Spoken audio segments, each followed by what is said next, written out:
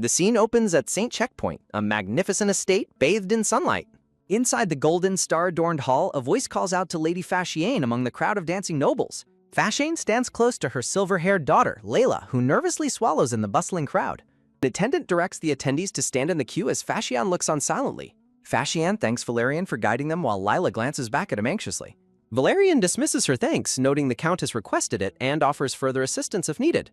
Fashiane firmly grips Lila's shoulder and calls her name to get her attention. Layla obediently turns and replies to her mother amidst the crowded venue. Fashiane questions whether she took her medicine and packed the necessary extra doses. Clenching her dress tightly, Lila quietly confirms she has indeed taken her medicine. Fashiane sternly warns her to take medicine immediately if she feels body heat, and Lila reassures her. Fashiane hopes they can return to the county before sunset since the examination started early. Layla questions the sudden schedule change, but Fashiane dismisses it as a trivial event. Fashiane coldly states that the result of the examination will only turn out ordinary anyway. A sudden wave of shock washes over Lila at her mother's harsh prediction. Valerian curtly acknowledges the situation before preparing to take his leave from them. Valerian bids farewell to Lady Fashiane, expecting to cross paths with her again later. An examiner's loud voice summons the next candidate to step forward for testing. The examiner instructs the candidate to place their hand on the glowing inspection stone. Sweat beads on the young candidate's face as he nervously approaches the testing device. With bated breath, the boy slowly reaches his hand out toward the waiting stone. The boy places his hand down as the magical sphere begins to glow brightly. A sudden, brilliant burst of blue light erupts from the stone, signaling a successful awakening. The boy pumps his fists and cheers in pure delight at his successful awakening. An announcement confirms the boy's official admission to the grand and prestigious Imperial Academy. Layla watches silently, wondering if becoming Asper is truly a cause for such joy. Layla reflects that despite the immense advantages, going berserk and dying from low guiding levels is a terrible fate. The terrifying reality of an Esper's violent downfall looms large in her mind.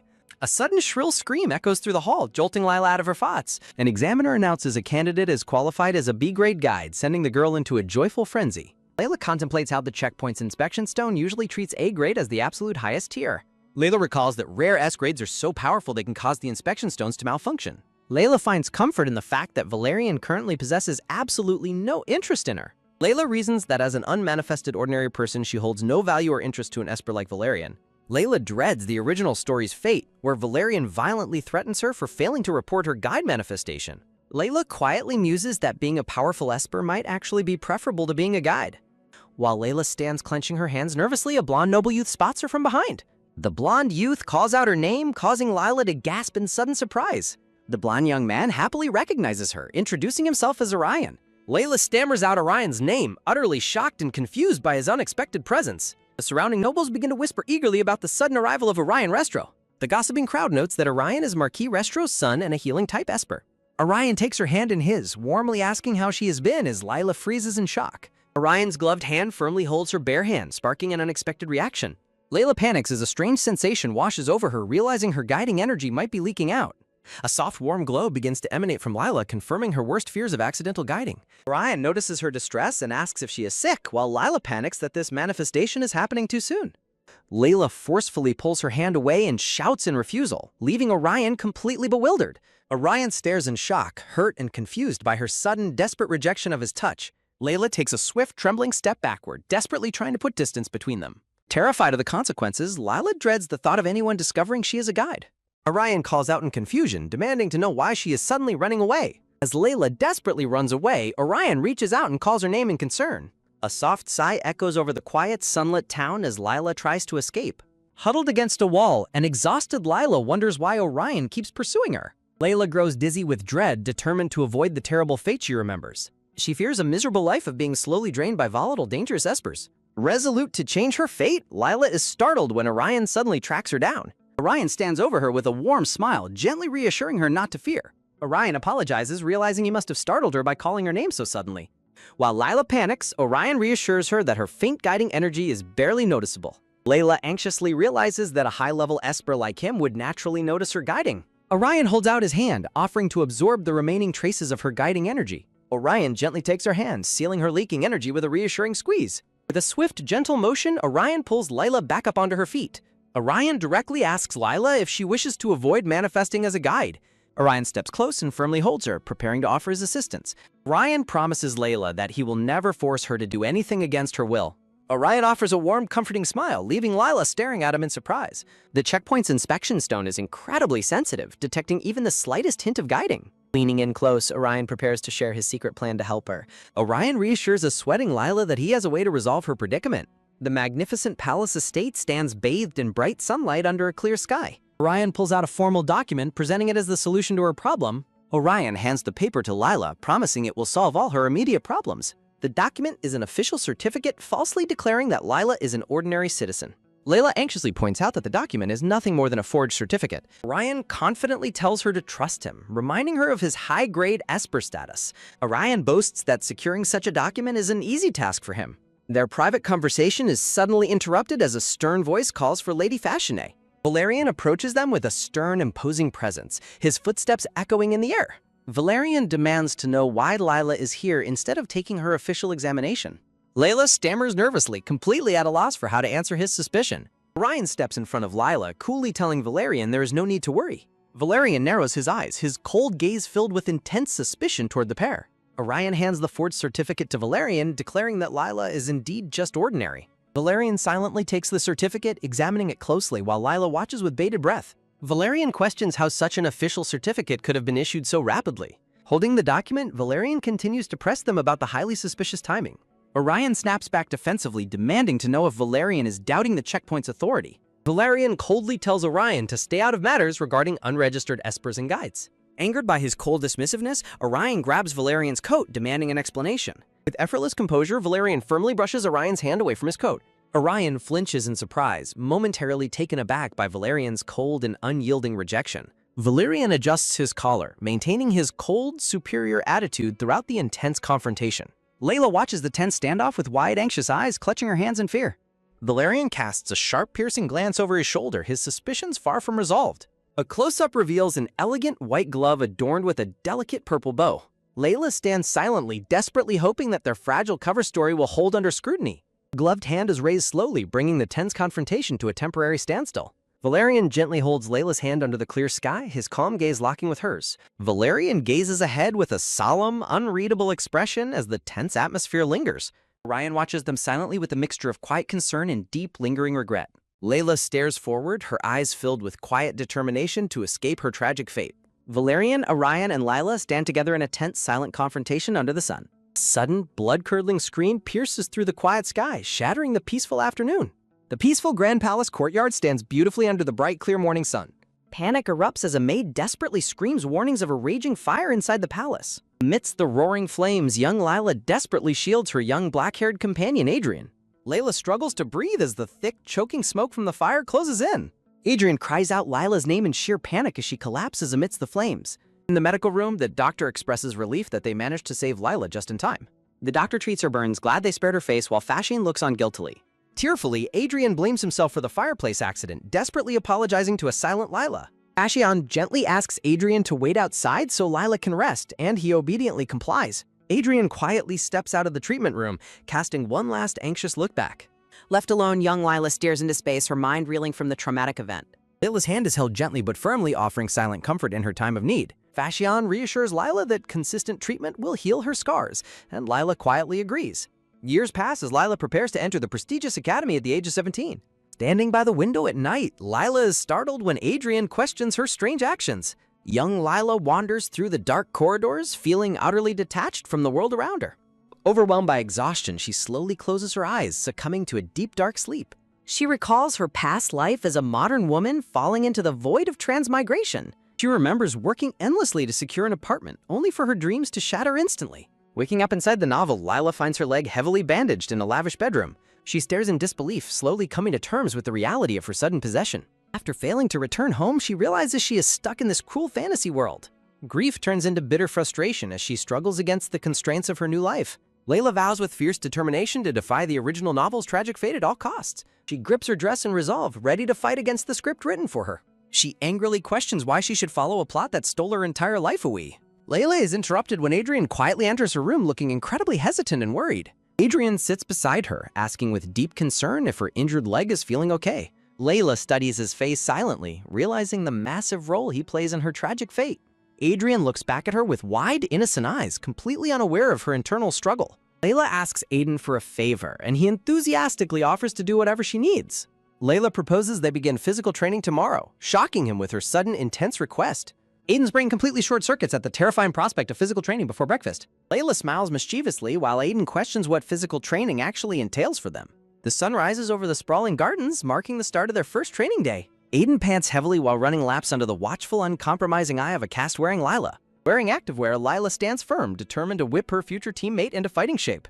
Exhausted, Aiden continues his running drills, pushing past his physical limits for her sake. She recalls the terrifying future scene where monsters kidnap Lila and her weak teammates. Aiden suddenly trips over his own feet, crashing face first onto the cobblestone path. As Aiden cries over his scraped knee, Lila reflects on her future awakening as a guide. She looks down at him, dreading his tragic destiny of dying weak and bedridden. Aiden proudly reports completing 10 laps, only for Lila to cheerfully demand 10 more. Aiden freezes in sheer unadulterated horror, realizing his personal trainer is absolutely merciless. Layla asks her brother Aiden if he will protect her from any future dangers. Aiden eagerly agrees, clenching his fists with a determined but slightly nervous smile. Layla emphasizes that he must focus on his own strength to protect himself first. Aiden laughs while wiping his sweat, happily agreeing to become stronger for her sake. Layla smiles softly, feeling a quiet sense of hope for their altered future. Layla gently pats Aiden's head, praising him for being such a good brother. She realizes she must cast aside her lingering guilt to properly prepare him. Layla enthusiastically announces that their intense physical training regimen begins the very next day. Aiden diligently runs laps around the garden while a cast-wearing Lila cheers him on. The Grand Palace Estate stands beautifully under a clear blue morning sky. Layla relentlessly demands that Aiden run 10 more laps after his brief rest. Aiden collapses on the grass in exhaustion while Lila smiles down at him mischievously. She remembers the tragic future where Aiden lay sick and bedridden in darkness. Aiden quickly regains his bright energy, eagerly agreeing to push past his limits. Layla watches quietly as Aiden immediately resumes his running drills across the courtyard. Layla ponders the mysterious cause of Aiden's novel illness, determined to change his fate. His heavy leather boots kick up dust as he runs with renewed determination. Aiden pants heavily, pushing his body to the absolute limit for her sake. She hopes this rigorous training will prevent him from falling sick or dying. 3 years pass in a flash, and a mature Aiden catches his breath. Layla stands gracefully in the garden, smiling warmly at her brother's incredible growth. Vibrant pink flowers frame the scene as their training session comes to an end. Aiden sighs in relief, looking remarkably healthy and fit after his daily routine. Layla praises his stamina, and Aiden confidently boasts he could run 100 laps. Aiden adds that he has also incorporated daily sword training into his schedule. A firm, strong hand wraps securely around the hilt of his training sword. With a swift motion, Aiden draws a sword, showing off his impressive progress. His footwork is sharp and precise as he moves across the training ground. Aiden executes a powerful, clean sword strike under the bright afternoon sun. Aiden turns to Lila with a proud smile, asking how she likes his form. Layla claps happily while Aiden silently vows never to be defeated by monsters. Aiden suddenly leans in close, making a nervous Lila stammer in surprise. Aiden lets out a light, playful chuckle, clearly amused by her sudden flustered reaction. Aiden offers to run 10 more cooldown laps and asks if she can wait. Layla smiles warmly up at him, happily agreeing to wait in the garden. Aiden immediately runs off into the distance, his pace strong and completely effortless. Aiden continues his run with a soft, determined smile on his face. Layla suddenly freezes in shock, her violet eyes widening as a memory surfaces. She clutches her chest in realization as vibrant peonies bloom all around her. A maid suddenly approaches Lila from behind, calling her name to get her attention. The maid informs Lila that her mother is currently searching for her. The scene shifts to a sunlit apothecary room filled with potions and ingredients. Flashback reveals young Lila gasping in surprise as she enters the medical room. A beautiful blonde boy in an elegant blue uniform stands surrounded by flowers. The young boy politely introduces himself as Orion from the prominent Restro family. Her mother introduces Orion as the Empire's most talented healing esper. Young Orion steals a shy, nervous glance at Lila during their initial meeting. Layla stares back in shock, instantly recognizing him from the original story. She recalls that the novel described Orion as a mysterious adopted child. She remembers his adoption was meant to secure the Restro family's fading power. A grand red banner flutters as a noble narrator explains that adopting guides and espers was a common imperial practice. The narrator elaborates on the absolute necessity of powerful espers to combat the constant threat of invading monsters. An elegant illustration depicts a brown-haired esper gently carrying a blonde-haired guide in his arms under a warm light. A noble couple stands before a towering castle while narration details the importance of espers for family prosperity. A golden chalice adorned with glittering red gems rests quietly on a table, reflecting luxury and noble heritage. The golden cup lies tipped over, spilling wine onto a bloody white gown as the family's limits are narrated. Luxurious red fabric billows gently against a stark white backdrop, creating a somber, dramatic atmosphere. A man dressed in a white coat stands with his back turned, staring quietly at a grand wall crest. A blonde nobleman glances back subtly towards his smiling, dark-haired butler inside a dimly lit royal chamber. A young blonde boy with bright blue eyes looks forward with a nervous, hesitant expression. The Grand Palace stands beautifully under a clear sky, surrounded by manicured lawns and vibrant yellow flowers. Young Orion stands gracefully, framed by elegant blue roses as he smiles with a polite expression. In the apothecary, the mother questions young Master Orion's presence while she keeps up noble appearances. From above, the mother watches as young Orion steps forward to treat the seated Lila's back. Orion gently places his hand on Lila's back, explaining his healing power will quickly soothe her injuries. A narrative bubble explains that Orion's maximum recovery potential is a milestone that occurs much later. Layla looks back in surprise as Orion begins his healing treatment, his hand glowing warmly. Layla wonders how she should interpret this sudden, unexpected deviation from the novel's timeline. Orion closes his eyes and concentrates deeply, channeling a warm golden healing energy from his palm. Layla stares ahead silently, her pale face framed by yellow sunflowers blooming in the background. The thought bubble notes that Orion was originally Adrian's childhood friend, making her early meeting with him baffling. Layla gasps in realization while her mother looks on, startled by her daughter's sudden, tense outburst. The narration explains that in the original novel, the two boys became friends after treating Adrian's burns. Layla sweats nervously as she processes the major changes occurring within the original plotline. Heavy leather boots step down the hallway while Layla wonders what will happen to the two boys now. Hand reaches out to grasp and slowly turn the brass handle of the treatment room door. The door swings open as Adrian steps inside, pausing in surprise when he spots the strangers. Orion continues his gentle treatment, keeping his hand on Lila's back as she sits quietly. A sudden swish sound echoes as Adrian stares in absolute shock, his face darkening with deep anger. Layla bites her lip in sheer annoyance, dreading the complicated and troublesome situation unfolding before her. Feeling deeply irritated, Adrian demands to know what is happening in the room right now. Layla gasps softly, completely frozen as the tense confrontation between her brother and Orion begins. Layla realizes that her plan to save Adrian has unexpectedly brought these two rivals together early. Adrian's violet eye narrows sharply as he glares toward the young blonde guest with intense hostility. Layla silently notes how her intervention has completely altered the fated meeting of the two boys. Orion returns a calm, unreadable look, completely unfazed by Adrian's sudden, aggressive entry. Adrian reacts with lightning-fast speed, his gaze narrowing dangerously as he makes a sudden move. Adrian's hand lunges forward in a blur, reaching out aggressively toward the young blonde healer. Layla swiftly throws herself between them, shouting for them to stop while blocking Adrian's hand. Adrian freezes instantly, staring down at Lila with a mixture of confusion and hurt. Adrian's eyes widen in silent disbelief as Lila continues to firmly block his path. The mother watches the chaotic scene unfold, gasping in complete shock at Adrian's sudden aggression. Smiling with strained politeness, the mother sternly demands to know what Adrian thinks he is doing. Adrian points accusingly at Orion, angrily demanding to know why a stranger is touching Lila's body. The mother explains that Master Orion is there to heal Lila, leaving Adrian utterly bewildered. Orion politely introduces himself as a healing esper, offering a gentle smile to diffuse the high tension. Adrian glares suspiciously at Orion, highly skeptical of the blonde boy's ability to heal Lila's scars. The two boys lock eyes in a silent, intensely hostile stare-down, neither of them backing down. Layla watches them, realizing with shock that her actions completely rewrote the timeline of their friendship. She stares ahead with wide, anxious eyes, questioning if she made a critical mistake in her plans. The mother angrily demands Aiden apologize for his disrespectful behavior toward the prestigious Restro heir. A gentle voice off-screen politely declines the need for any apology. Ryan warmly smiles, dismissing the situation as a simple misunderstanding caused by surprise. Aiden abruptly leaves the room as his name is called out in a panic. The mother sighs deeply and offers her sincere apologies on behalf of her son. Ryan graciously accepts the apology, expressing that he completely understands how Aiden feels. He playfully admits he would have acted the same way to protect a pretty little sister.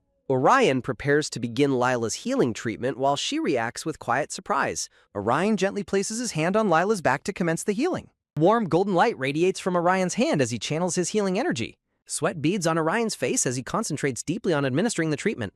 The glowing light fades as Orion slowly pulls his hands back from her back. Orion lowers his hands, looking visibly drained and disappointed by his limits. The mother gasps in worry, apologizing that they requested his help too late.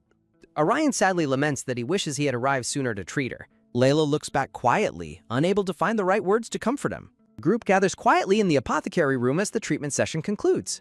In the royal hall, the mother and Lila prepare to see their guests off. The mother thanks Orion for visiting while telling the visibly disappointed boy not to be discouraged. Layla watches Orion depart thoughtfully, framed by a bed of beautiful red roses. Orion walks away beside his guide, casting a lingering glance back at the mansion. Layla lets out a bright, joyful laugh, thoroughly amused by his sweet demeanor.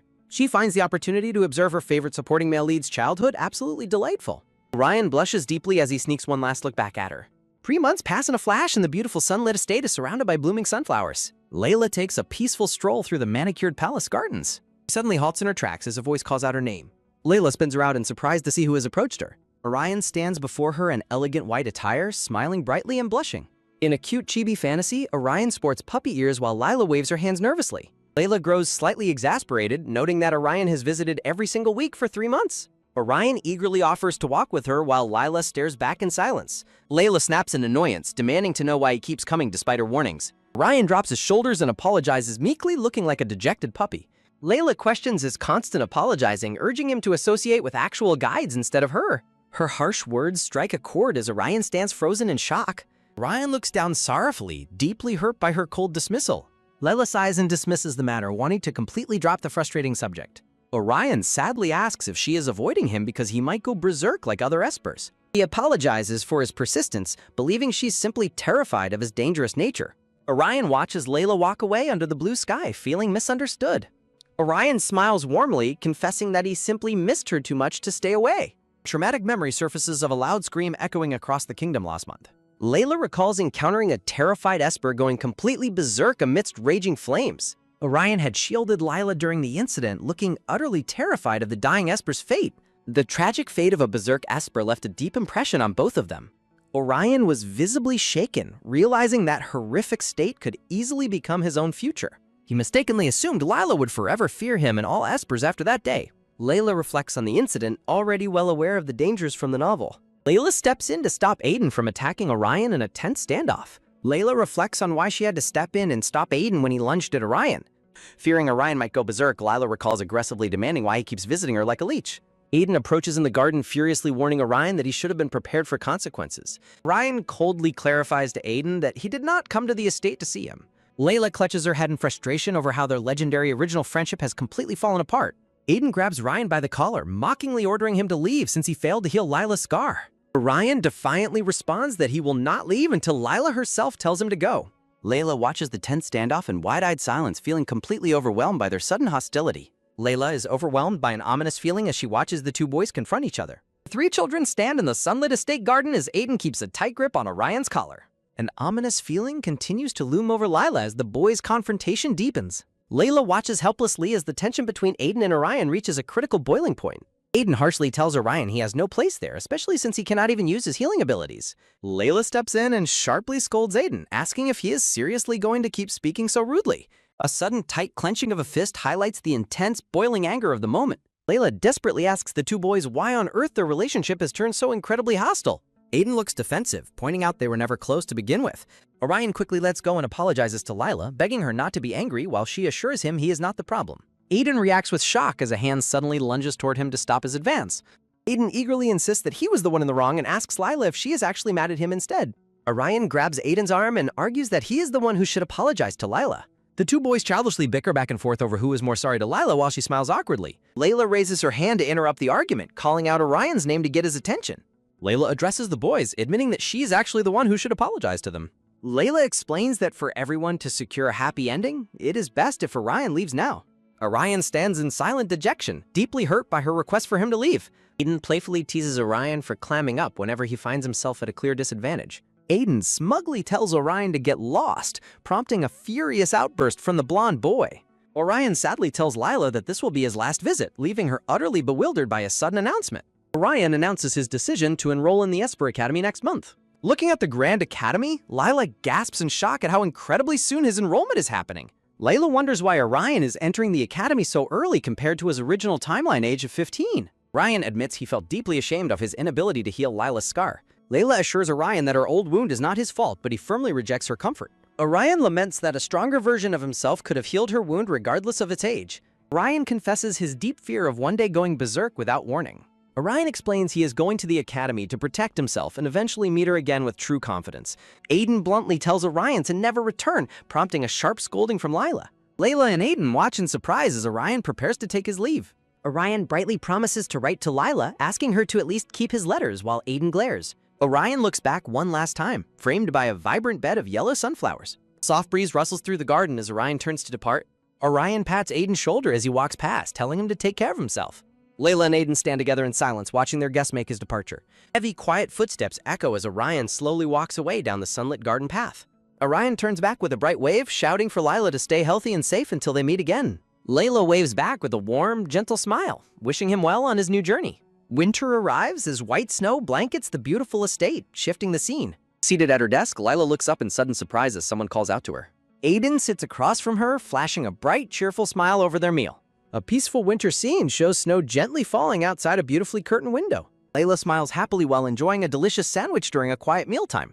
She reflects on the fact that nearly 7 years have passed since her reincarnation. The mother tells Aiden he can go outside to play after finishing his food, prompting his excited reaction while Lila reflects on her comfortable life. The mother instructs the governess to dress Lila warmly, and the maid politely complies. Layla quietly reminds herself that despite her comfortable lifestyle, she remains an adopted child.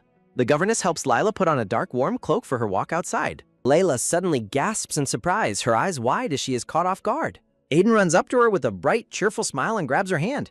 Layla asks Aiden to wait a moment as she tries to stop his sudden physical contact. A massive surge of static electricity shocks them both, causing them to cry out in pain and surprise.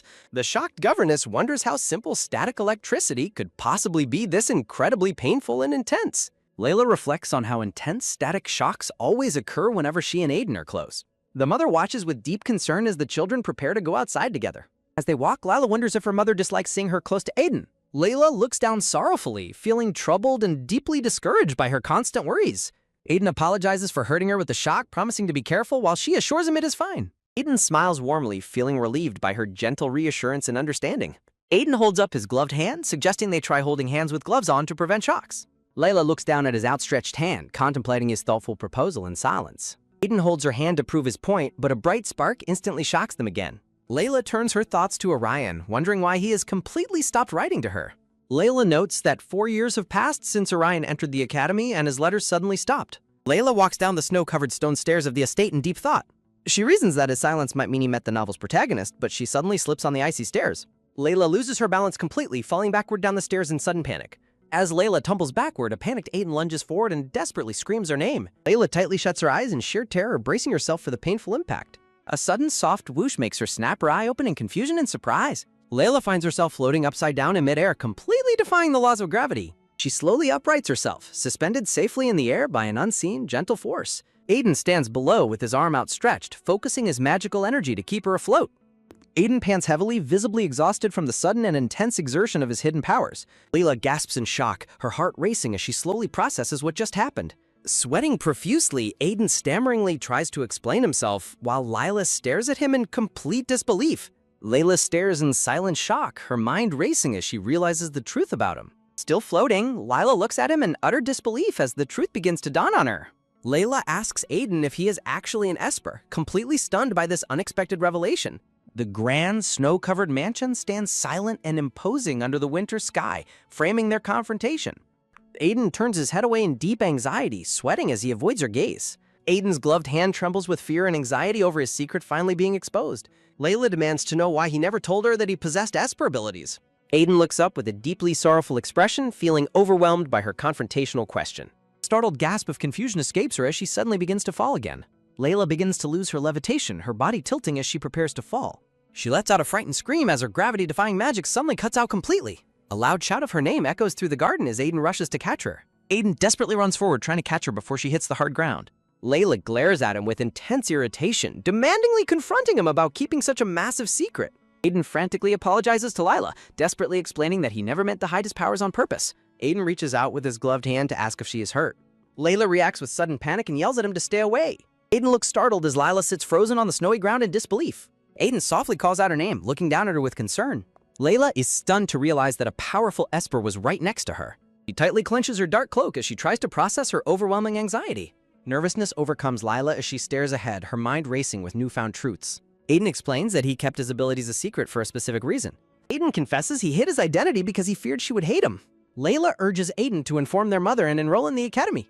Aiden grabs her hand and firmly refuses her suggestion to leave.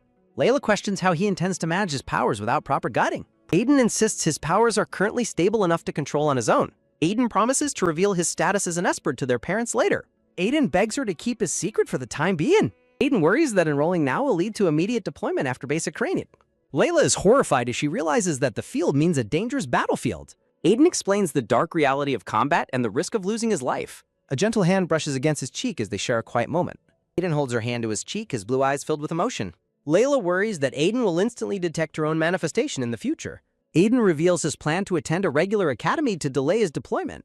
Their hands clasp tightly together as they search for comfort in each other. Aiden tearfully confesses how painful it is to see her looking so distressed. Layla remains silent, deeply moved by his vulnerability in this quiet moment. Aiden looks startled as Lila suddenly pulls her hand away from his face.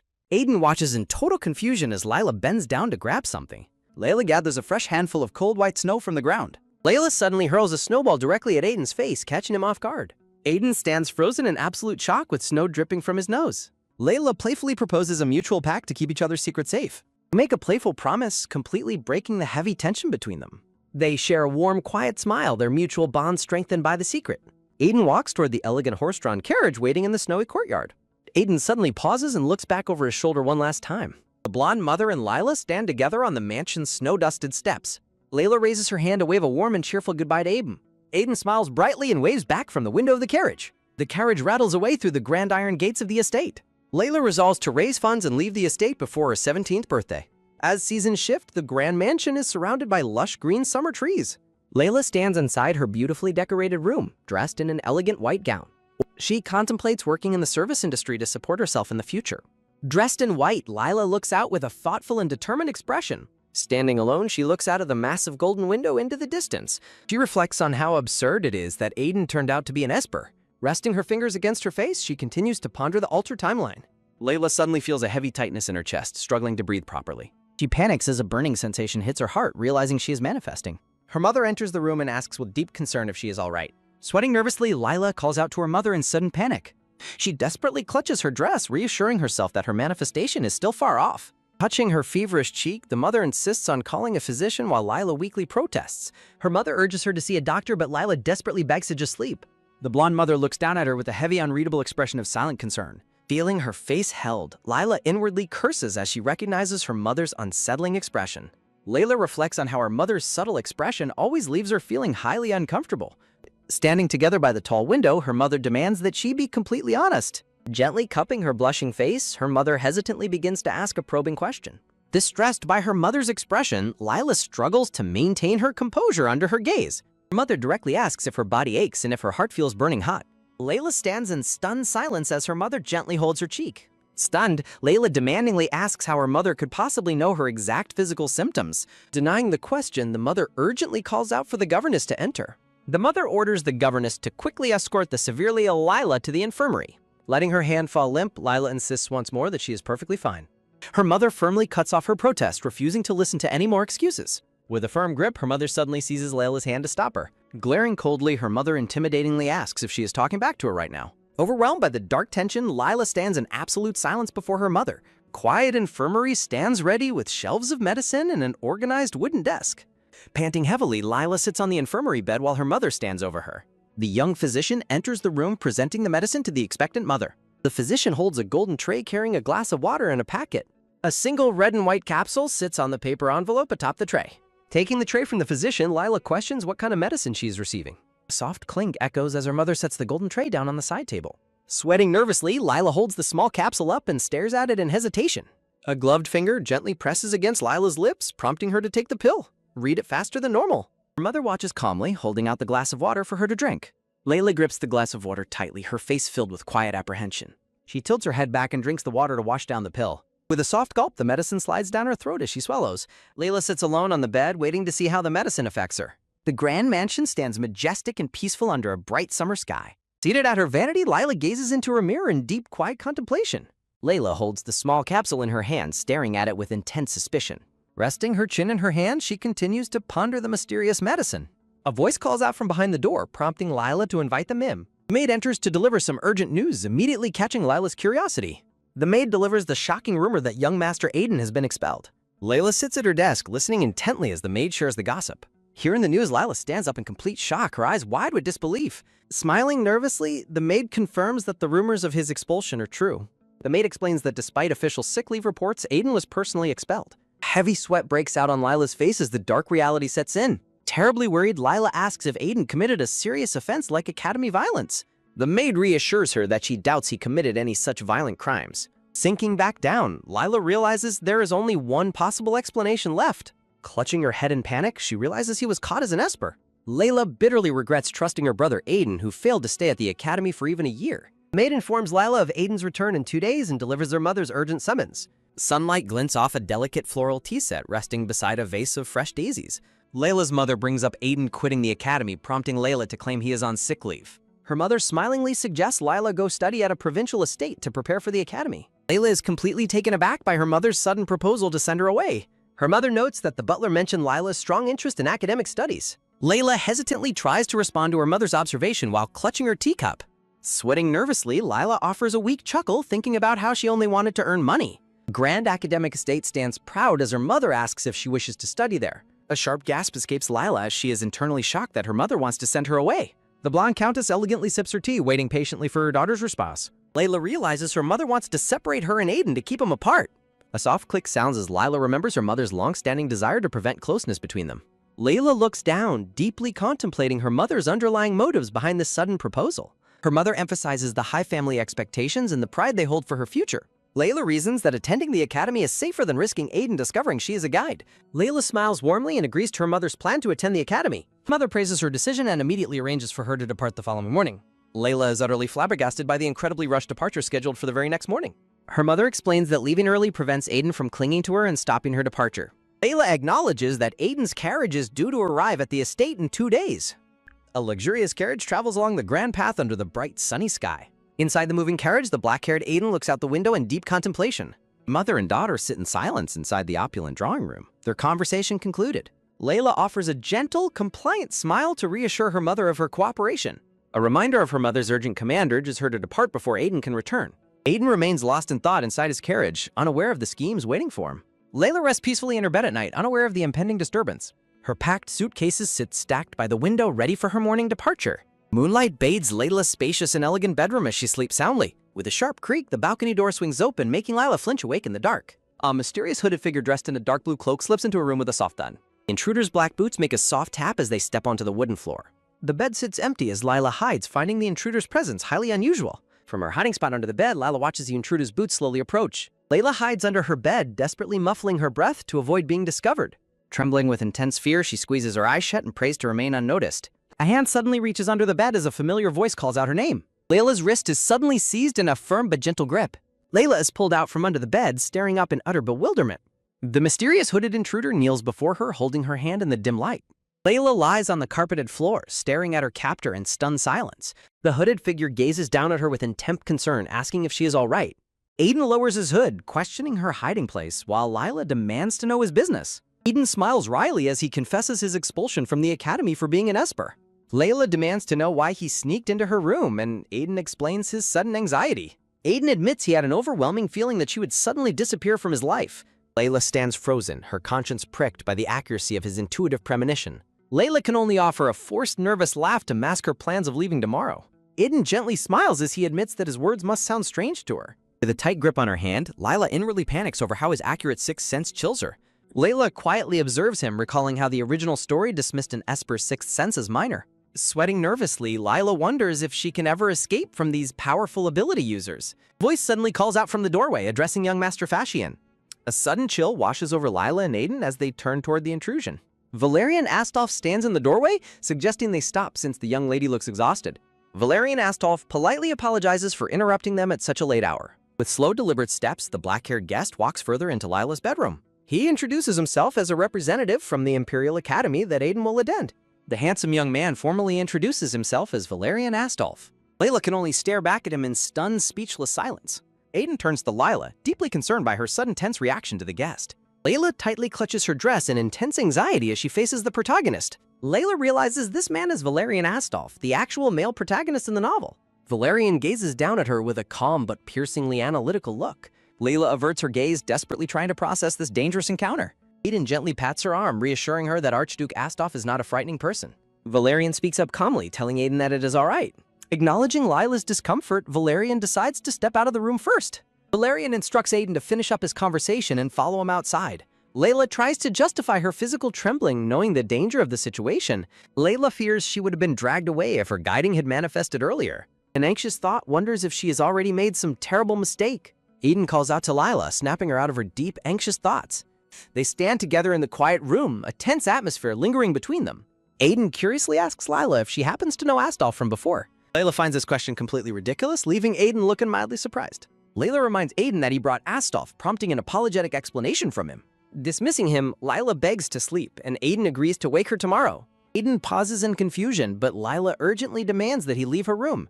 Aiden looks around the bedroom and asks why her room is so empty. Layla sweats nervously, completely unable to find a quick excuse for her luggage. Aiden's expression turns cold as he directly asks if she is going somewhere. Layla evasively tells him to ask their mother in the morning, pleading exhaustion. Before she can turn away, a sudden sharp grip clamps down on her wrist. Aiden demands to know if their mother is behind this, leaving Lila startled. Layla warns him about his tone, but Aiden fiercely demands to know the truth. Staring at him blankly, Lila wonders if her brother has completely lost his mind. Caught in his desperate grasp, Lila struggles to interpret this intense, unexpected confrontation. Morning arrives, illuminating the grand, sprawling mansion under a clear blue summer sky. The family gathers in the lavish dining room for a quiet, formal breakfast. Layla feels relieved that she managed to quiet Aiden down before any trouble arose. Her dark-haired father sits silently at the head of the long dining table. Her blonde mother dines elegantly, maintaining a calm and perfectly composed demeanor. Layla compares this tense family dinner to a deceitful game of mafia where everyone hides. Layla sighs quietly, feeling highly uncomfortable amidst the thick, suffocating silence. A sudden thump breaks the silence as the son addresses his father and mother. He hesitatingly announces that he has a personal favor to ask of them. Her father shifts his gaze, looking at his son with a serious, unreadable expression. Layla is deeply alarmed by her brother's highly absurd and unexpected proposal. Aiden requests to attend the specialized academy together with his sister. The black-haired count sternly dismisses Aiden's request as an impossible waste of time. The father firmly reminds Aiden of the stark divide between an esper and an ordinary person.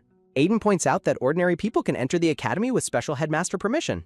A sudden pause overcomes Lila as she tries to remember this rule from the novel. Layla sweats nervously, deeply shaken by the revelation that ordinary people can enter the academy. A soft gasp escapes her lips as she connects the pieces in her mind.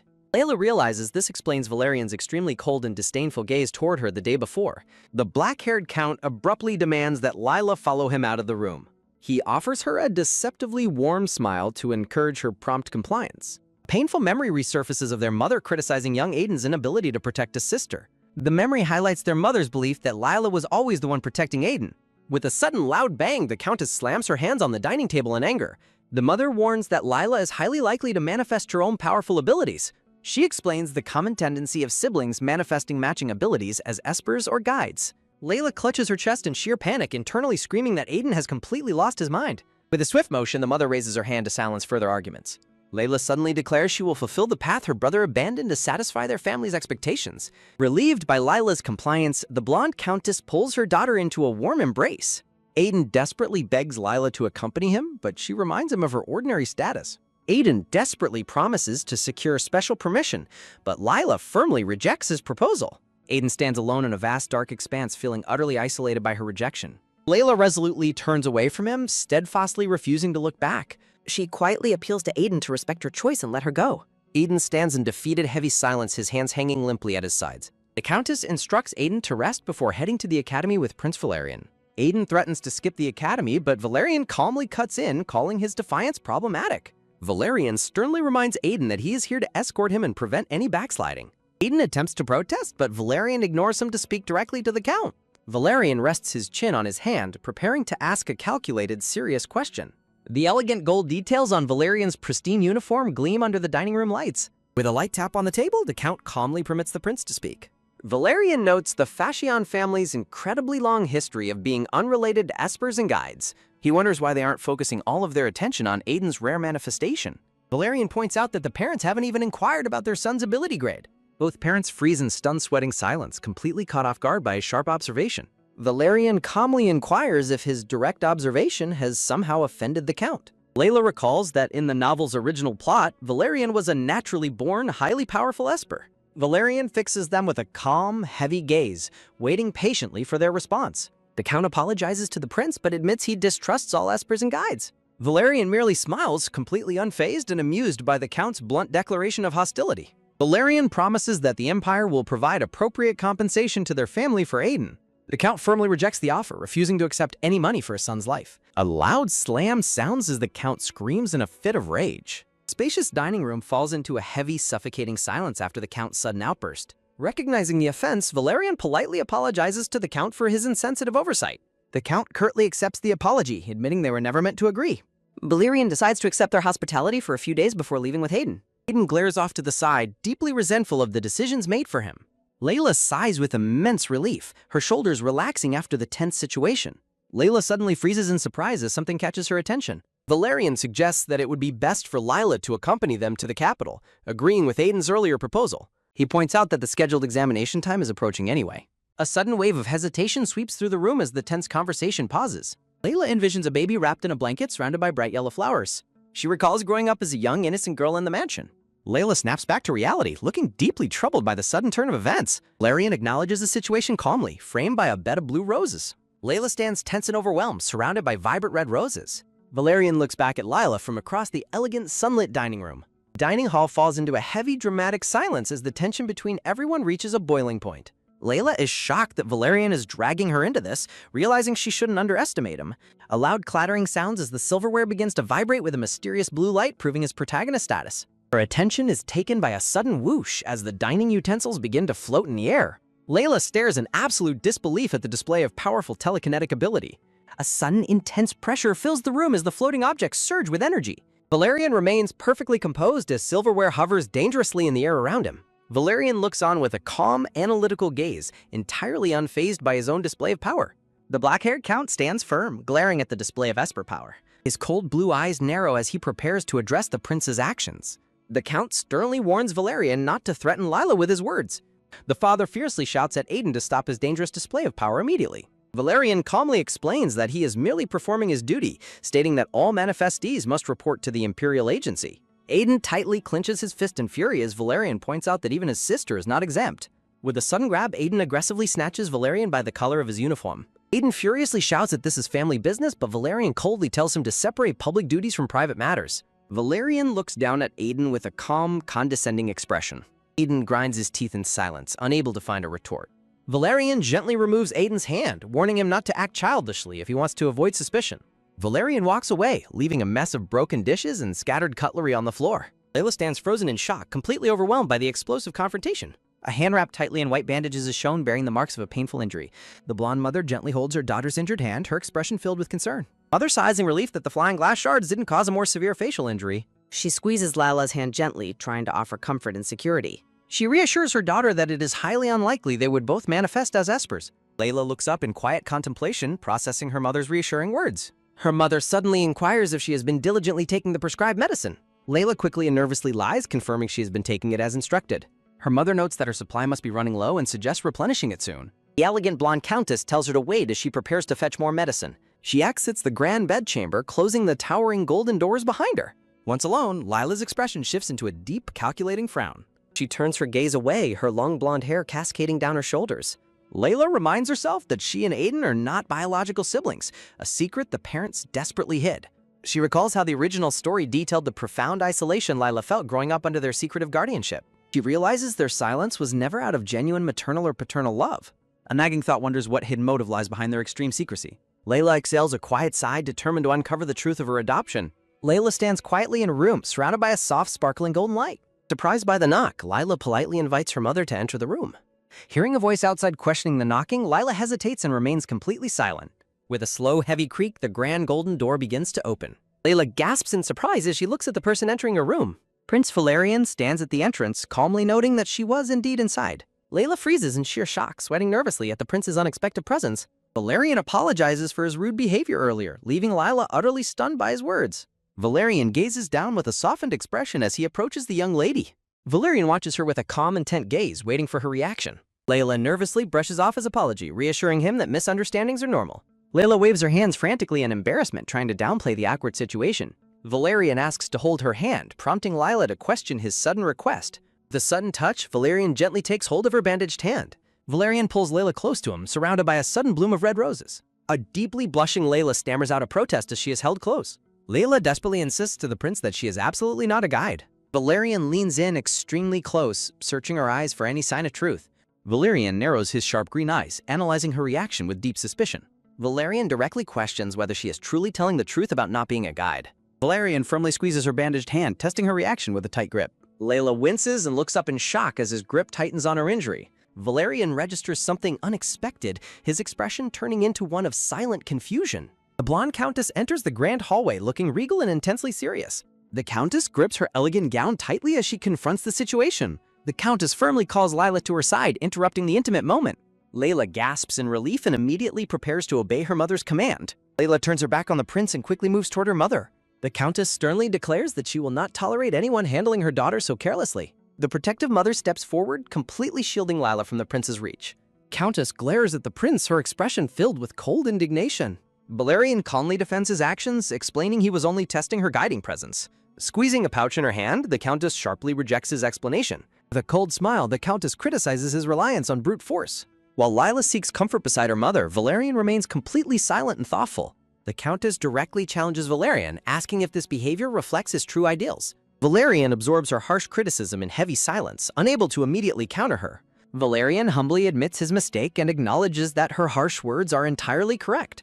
In a shocking display of humility, Prince Valerian drops to one knee. Looking up with a solemn expression, Valerian openly admits to hurting the young lady. Valerian lowers his hand, preparing to accept whatever judgment the Countess delivers. Valerian stands before them, the tense atmosphere between the three reaching a peak. As the prince walks past her, Lila flinches in silent apprehension of his gaze. Valerian delivers a parting warning, stating he will not act without absolute certainty. Valerian walks away down the grand, echoing corridor, leaving the mother and daughter alone. Layla stares after his retreating figure, completely stunned by his intense words. Wearing a simple black dress, Lila walks down the hallway with a heavy heart.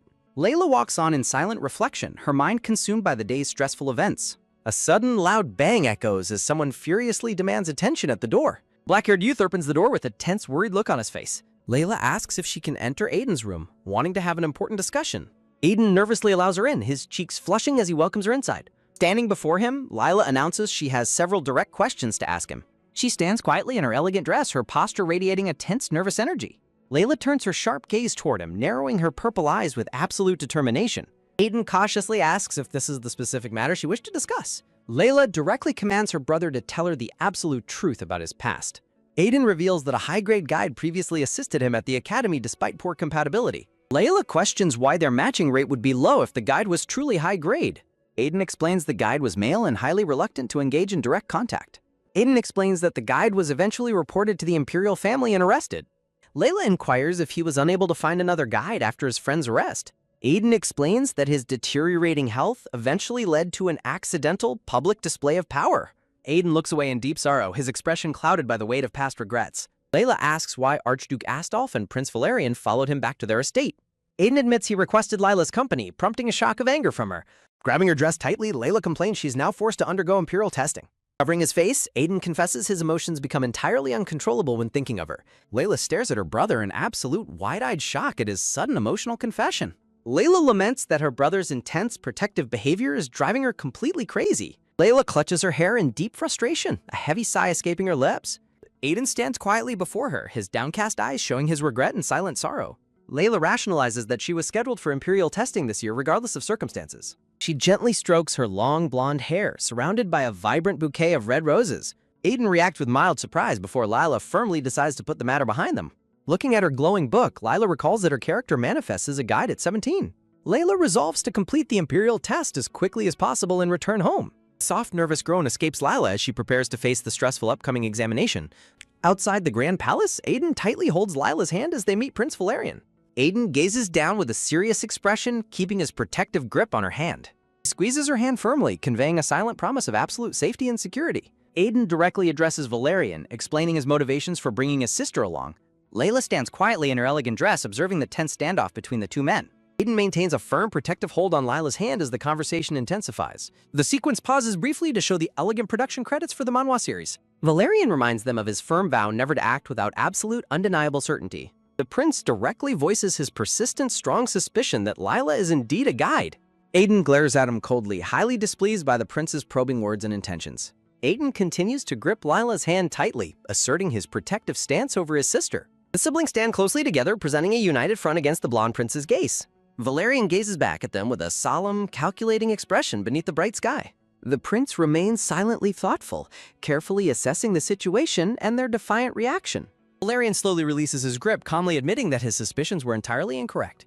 A close-up view highlights the intricate golden embroidery detailing the collar of his uniform. Valerian steals a quick, suspicious glance back at Lila as he steps away. Aiden keeps a sharp, warning gaze fixed on the prince to ensure his compliance. Placing a hand over her chest, Lila listens as Valerian begins to apologize.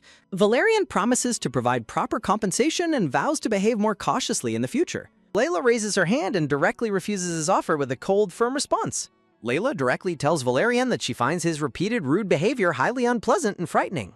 The dark-haired nobleman adjusts his high collar while staring forward with a serious gaze. The dark-haired officer promises Lila that there will be no further trouble caused for her family. Layla watches in silent concern as the dark-haired officer turns and walks past her. Orion runs up to Lila, frantically asking why he can no longer sense her guiding energy. A bright glowing pink symbol illuminates Lila's bare shoulder beneath her elegant dress. Soft papery rustling sounds as she tightly holds a small red pill. Orion and Lila walk together down the Grand Palace path under the bright blue sky. Orion instructs Lila to hide securely at the checkpoint while he retrieves her confirmation certificate. Layla pauses behind Orion, clutching her chest with a nervous and worried expression. Letting out a soft, nervous sigh, Lila places the small red pill in her mouth. The narration confirms the medicine she took was specifically designed to conceal her guiding presence. Layla stands silently in her elegant gown, her expression filled with quiet, heavy tension. A sudden, frantic shout echoing across the grounds calls out Lila's name. With a sudden sharp start, Lila flinches as the loud voice catches her off guard. Aiden stands before them, his intense gaze radiating severe anger and protective concern. A startled, comical look crosses Layla's face as she quickly shouts her brother's name. Aiden angrily confronts Orion, demanding to know why he is ignoring warnings to stay away from Lila. Layla frantically reaches out, desperately trying to explain that Orion was only trying to assist her. A sudden heavy rustle sounds as Aiden tightly grabs hold of Orion's white uniform. Aiden furiously demands to know how many times he must warn Orion to stop causing Lila suffering. Aiden physically restrains Orion while Lila calls out to him in absolute panic. Orion maintains a calm, completely unfazed expression, even as Aiden aggressively holds his collar. With a sharp squeeze, Aiden glares with intense warning irritation down at the blonde boy. Orion warns that his patience has run out, prompting Aiden to aggressively challenge what he intends to do about it. A sudden sharp crackle of bright blue electricity sparks violently between the two men. A powerful burst of wind blows Aiden backward as Orion releases a surge of magical energy. Aiden grunts in pain as he lands heavily, while Lila and Orion watch from a distance. Orion coldly reminds Aiden that he had given him a clear warning beforehand. Aiden mutters an angry, resentful curse under his breath as he recovers.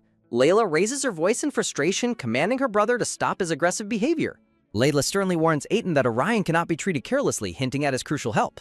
Aiden remains silent and tense, a bead of nervous sweat rolling down his cheek. Layla tightly grips her dress and reveals that Prince Valerian had almost taken her away. Layla apologizes for her brother's sensitivity due to the Imperial Academy, while Orion kindly shifts the blame to himself. Layla asks Orion if he has truly unchanged and wonders if he is not angry with her. Layla beams a bright, warm smile that instantly dispels the lingering tension of the argument. Aiden turns his back on them and walks away with a deeply annoyed, defeated posture. Orion blushes slightly, a gentle and soft smile gracing his face as he looks at her. Orion asks if she stopped writing letters because of his lack of replies, wondering if she was hurt. Layla flusteredly denies waiting while Orion feels overwhelmed with intense happiness in his heart. Orion reflects on how incredibly joyful it is to know that she thought of him even slightly.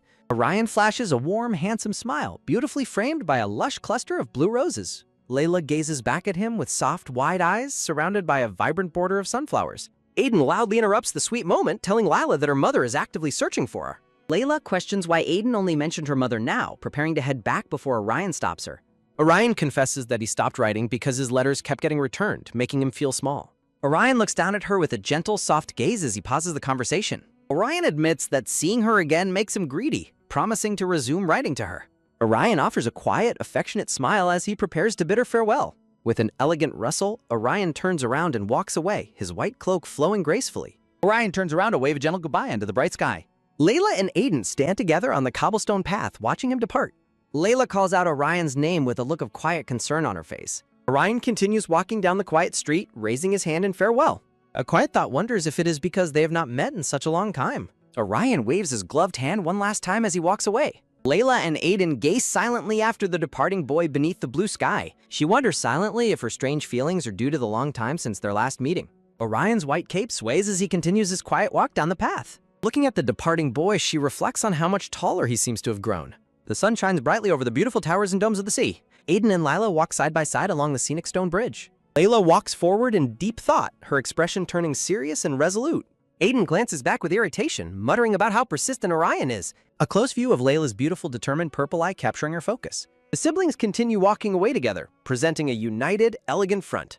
As a carriage arrives, Lila waves enthusiastically and happily calls out to her mother. Her elegant mother steps down gracefully from the beautifully decorated carriage. Layla runs forward with pure joy, lifting the hem of her dress. Layla wraps her arms tightly around her mother in a warm, loving hug. Her mother hugs her back with a gentle, slightly pensive expression. Layla remains quiet as she looks up, lost in her own thoughts. Aiden teasingly complains to his mother about her apparent lack of interest in him.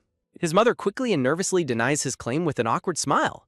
Aiden scratches his head with a bright, charming smile of amusement. The discussion details how rare and impressive it is to achieve an A grade right from the start. A close-up highlights her mother's soft, pleased smile during the conversation. The narration celebrates the incredible honor that an A grade brings to the family name. Her mother turns her attention to Layla, asking about her own test results. Layla reveals with a sheepish explanation that she was deemed an ordinary person. Layla offers a sheepish, nervous smile as she shares the news. Her mother reacts with immense relief, calling the ordinary result absolutely wonderful. Mother places a reassuring hand on Layla's shoulder, smiling warmly at her. Aiden watches them in silence, his expression unreadable and solemn. They walk toward the waiting carriage under the clear afternoon sky. Layla sits inside the carriage, gazing out the window in deep thought. She tightly clutches her elegant dress as she prepares for the jury. Aiden warmly advises her to write immediately if anything happens and to stay health. Layla glances down with a soft, quiet smile touching her lips. She gently warns him to stay safe and avoid any dangerous situations. Layla turns her head in surprise as she listens to his words. A close-up shows Aiden's face as a gentle smile graces his lips. Aiden stands silently as the carriage begins to roll away down the path. Aiden watches the departing carriage with a serious and protective gaze. Layla sits quietly inside, looking ahead as the carriage moves forward. She reflects on her destination, noting it is a national academy with no espers. Layla stares forward with determined purple eyes, ready for her next chapter. A caption screen marks the transition to 3 months later in Ain Empire. The scene shifts to a grand sunlit view of the bustling imperial city. A spectacular white-towered palace stands proudly behind a beautiful cascading fountain. A pale hand reaches out and gently touches the spine of a book on the shelf. Layla's classmate yawns lazily while asking if she has heard the latest rumor around school. Layla reaches up to a high shelf to retrieve a book from the grand library. Her slender hand carefully slides a heavy brown volume out from the library bookshelf. Her classmate remarks with disgust about a senior who manifested as an esper and was expelled. Layla stands quietly in her dark academy uniform, facing away as she listens to her friend. Turning around with a soft rustle, Layla clutches the book tightly to her chest with a worried expression. The two girls walk together down the aisle of the massive, sunlit Imperial Academy library. Layla expresses her sympathy, suggesting that the expelled senior must have been terrified during the ordeal. Her classmate speculates that the senior was immediately cast out with nothing upon his manifestation. A hand quietly slides onto the polished wooden desk as the conversation continues. An illustration depicts the agonizing danger of an esper losing control and going completely berserk. The classmate reasons that immediate expulsion is the standard protocol for everyone's safety. A lone boy is shown leaving the academy gates on foot, carrying all of his luggage. Layla looks down in quiet contemplation, her purple eyes filled with deep sympathy. A pale hand slowly slides across the wooden desk toward Lila's book. Startled by the sudden movement, Lila quickly turns her head to see who is approached. A smooth, cheerful voice suddenly greets Lila and compliments her enduring beauty today. Layla gasps in surprise as she recognizes the tall, white-haired boy standing closely beside her. Her classmate abruptly stands up, frantically making an excuse to leave them alone. With a hasty scurry, her classmate quickly runs away, leaving Lila behind. The white-haired boy asks why Lila's friend, Rowan Durman, always avoids him. Layla looks back at him nervously, pointing out that everyone avoids his intimidating presence. The boy playfully asks if he should bully him next, while Lila questions his methods. He taps the table, threatening to keep bullying Rowan unless Lila becomes his poetry lecture partner. Layla glares at him with intense irritation, clearly displeased by his manipulative behavior. White-haired boy maintains a cheerful, mocking grin as he looks down at her. He lets out a soft, mocking chuckle, enjoying her frustrated reaction. A text bubble conveys his warning to Lila that his persistent behavior is fueled by hatred. He leans down closer, raising his hand toward her face with a cold, menacing smile. Credits page marks the transition in the story sequence. A menacing text bubble warns Lila not to mistake his attention for affection. He slowly slides his hand closer to her, his movements smooth and deliberate. Layla watches his approaching hand with a tense, highly alert expression. He smiles down at her, the text confirming his identity as Evan Olivet. A terrifying memory flashes of Evan covered in blood, smiling with absolute madness. A thud echoes in her mind, recalling Evan brutally beating a student on the floor. Evan's clenched fist drips with blood during the violent assault. Layla sweats nervously as she recalls the chilling reality of his violent nature. A tense silence falls over the library as the students continue their quiet study. Evan lets out a creepy, low snicker as he leans closer to her. Layla glances sideways with deep apprehension as his dark shadow looms over her. He offers a warm, seemingly gentle smile that does not reach his cold eyes. Placing his hand on her chair, he mockingly asks if she truly believed he liked her. Leaning in dangerously close, he tells her that even the thought of liking her is absurd. His expression turns chillingly dark and vacant as he stares down at her. His fingers grip her chair with a sharp squeeze, confessing that the idea gives him chills. He slowly releases his grip, his hands sliding away with a quiet rustle. Layla flinches with a sharp start, her eyes wide with shock and fear. Evan stands tall and sighs with cold indifference as Lila looks up in silent terror. Evan mockingly asks if his presence truly gives her chills, his smile cold and vacuous. Layla stays silent, her tense profile highlighted against the backdrop of the quiet library shelves. With a cold expression, Evan mutters that he feels the same way about her. Turning away, Evan dismisses her by telling her to prepare well for their next lecture. Evan runs his hand through his white hair as he walks away through the cram library. Layla watches him depart with a troubled expression, her purple eyes filled with deep unease. A soft pitter-patter sounds as Lila runs quickly down the polished academy hallway. The narration explains that adulthood begins at 18 and 8, making formal education less prioritized. With a sudden click, Lila pushes open the grand classroom doors, letting bright light spill inside. Narration explains that children receive tutoring young, and by age 15, their paths diverge. Layla catches a breath in relief, whispering that she almost ran late for class. The instructor lectures that students only enter the academy if they are genuinely interested in academics. The Esper Guide Specialized Academy recently lowered its age entry limit. Layla takes notes as narration reveals this change was to accommodate children who manifested powers early. Two students engage in a fast-paced fencing duel inside the academy's sunlit training hall. Wiping her brow, Lila reflects that the academy has essentially become its own closed society. A slender hand reaches out and firmly grasps a dark, polished tumbler on the counter. Rowan offers a warm, cheerful smile as she hands the drink over to her friend. Layla expresses her gratitude as she takes the drink from Rowan's outstretched hand. Layla reflects on her social standing, noting she is considered lower class due to enrolling late. Rowan hesitantly calls Lila's name, prompting Lila to glance back in silent curiosity. Rowan nervously delivers Evan's message, while Lila notices her distress and asks if she was crying. Layla demands to know if Evan bullied her again, but Rowan remains silent and evasive. Fidgeting nervously, Rowan stammers that she was not bullied, but was simply terrified of him. Tears well up in Rowan's green eyes as she struggles to hold back her fear. Layla's expression turns chillingly solemn, her eyes hardening with protective anger for her friend.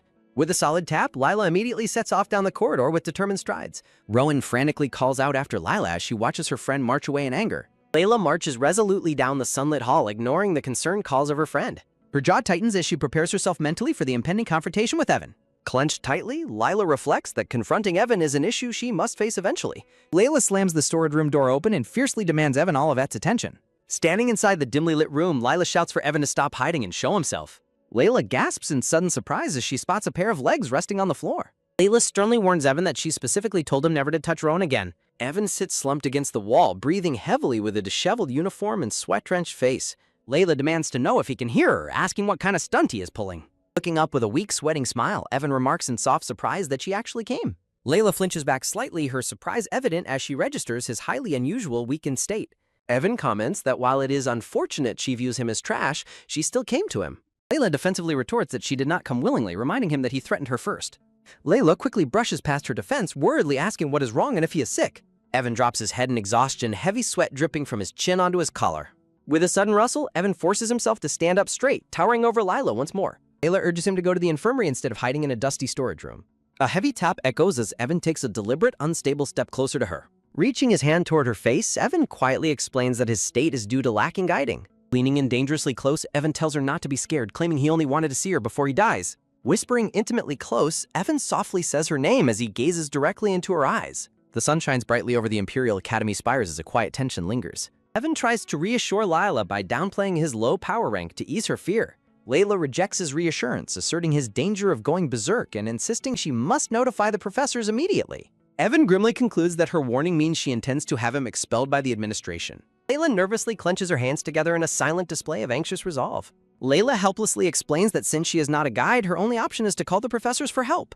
Evan bitterly accuses her of being far more heartless than she appears. Evan bitterly remarks that everyone merely pretends to fear his intimidating reputation. A memory of judgmental classmates highlights the isolating hostility he faced from peers. Layla questions why he concealed his status and enrolled in a normal academy instead of an Esper facility. Evan denies concealing his truth, explaining he never desired to attend this school before pointing to the rumors surrounding him. The narration reveals the sad rumor that he is an abandoned prince left entirely without parental affection. Young Evan stands completely alone as his parents coldly walk away, leaving him behind. Layla reacts with silent shock and empathy as the sad reality of his past sinks in. Evan flatly confirms the truth of the rumor, stating he was discarded at the academy. A quiet moment passes in the tension-filled room as the heavy silence hangs between them. A soft rustling sound accompanies Evan gently running his fingers through her long golden hair. Layla is left bewildered as Evan suddenly turns around and walks away from her. Layla worriedly calls after him, demanding to know where he thinks he can go while so weak. Evan dramatically claims he will go off to die peacefully by himself, leaving Layla utterly flabbergasted. Evan weakly states that seeing her face was sufficient comfort before resolving to leave. Layla bites her lip in frustration, struggling to make a difficult decision. Layla frantically calls out to Evan, questioning if he understands the recklessness of his actions. Moving quickly, Layla reaches out and firmly grabs his hand to stop his departure. Evan asks if she is acting out of pity, but Layla firmly counters that she is trying to prevent others from getting hurt based on what she has witnessed. Layla warns that regardless of his rank, his current unstable state makes him an incredibly dangerous threat. Evan mockingly asks if she wants to perish alongside him, causing Layla to hesitate. Evan looks down with a deeply fatigued, sorrowful gaze as sweat drips down his pale face. Layla steals her resolve, preparing to make a surprising proposal to him. A tight clasp joins their hands together as she makes her final decision. With a sudden tug, Layla pulls him closer, demanding he come to her. Layla embraces Evan warmly, engulfed by a sudden flurry of romantic red roses. Blushing deeply, Layla urgently proposes that they live together to manage his condition. Evan is left completely speechless, staring at her in stunned silence. A heavy blush creeps onto Evan's face as he asks her to repeat her astonishing proposal. Layla tells him to remain quiet and simply stay close as her guiding aura begins to flow. A quiet, firm sound echoes as Evan tightly closes his mouth in overwhelming emotion.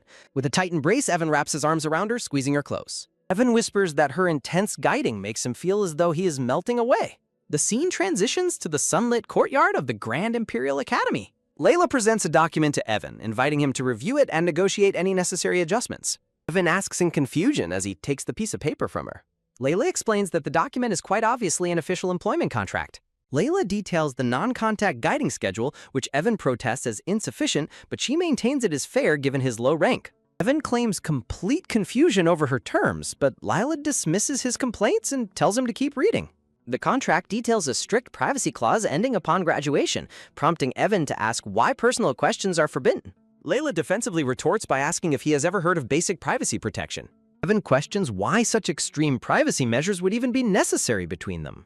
Layla angrily snaps at his constant complaining, causing a sweating Evan to quickly back down and praise her meticulous writing.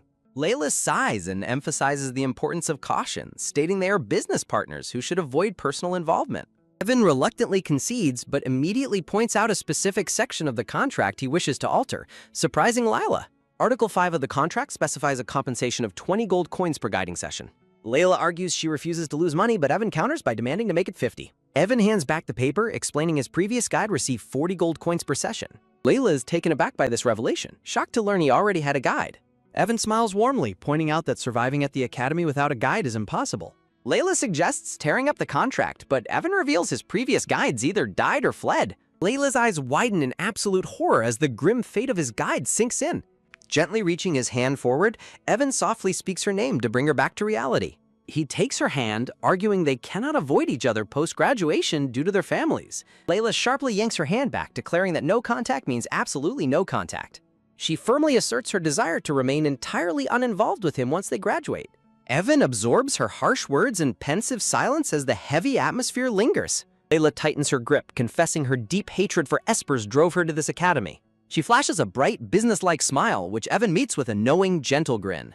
The sun-drenched spires of the Grand Academy stand proud against the bright blue sky. Evan smirks in amusement, clearly intrigued by her fiery personality and strict boundaries. Layla looks away nervously, sweating under his intense and relentless gaze. Brushing his hair back, Evan playfully asks what other rules she intends to enforce. Leaning close, Evan gently holds her wrist and insists they make eye contact when speaking. Shrugging off his closeness, Layla smugly reminds him of the massive penalty for contract breach. Evan's playful demeanor vanishes as he suddenly asks about the specific grade of her guiding. Layla admits she is unsure, explaining she had not manifested when she was tested. Evan doubts her, pointing out the impossibility of mastering guiding so perfectly in 1 year. Layla winks playfully and pulls down her eyelid, teasingly declaring her method's a secret. Evan's inner thoughts reveal that her mysterious nature is rapidly driving up her favorability. Smiling warmly, Evan softly retorts that he is not foolish enough to be tricked. Layla walks away inside the academy hall, dismissively telling him to stop bothering her. Evan trails after her, playfully chanting her name, while she resolutely ignores him. Sitting in the quiet lecture hall, Layla folds her arms in deep exhaustion. The brown-haired professor suddenly approaches, calling Layla's name and snapping her back to reality. Placing her hand on the desk, the professor gently asks if her studies are overwhelming her. While Layla exhaustedly reflects on her drained energy, the professor questions her interest in academics. Layla blinks in utter confusion, caught off guard by the professor's blunt inquiry. The professor offers to recommend her as a teaching assistant, leaving Lila highly uncertain. Layla politely declines to focus on her studies, but the professor urges her to reconsider. The professor then curiously asks if Lila truly intends to partner with Evan in class. An expansive view of the majestic Imperial Academy highlights the grandeur of their school grounds. Walking together outside, Rowan proudly shares that multiple professors requested Lila as an assistant. Layla smiles with absolute delight, thoroughly enjoying the warm praise from her teachers. She basks in the rare moment of academic validation, her cheeks flushing with happiness. Layla smugly claims she has studied enough, prompting Rowan to ask why she met the professor. Layla casually confesses she requested Evan as her poetry class partner, shocking her friend. Both girls instantly freeze in their tracks as a sudden, tense silence falls over them. Rowan turns around in absolute panic, frantically asking if Evan threatened or hit her. Sweating nervously, Lila quickly dismisses the wild accusation and tries to reassure her. Rowan violently grabs Lila's collar in disbelief, demanding to know why she chose him. Rowan urges Lila to be honest with the poetry professor, who holds immense power. Clutching Layla's shirt tightly, Rowan pleads for the truth while Lila insists she is fine. Across the sunlit lecture hall, Evan quietly watches them from his desk, lost in thought. Layla remains silent, mentally preparing herself for the complicated days ahead with Evan. Layla smiles brightly with absolute confidence, clenching her fist in a determined gesture. Evan smirks back with a confident, knowing gaze as he rests his chin on his hand. Rowan looks absolutely terrified, expressing her fear that Evan looks like a predator eyeing his prey. Layla assumes she seems interesting to him, while Rowan points out her extreme obliviousness. Rowan warns Lila to speak up if Evan bullies her, but Evan interjects that he has never bullied her. Rowan flinches in shock as Evan towers over her with an intimidating, silent glare. Evan looks down with a cold smirk as he watches the girl's reaction. Evan reaches out his hand in an aggressive, demanding gesture. Rowan desperately commands Evan to stop his threatening actions. Layla steps defensively in front of Rowan, staring back at Evan in surprise. Layla asks Evan to stop acting aggressively, while Evan defends his right to react to Rowan's badmouthing. Layla explains Rowan's actions were a misunderstanding and demands Evan direct his anger at her instead. Evan glares intensely at Rowan, who hides fearfully behind Lila's shoulder. Evan remains silent, his expression turning cold and menacing. Rowan frantically yells a loud apology to Senior Evan while begging for forgiveness. Rowan runs away in absolute panic as Lila and Evan watch her go. Layla regrets not adding a contract clause forbidding Evan from getting angry at her friends. Evan complains that Lila only scolds him, questioning if she even considers him a friend. Layla coldly clarifies that she is not his friend, but simply a contractor. Evan places a finger to his lips, playfully gesturing for her to be quiet. Layla angrily whispers, warning him of the consequences if anyone overhears them. Layla blushes deeply and shouts his name in frustration as Evan leans close. Layla threatens to break off all contact permanently if he says anything else unnecessary. Layla firmly demands to know if he has understood her strict warning. Evan silently and submissively nods his head in agreement with her terms. Layla notes his worsening tantrums and realizes he is depleted of guiding once again. Evan suddenly reaches out and grabs her hand with a firm, tight grip. The two walk hand in hand across the Grand Academy courtyard under the sun. Evan maintains a serious, quiet expression as they walk together outside. Layla looks back at him in confusion, asking what he wants now. Evan squeezes her hand tightly, refusing to let go of her grip. They continue walking hand in hand past the massive pillars of the academy. The scene shifts to the quiet, sunlit interior of an empty classroom. Layla stands with her arms open, inviting Evan to come closer. Layla questions if he is embarrassed about the contact guiding he requested. Evan raises his hand to his face, hesitating before her offer. Evan blushes and points out the irony of her allowing contact guiding so easily after arguing about contracts. Layla reacts with a look of sudden surprise in her purple eyes. Evan blushes deeply, holding his hand up to hide his growing embarrassment. Layla playfully offers to switch back to non-contact guiding if he dislikes it. Evan turns his head away, trying to cope with his intense embarrassment. Layla's long golden hair sways as she waits silently for his reaction. With a swift, sudden movement, Evan pins Layla against the library wall. Evan embraces her tightly, muttering that he feels like a whining brat. Layla retorts that she is merely trying to prevent him from causing trouble. Evan holds her close, leaning his face near hers. Layla asks how he depleted his guiding energy so quickly after she fully charged him. Evan explains his guiding levels dropped naturally due to his low grade, then asks if she is curious about his ability. Layla embraces him firmly, flatly stating she has no interest in his grade. Evan looks down in pensive silence as the heavy atmosphere lingers. Layla tells Evan she is not interested in his grade and reminds him of the contract terms. Layla looks closely at Evan, firmly reminding him of her hatred for espers. A mysterious, dark-haired man stands in pensive silence against the bright sunlight. Evan holds Layla close, asking if her highly impressive brother is also an esper. Layla smugly asks Evan if his physical recovery means he is feeling better now. Layla looks up at Evan with a playful and highly confident expression. The quiet, soft tap, her hand gently slides away from his dark coat. Layla declares that she is tired of being closely involved with him like this. Evan watches her walk away with a cold, intense, and pensive glare. Evan warns Lila that her family will certainly dictate her marriage prospect. Layla stands in troubled silence, deeply affected by his warning about her family. Evan explains that her family intends to sell her off to the powerful Olivets. Evan asserts that they can develop many other relationships besides just Esper and Guide. Layla stands alone in the quiet room, heavily burdened by her family's expectations. Layla questions Evan if he remembers her warning about her desperation for a guide. Evan looks back at her in stunned surprise as her words sink in. Layla tearfully tells him that he is the one who ignores her inner feelings. Layla explains her deep dread of being sold off in marriage as a female guide. Layla walks away, bitterly reminding him that he is not the only one suffering. A sudden loud slam echoes through the room as the heavy door shuts. Evan stands completely frozen by the bookshelf, unable to reach out to her. Layla pauses in the grand, sunlit hallway, her heart heavy with silent grief. She looks down at her shoes as she quietly stands in the hallway. An elegant narration asks Layla how she has been faring since their last meeting. Layla stands by the door of her camera holding a mysterious letter. Layla realizes that her maid Rena was completely serious about her secret plans. Layla expresses gratitude that Rena followed her instructions to send an urgent red letter. Layla sits at her desk to discuss a highly classified matter with Rena. Rena asks if Lila has been trying to multiply her funds secretly under another name. Layla gasps in utter shock, demanding to know how Rena discovered her secret. Rena explains she deduced the truth by analyzing the specific finance books Lila reads. Rena lists the specific real estate and commerce subjects Lila has been studying. Rena reveals she has successfully located a perfect candidate to help with her plan. Rena identifies their target as Viscount Tierpolin, a ruined noble company owner. Rena explains how the Polin family fell into financial ruin after losing their Aspers. Layla listens with intense concentration, her sharp purple eye reflecting her deep interest. Rena details that the ruined noble is currently bedridden and heavily in debt. Rena notes the noble's complex personal affairs and his inability to remarry his mistress. A soft rhythmic tap sounds as Layla thoughtfully digests the critical information. Rena explains the money from selling his name will go to his mistress. Layla praises Rena's intelligence and asks what she wants in return.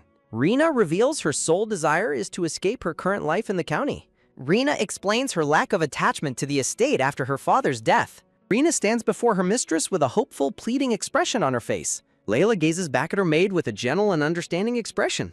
Their hands reach out toward each other to solidify their new secret alliance. Layla agrees to the terms and outlines the secret communication system they will use. Rena smiles with absolute happiness and relief, her eyes closed in gratitude. Layla smiles warmly as she reads the letter, satisfied with their progress. The narrative confirms the trading company's successful expansion and massive incoming winter profits. Layla opens a white letter with a look of quiet tension on her face. She grips the paper tightly as she reads the unsettling message from the letter. Her purple eyes widen with concern as the contents of the letter unfold. The narration box notes that the Countess has been frequently leaving the estate, prompting further investigation into her unusual activities. Layla looks up in surprise, questioning why the Countess would be leaving the estate so frequently. Dangerous monsters rise menacingly near the Grand Academy buildings under a troubled sky. As a group of uniformed Academy students stands outside, the narration notes that the Esper's movements have also become highly unusual. A herald reads an official announcement declaring that the Imperial family will raise the security level. The maid glances back nervously as a dark-haired man consoles a woman by the window. The dark-haired man stands in silent contemplation, his expression serious and resolved. The scene shifts to a quiet, sunlit study filled with stacks of books. Layla gasps softly, a light blush rising on her cheeks from stress. A map of the continent reveals a specific territory highlighted in ominous red. Layla looks back in disbelief, fearing the worst as she begins to piece the clues together. Her hand trembles slightly as she folds the white letter back up. Surrounded by a cascade of blue roses, Layla clutches the letter in shock. Sweat beads on her cheek as she processes the gravity of the situation. At his desk, Orion writes a letter explaining that Burdenin was suddenly designated as a danger zone and he must head there shortly. The white letter is filled with dense handwriting detailing the urgent military situation. Orion smiles softly while continuing to pen his message at the desk. Layla gasps as she reads that Orion is also being sent to the danger zone. She tightly grips the paper, her anxiety over her brother's safety growing. Overwhelmed by the news, Layla collapses onto her bed in complete exhaustion. Lying on her back, Layla sighs deeply as she contemplates her bleak future. She rests silently under the heavy drapes of her grand canopy bed. The scene transitions to the Academy lecture hall where class is in session. Her classmate whispers to Layla, sharing the rumor that espers and guides are being deployed to Burdenin. From her desk, her friend attempts to offer some reassurance to the distracted Layla. Layla stares blankly ahead, completely lost in her own stressful thoughts. As her friend asks if she recalls the border regions of Burdenin where they once snuck out to camp, Layla remains silent. Layla sighs as she agrees with her classmate, despairing over her increasingly bleak future. Her purple eye narrows in sudden shock as a sharp realization strikes her. She glances back over her shoulder with an expression of deep concern. Professor's voice suddenly cuts through her thoughts, causing Layla to gasp in surprise and reply. The professor informs Lila that Evan hasn't attended class for 2 weeks and requests that she visit his dormitory. Standing outside Evan's dormitory, Lila raises her hand to gently knock on the door. Layla takes a deep, anxious breath as she waits in the quiet hallway. Fearing that Evan is on the verge of going berserk, Lila is startled when a voice from inside demands to know who is there. Layla states she came to see Evan, but his roommate informs her that Evan left 2 days ago and hasn't returned. In shocked disbelief, Lila immediately demands to know where Evan went. The roommate explains that Evan keeps to himself and never shares personal details, leaving Lila highly discouraged. When the roommate asks for her identity, Lila quickly replies that she is Evan's poetry literature partner. Layla anxiously inquires if Evan showed any unusual behavior or signs of illness before his sudden disappearance. The roommate recalls how Evan appeared to suffer from a severe headache, keeping his head on his desk all day. Hearing about his suffering, Lila tightly clenches her fist as her anxiety mounts. With a mixture of worry and frustration, Lila demands to know where he thinks he is going in such a terrible state. Evan glances back with a weak, pained expression, whispering that she shouldn't worry because he will just die quietly alone. Layla stands completely stunned, her heart breaking at his tragic and hopeless words. Layla quickly thanks the roommate and turns on her heel, leaving the boy standing there in utter confusion. Her heavy footsteps echo loudly as Lila rushes down the grand hallway to find Evan. With a quiet, soft tap, her hand gently slides away from his dark coat. Layla worries if a supporting character can die so easily while Evan stands in the background. Her shoes make a soft click as she steps down the carpeted stairs. Layla looks down with a deeply troubled and sweating expression. Layla stands completely alone in the pouring rain by a grand garden fountain. Under the gray skies, Lila laments that she never wanted to come to this place. Standing silently in the cold rain, Lila holds back her rising emotions. Gripping her sleeve tightly, Lila desperately hopes that Evan will not die. Under the dark storm clouds, Lila walks away with heavy, determined steps. Her thoughts echo with a singular, desperate vow to somehow find Evan. A hooded rider on horseback surveys a fortress under the gray, rainy sky. A guard reports to Lord Valerian that the waterway construction is successfully complete. The guard looks up in sudden surprise upon noticing an unexpected visitor approaching. The rider lowers his hood to reveal the dark-haired, blue-eyed Lord Valerian. Lord Valerian recognizes the drenched girl walking down the path as Lady Fashienne. Layla stands in the pouring rain, looking back with a stunned, wet face. A brief interlude marks a pause in the journey as the scene shifts. A guard reports to Lord Valerian that the waterway construction has been completed. Layla slowly walks down the rain-soaked dirt path toward the fortress. Layla looks up with wide, anxious eyes as she approaches. The formidable gray-stone fortress looms on the cliffside amidst the storm. Prince Astolf greets Layla and asks why she has come all this way. Clenching her hand against her chest, Layla struggles to find her voice. Prince Astolf watches her with a serious, questioning gaze from his horse. A gentle hand reaches out to touch her shoulder in reassurance. Layla asks if they have espers or detection stones to track someone's trace. Trembling with fear, Layla pleads with Prince Astolf to help her find Evan. Prince Astolf looks down at her with a calm and contemplative expression. A soft brush of a hand calms the horse amidst the quiet rain. Prince Astolf gently places his hand on Layla's head, comforting her distress. Smiling softly, Prince Astolf bids Layla to come inside with him. Layla sits shivering by a warm fireplace inside the cozy wooden shelter. Prince Astolf jokingly remarks that she looks like a total beggar right now. Holding a warm mug, Layla gasps softly in embarrassment at his teasing. Layla flinches and defensively insists that she and Evan are not close. Layla claims that Evan is merely her senior and junior classmate. Layla looks down at her cup, feeling the weight of her lie. Prince Astolf asks why she is searching so desperately for someone she isn't close to. Layla nervously explains that she needs her poetry literature partner to avoid failing class. Layla warns that Evan is actually a highly dangerous person. Prince Astolf snaps his fingers to get her full attention. A subtle, knowing smirk plays across Prince Astolf's lips. Prince Astolf demands honest information about Evan's condition if she wants their help. Layla looks away in troubled silence, debating how much to reveal. Layla confesses that Evan hasn't received guiding for 2 weeks and might go berserk. Layla sits silently wrapped in her blanket, the fire crackling before her. Standing up, Layla admits she knows her request is incredibly shameless. Layla begs him to keep Evan's Esper identity a secret to prevent his expulsion. Layla gasps softly as she senses a sudden change in the atmosphere. Prince Astolf stands up and steps closer to her with a serious gaze. Aiden turns his head with a bewildered expression as a question mark floats above him. Aiden stands tall and poised in his elegant white coat on the fortress grounds. Layla looks up with bright eyes, joyfully calling out her brother Aiden's name. Aiden offers a warm, gentle smile as he welcomes his sister. Prince Astolf attempts to reassure Layla about her friend's safety, leaving Aiden completely baffled. Prince Astolf explains that he received an official report on the way about her search. Smirking playfully, Prince Astolf points out that the person Layla is seeking is no mere friend. An ominous portrait reveals Evan Olivet, the missing young master of Marquis Olivet. Aiden grabs Layla's shoulders in deep concern, demanding to know why she is searching for Evan. Prince Astolf smiles knowingly as he watches the siblings interact. Aiden angrily scolds Layla for getting close to Evan while she defensively protests. Prince Astolf turns his head away, his expression suddenly sharpening with serious intent. Prince Astolf announces that they will organize a proper search party and advises Lila to rest. Prince Astolf stands silhouetted against the bright light, ready to take command. Walking out of the tent, Prince Astolf gently tells Lila not to feel burdened. Layla fumes in frustration, muttering about how much she dislikes Prince Astolf's attitude.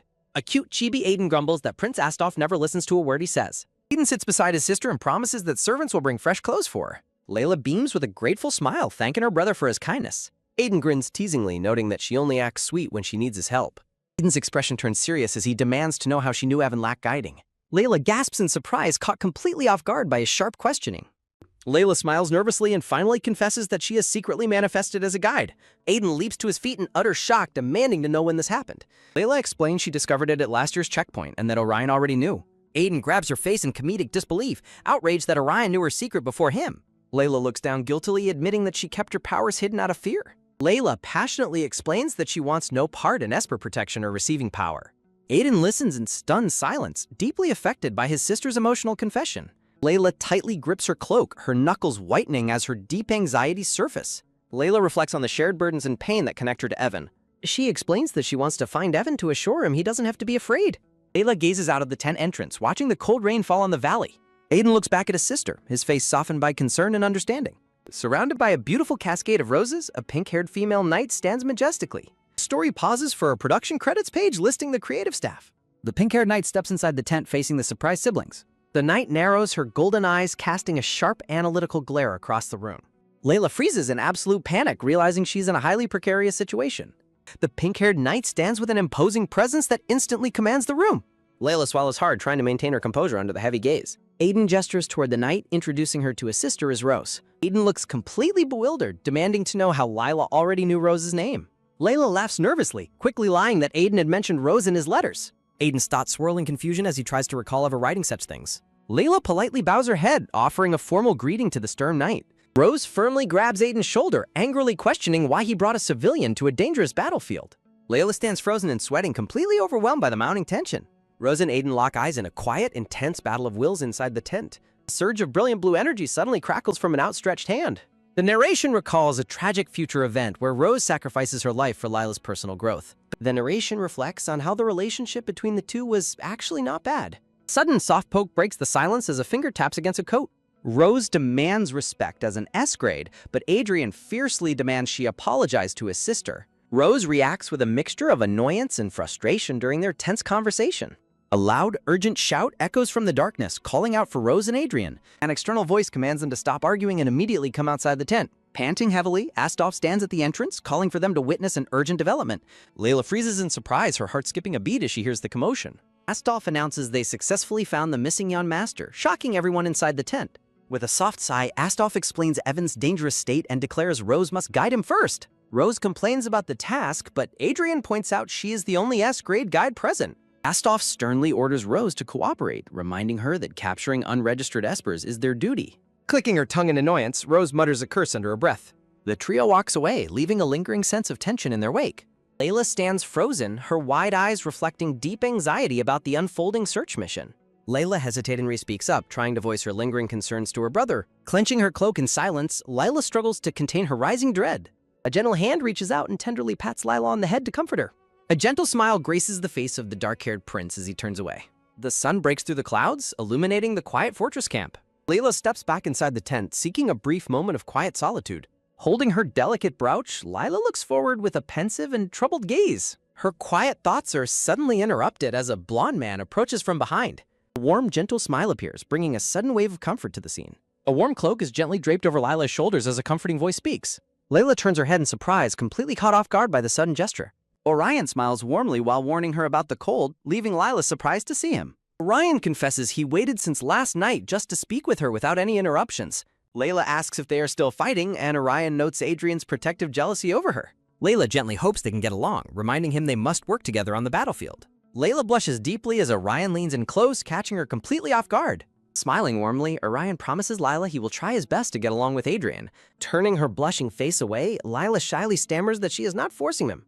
A sudden heavy footstep echoes across the ground as someone walks near. Adrian and Rose step out of a glowing magical portal, returning to the camp. Adrian stops abruptly in utter shock as his eyes lock onto a sudden sight. Adrian angrily demands to know what Orion thinks he is doing to his sister. Adrian glares furiously, his voice booming with protective anger over Lila. Orion calmly replies that he was simply offering a friendly greeting to Lila. Orion tells Adrian they only exchanged greetings, urging him not to be mad. Adrian commands Orion to speak later, then asks him to confirm if he guided Evan. Flinching, Orion admits he believed Evan's grade was low, asking why Adrian is asking. Ladle looks up with a startled expression as the conversation takes an unexpected turn. Flinching, Adrian wonders why an S-grade guide's abilities are not working on Evan. Frustrated, Rose curses and holds her head in distress as she runs away. A quiet click of annoyance sounds as she struggles with her thoughts. Adrian stands in grim silence, deeply troubled by the bizarre situation with Evan's guiding. Adrian silently questions why the guiding is completely failing despite potential low compatibility. A sudden booming announcement rings out, commanding the attention of everyone in the camp. Loud, echoing announcement startles the camp as a black-haired man stands with his back turned. The black-haired man solemnly announces that from this moment on they are abandoning the rescue of Evan Olivet. An anxious voice desperately questions what is happening and demands to know the truth. Layla stands frozen in disbelief, clasping her hands tightly as she absorbs the devastating news. A somber voice apologizes to Lady Fashion, delivering a heavy blow to her hopes. Aiden regretfully explains that abandoning Evan is the correct choice given his current dire condition. Aiden reiterates his firm decision that they must abandon the search for Evan Olivet. The formal apology to Lady Fashion is repeated, cementing the reality of their decision. Layla stares in wide-eyed shock, a cold sweat breaking out as her despair deepens. Ryan agrees, noting that the mark below the young master's collarbone was vividly glowing like flames. The speaker reveals that even Rose's guiding failed and warns that Evan seems close to going berserk. Aiden gently touches her hand while urging Lila to give up because there is no hope left. Her hands tense as she passionately demands to know how such a thing could be. Overcome with emotion, Lila fiercely asks how they can simply tell her to give up. Layla covers her face in deep anguish, unable to contain her overwhelming sorrow and frustration. Aiden explains they tried every available method, asking her not to assume they gave up easily. Aiden questions what difference her going would make and orders Orion to evacuate all personnel. Trembling with emotion, Lila tightly clenches her fist as she struggles to find her voice. Aiden continues warning them to move to the perimeter before they get caught in the rampage. A desperate shout pierces the air as someone suddenly declares they can provide the guiding. Layla stands with fierce resolve, her hand pressed to her chest as she makes her declaration. Orion, Aiden, and Rose turn around in utter shock, completely stunned by her sudden declaration. Aiden's expression shifts as he processes his sister's shocking words in quiet disbelief. Aiden stammers in absolute disbelief, frantically questioning what Lila is trying to say. Layla takes a resolute step forward, her expression filled with unwavering determination to help. Lila confidently declares that she will go because she is capable of saving Evan. Frustrated and confused, Rose mutters to herself, demanding to know what is going on. Aiden holds his head in deep distress, completely bewildered as to why Lila would say this. Orion remains in contemplative silence, his focused eyes betraying his deep thoughts on the matter. The elegant details of his uniform catch the light, emphasizing the tense silence. Aiden stands in heavy silence, his sharp gaze reflecting the weight of Lila's secret. Layla waits anxiously, a bead of sweat tracing her cheek as she anticipates his reaction. The narration reveals that before coming, she repeatedly read Rena's letter and thought deeply about it. Layla lies awake, staring blankly as she wrestles with her heavy and complicated thoughts. She questions the point of hiding her guide status when she was possessed as an overspecified female lead. She recalls how she tried to hide her identity to avoid the male leads, pretending not to be a guide. She retrieves a small red and white capsule, her hand steadied despite her inner turmoil. She reflects on how Orion ultimately found out her secret, making contact with the male leads unavoidable. Above all else, she admits the greatest driving force is her turbulent feelings toward Evan. She confesses that she does not know why, but the thought of Evan dying causes her deep distress. Layla stands frozen at the threshold, her expression filled with a sudden wave of sadness. The narration highlights the suffocating emotions that grip her heart whenever she thinks of him. The quiet forest camp stands peaceful under the sky, in stark contrast to her inner turmoil. Layla gazes downward with a quiet, bittersweet smile as she makes her final decision. Rose tilts her head slightly, a subtle, knowing expression crossing her face as she watches. Layla flinches in surprise as a sudden realization or movement catches her off guard. Aiden points out that abandoning young Master Olivet was indeed another option they had considered. Aiden firmly declares that he will not abandon Evan Olivet under any circumstances. An off-screen voice speaks up, politely calling out to Sir Astolf as they walk along. Ryan suggests that it would be best to allow Lady Fashion to do as she wishes. Orion gently places his hand on Lila's shoulder as she looks back in surprise. Aiden sharply rejects Orion's unsolicited input, while Orion politely clarifies that they could try guiding again if Lila is capable of it. A desperate plea reminds the group of their mission to capture unregistered espers, emphasizing that saving Evan is the first priority as time runs out. Layla walks forward into the sunlit forest, determined to find and save Evan. With a low hum, a swirling magical portal ignites within the ancient stone courtyard. A soft step echoes as she crosses through the glowing threshold of the portal. With a bright flash, the group successfully teleports into the ruins of the ancient sanctuary. Layla gasps in sudden shock as she takes in the overwhelming sight before her. Flames of volatile energy creep and surge around Evan's unconscious body lying in the courtyard. Evan lies completely unresponsive, his body enveloped in a dangerous crackling red aura. An urgent hand reaches out to stop Layla from running blindly into the danger. Ryan suddenly grabs Lila, warning her that going alone is too dangerous and offering to accompany her. Aiden glares in deep annoyance, questioning Orion's motives and demanding to know what he is planning by going with Lila. Orion urgently confesses that he manifested a second secret ability a few years ago that he has not yet disclosed to headquarters, prompting a shocked reaction. Aiden demands to know exactly what this hidden second ability is. Aiden questions Orion in disbelief, asking if he possesses the rare Ignore ability and has two distinct powers. Swallowing hard, Lila realizes that the plot has altered once again, as Orion originally only possessed recovery magic.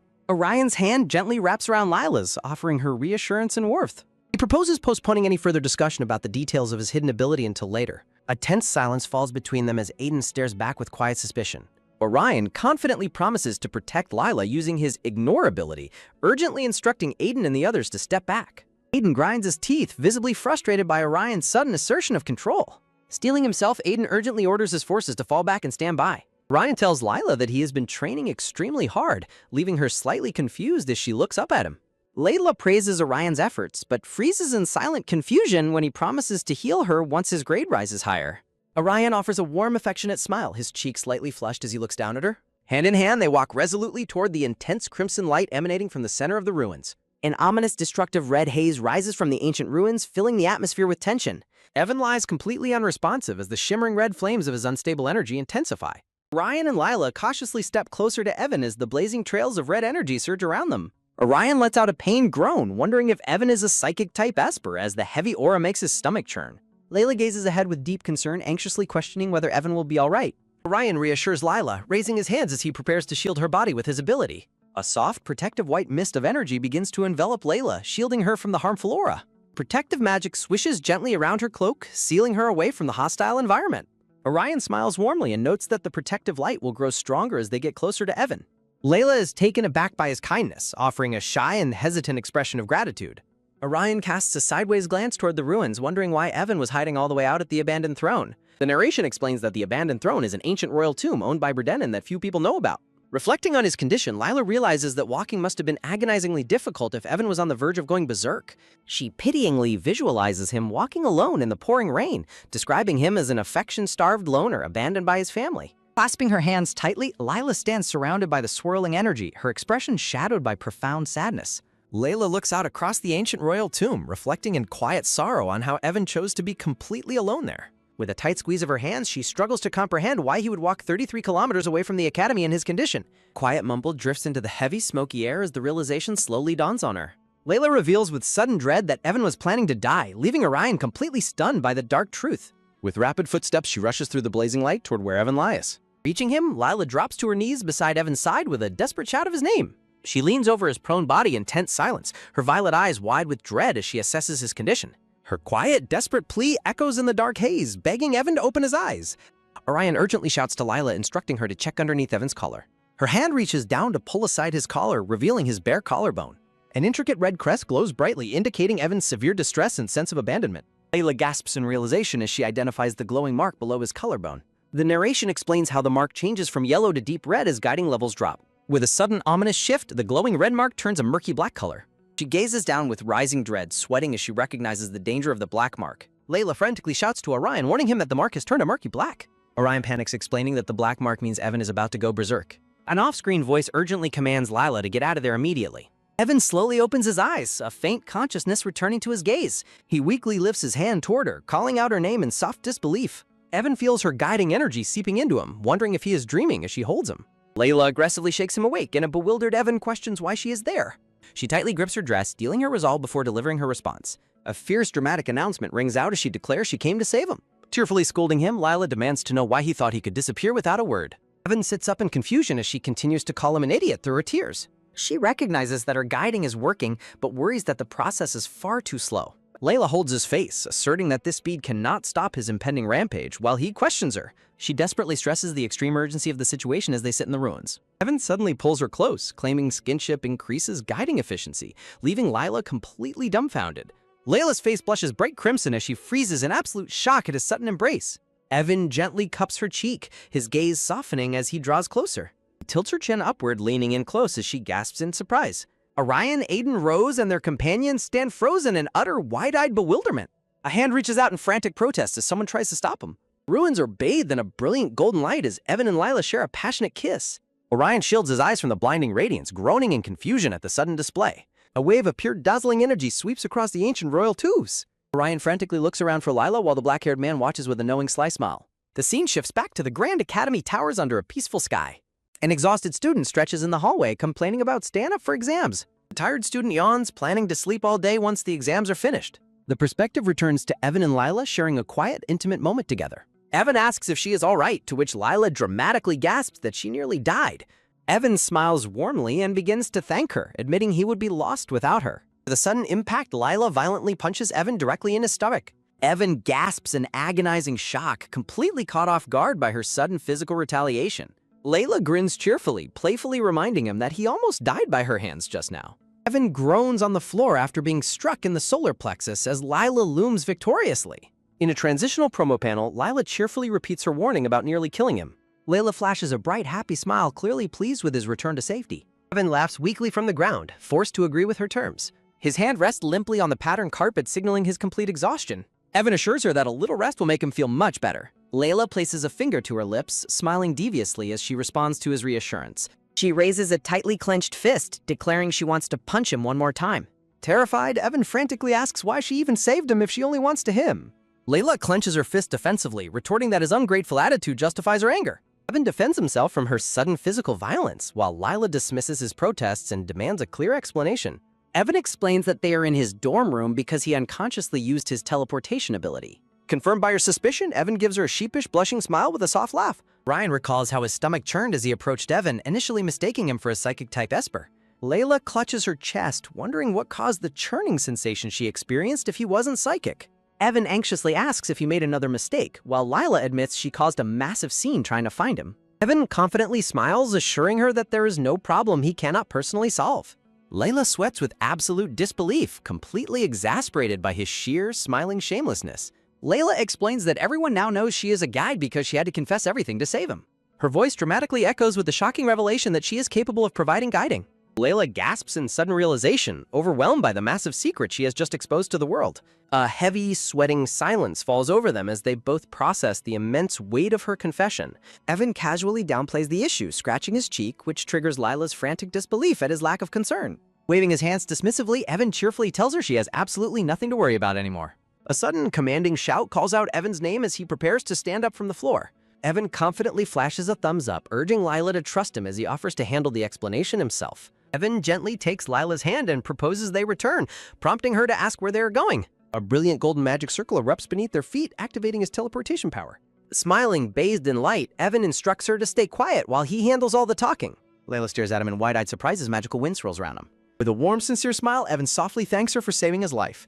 Hand in hand, they are swept away by the dazzling, sparkly magic of his teleportation ability. The scene transitions to the sun-drenched, pristine white marble courtyard of the academy. The pair suddenly materializes in the middle of a glowing magic crest in the courtyard.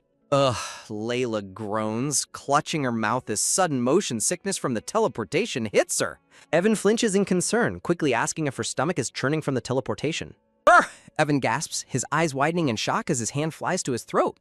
To Layla's absolute horror, Evan is violently hoisted high into the air by an invisible force, desperately choking. Evan grimaces in agony, his fingers digging into his neck as he is ruthlessly throttled in midair.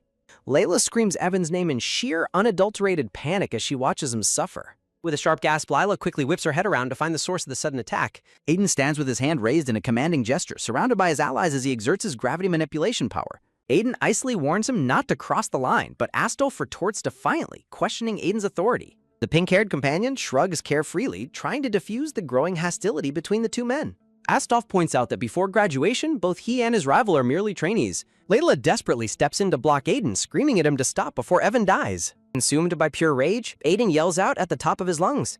Aiden furiously roars that Evan kidnapped her, justifying his extreme use of violence. Aiden falters slightly, sweat dripping down his face as he tries to maintain his stance. Layla places a gentle hand on his chest, begging him to calm down, not for Evan's sake, but for hers. Aiden casts a quiet, searching glance down at her, his intense fury wavering under her plea. A heavy, dull thud echoes as Evan is dropped, crashing heavily onto the grassy courtyard floor. Aiden commands Orion to check on the injured young master, to which Orion cheerfully complies. The pink-haired companion lets out a heavy sigh of relief at the averted crisis. Aiden formally calls out to Lila, who turns to face him in quiet expectation. Layla quickly assures him that she is completely unharmed despite the chaotic ordeal. Aiden offers her a gentle, soft smile, his aggressive demeanor melting away. Aiden apologizes for his outburst, blaming low guiding levels, but a blunt voice retorts that his temper is the problem. A demanding command cuts through the air, telling the other to shut up and simply provide guiding. A sudden firm grip settles on a sleeve, signaling a silent demand for contact. Evan cheekily greets Sir Astolf, teasingly noting that his characteristically stiff expression remains completely unchanged. Layla rubs her temple, feeling thoroughly exhausted by the mounting social tension around her. Smiling warmly, Evan addresses Sir Astolf, stating his intention to explain the events of the day. An impatient finger taps restlessly against a hip, signaling a silent growing irritation. Valerian gazes ahead with an icy, unreadable expression, his hand resting thoughtfully on his chin. The tense standoff continues in silence as the atmosphere in the courtyard grows increasingly heavy. Evan continues to smile easily while Valerian watches him, quietly evaluating the situation with calculated focus. A transitional panel reiterates Evan's offer to explain the situation to a silent Sir Astolf. Valerian remains standing in silent contemplation, his chillingly calm aura dominating the quiet courtyard. Layla watches from a distance as Evan and Valerian stand opposite one another, anticipating their next move. A silent spark of intense hostility passes between Evan and Valerian as they lock eyes. From a low perspective, the assembled group stands in the courtyard, quietly observing the tense confrontation. Layla grows deeply anxious, silently wondering if Valerian's palpable killing intent means he intends to kill Evan. The pink-haired companion casts a sharp, sidelong glance back, her golden eyes filled with quiet calculation. A sudden flinch shakes Lila as she tightly clutches her brooch, consumed by growing nervousness. Evan notices Lila trembling in fear and casts a concerned, reassuring glance back toward her. Gently taking her hand, Evan softly reassures Lila and tells her not to be anxious. Evan smiles tenderly, promising her that everything will be fine despite Valerian's aggressive demeanor. Layla gazes up at Evan, her worried expression softening slightly at his warm reassurance. Layla internally questions why her novel's original counterpart ever fell for such a deeply troublesome man. Valerian maintains his stern, focused composure, his sharp green eyes silently scanning the two of them. Casting a sharp glance aside, Valerian's irritation becomes increasingly evident as the silent tension mounts. Layla flinches in surprise, her eyes widening as she senses another sudden shift in the atmosphere. Layla panics as she notices Valerian suddenly ending his standoff and walking directly toward them. Valerian brushes past Evan with a cold shoulder while Evan merely smirks in response. Valerian suddenly stops directly in front of Lila, causing her to freeze in startled apprehension.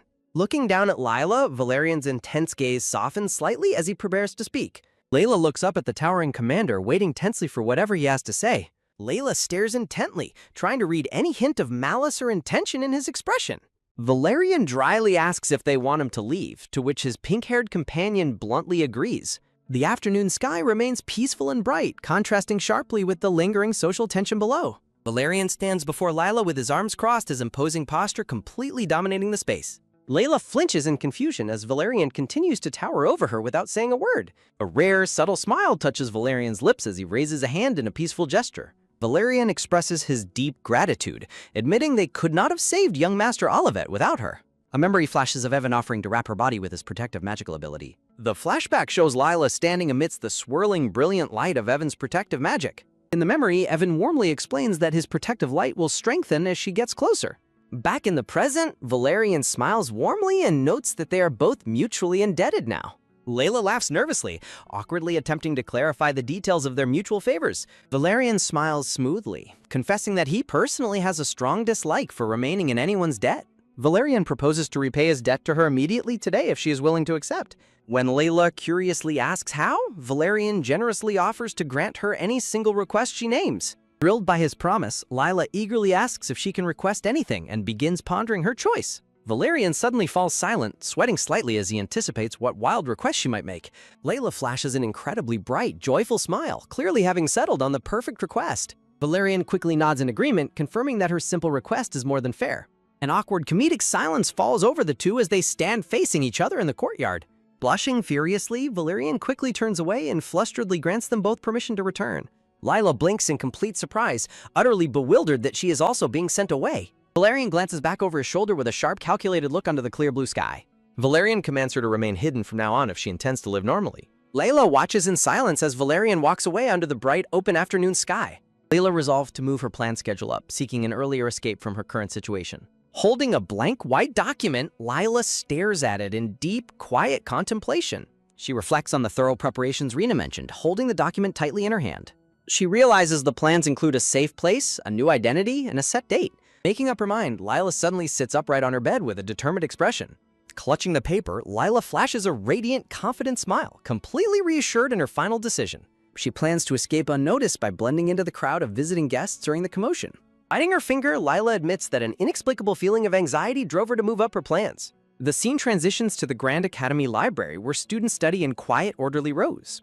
Layla watches Evan from her desk, fearing she will inevitably get entangled with him. A set of ornate bubble-wooden doors stands closed within the Academy's grand hallway. Evan cheerfully throws his arm over Lila's shoulder, asking if they should head out together. Layla offers a gentle, compliant smile as she agrees to accompany Evan. Layla sits alone on the floor in front of a bright window, lost in thought. She recalls a major complication involving the original novel's depiction of her relationship with Evan. She remembers that the original story cast the two of them in a hostile mutual hatred. Resting quietly, the white-haired youth sleeps peacefully in the gentle, warm afternoon light. Layla firmly resolves that she must absolutely avoid meeting him to escape her fate. The scene shifts back to the quiet, sunlit interior of the spacious Academy Library. Two students gossip about a commotion in the lobby involving people searching for the prince. Layla freezes in shock, her eyes wide as she listens to the surrounding gossip. Overhearing that Asper Academy representatives caused a stir over the prince, Lila's hand halts abruptly. A sudden movement causes the wooden chair's leg to slide sharply against the floor. The gossiping students flinch in surprise as Layla abruptly stands up from her seat. Layla quickly turns and asks the girls if they are certain they heard Evan's name. The student confirms she heard it clearly, curiously asking if Lila knows him. Standing by her desk in silence, Lila processes the shocking confirmation with intense focus. The forgotten feather quill slips from her hand and falls onto the library floor. The students whisper her name in confusion upon finding Lila's seat suddenly left empty. The girls wonder about her sudden departure and bring up a rumor circulating around. Layla rushes out of the library, her long blonde hair trailing behind her. A memory flashes of Evan playfully teasing Lila, who reacted with mild irritation. Layla sprints through the academy corridors, internally screaming at the absurdity of the situation. Panting heavily, Lila pushes herself to run faster down the long, empty hallway.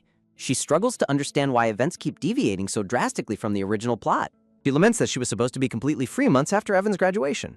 Other students watch in sheer bewilderment as Lila dashes frantically past them. She expresses her desperate desire to run somewhere remote where nobody could locate her. Layla stops dead in her tracks, her purple eyes wide with sudden, utter astonishment. In the grand lobby, Evan stands face to face with a group of Imperial guards. The officer declares that Evan's royal identity as the third prince is officially restored. Evan places a hand on his forehead, letting out a cynical, knowing smirk. The officer bows respectfully to Evan, formally addressing him by his royal title. Clenching his fist, Evan delivers a cold, low warning not to address him that way. The officer calmly delivers the Emperor's mandate, threatening force if the prince refuses compliance. Brushing his hair back, Evan mutters in deep irritation at the troublesome royal summoning. From the shadows, Lila watches the tense standoff between Evan and the Imperial guards. The student reluctantly agrees as a commanding hand reaches out, ordering him to prepare himself. A sudden realization hits, leaving Lila to wonder how she could have been so blind. Layla stands frozen in utter disbelief as the shocking truth of her situation sinks in. She internally laments her failure to recognize that Evan was actually the story's third male lead. Evan sharply rejects his companion's nagging, firmly stating he will proceed entirely on his own. Blinding magical light suddenly erupts around Evan as he stands in the grand hall. He offers a gentle, quiet smile as he prepares to bid his final farewells. Closing his eyes, Evan finds a fleeting moment of peace amid the brilliant glowing light. A heavy sound of footsteps echoes quietly down the empty, sunlit corridors of the academy. Trembling with distress, Lila bitterly mock-congratulates herself for her own incredible foolishness. Amidst the dark and swirling light, a sudden hand firmly grabs her to get her attention. Layla spins around in startled surprise and someone reaches out to stop her flight. Rowan stares back in utter confusion, deeply concerned by Layla's sudden and erratic behavior.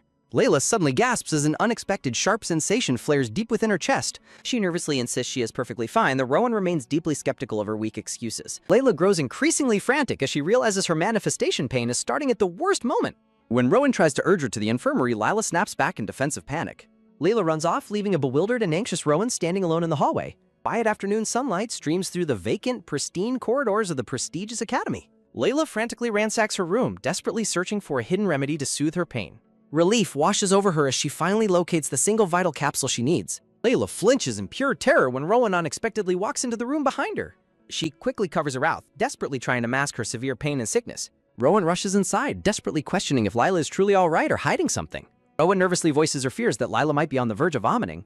Layla weakly reassures her before Rowan passes along an urgent summons to the headmaster's office. Rowan delivers the headmaster's request to meet with Lila, leaving her wondering what he wants to ask. Rowan hesitantly asks if Lila is secretly close with Evan, causing Lila to step back in confusion. Rowan explains that the other students are highly suspicious of their constant poetry partnership. A memory flashes of Evan playfully teasing Lila, highlighting their seemingly close connection. Girls are left standing in a dazed, awkward silence as the rumors sink away.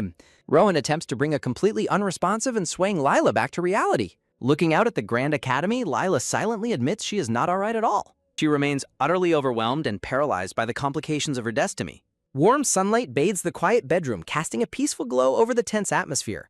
Rowan carefully wrings out a wet towel to help soothe her friend's rising fever. Layla rests weakly in bed while Rowan gently places the cool cloth on her forehead. Even in her restless sleep, Lila continues to blame Evan for her chaotic situation. Deeply worried by her condition, Rowan suggests postponing the headmaster's interview so she can recover. Layla sits up weakly and insists she is well enough to attend the scheduled meeting. Despite her protests, she tightly clutches her chest as she struggles to regain her composure. Rowan immediately checks her forehead, pointing out that she is still burning with a fever. Trying to change the subject, Lila holds her head and poses a question of her own. Layla demands to know how long Rowan has suspected her of being close to Evan. Rowan defensively argues that their constant closeness made it impossible for anyone not to notice. Rowan reminds her that Evan was always waiting to meet her in the hallways after class. The memories return of his constant, silent presence always lingering nearby just for her. Rowan points out they spent hours alone in classrooms, leaving Lila completely speechless and unable to explain. Rowan looks at her with a deeply serious and warning expression. He warns Lila that getting entangled with the Imperial family or high-grade espers invites grave danger. Layla clenches her blanket tightly as she contemplates the severe consequences of her family's hatred for espers. Standing in the light, the white-haired lady prepares herself to face the looming interrogation. Layla breaks into a nervous sweat, deeply worried about the question she is about to face. Rowan holds Lila's hands, expressing her deep gratitude for her past help and wishing she could avoid this trouble. Rowan advises Lila to play dumb and claim ignorance if the headmaster asks about Evan. Rowan promises to handle the rumors with the other students and urges Lila to trust her. Layla gazes back in silence, deeply touched yet worried by her friend's protective advice. Layla reflects on the advice as she prepares to meet the headmaster. The headmaster pleasantly welcomes Lila, explaining he summoned her to discuss the situation regarding Prince Andreas. Layla puts on a bright, cheerful front as she reacts to the headmaster's opening statement. Layla maintains her forced, polite smile to mask her internal panic and dread.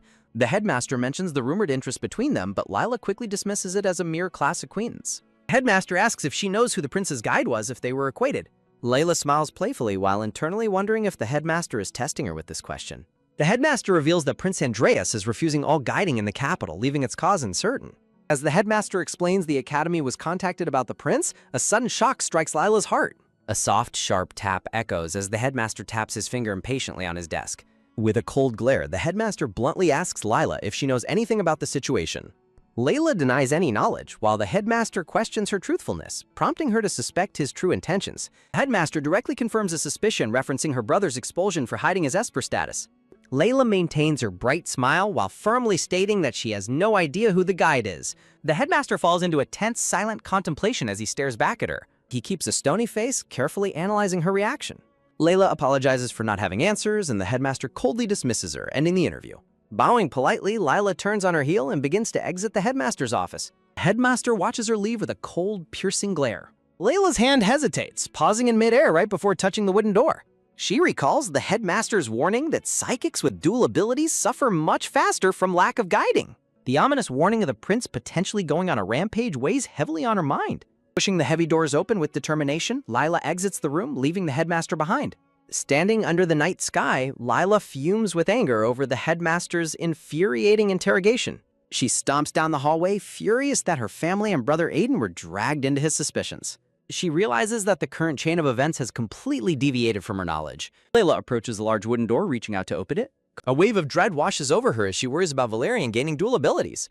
Layla steps inside her room, only to freeze in sheer shock at the sight before her. Two hooded intruders stand in her room, one of them gasping in surprise at her sudden entrance. The intruder pulls down his hood, revealing himself to be a familiar dark-haired noble. Layla stares in absolute disbelief, demanding to know why the princess sneaked into her room. Valerian explains he used his powers to get in due to an urgent matter, apologizing for the intrusion. Layla dryly notes his constant intrusions before asking what is so urgent, which he reveals concerns Prince Andreas. Valerian reveals that Prince Andreas is actively refusing all attempts at guiding, causing his condition to worsen. Layla acts skeptical, casually questioning how that is possible when the imperial family has plenty of guides. Valerian reiterates that the prince is stubbornly rejecting any guides sent to help him. Layla complains that she strongly dislikes espers, especially Andreas, due to all the trouble he has caused her.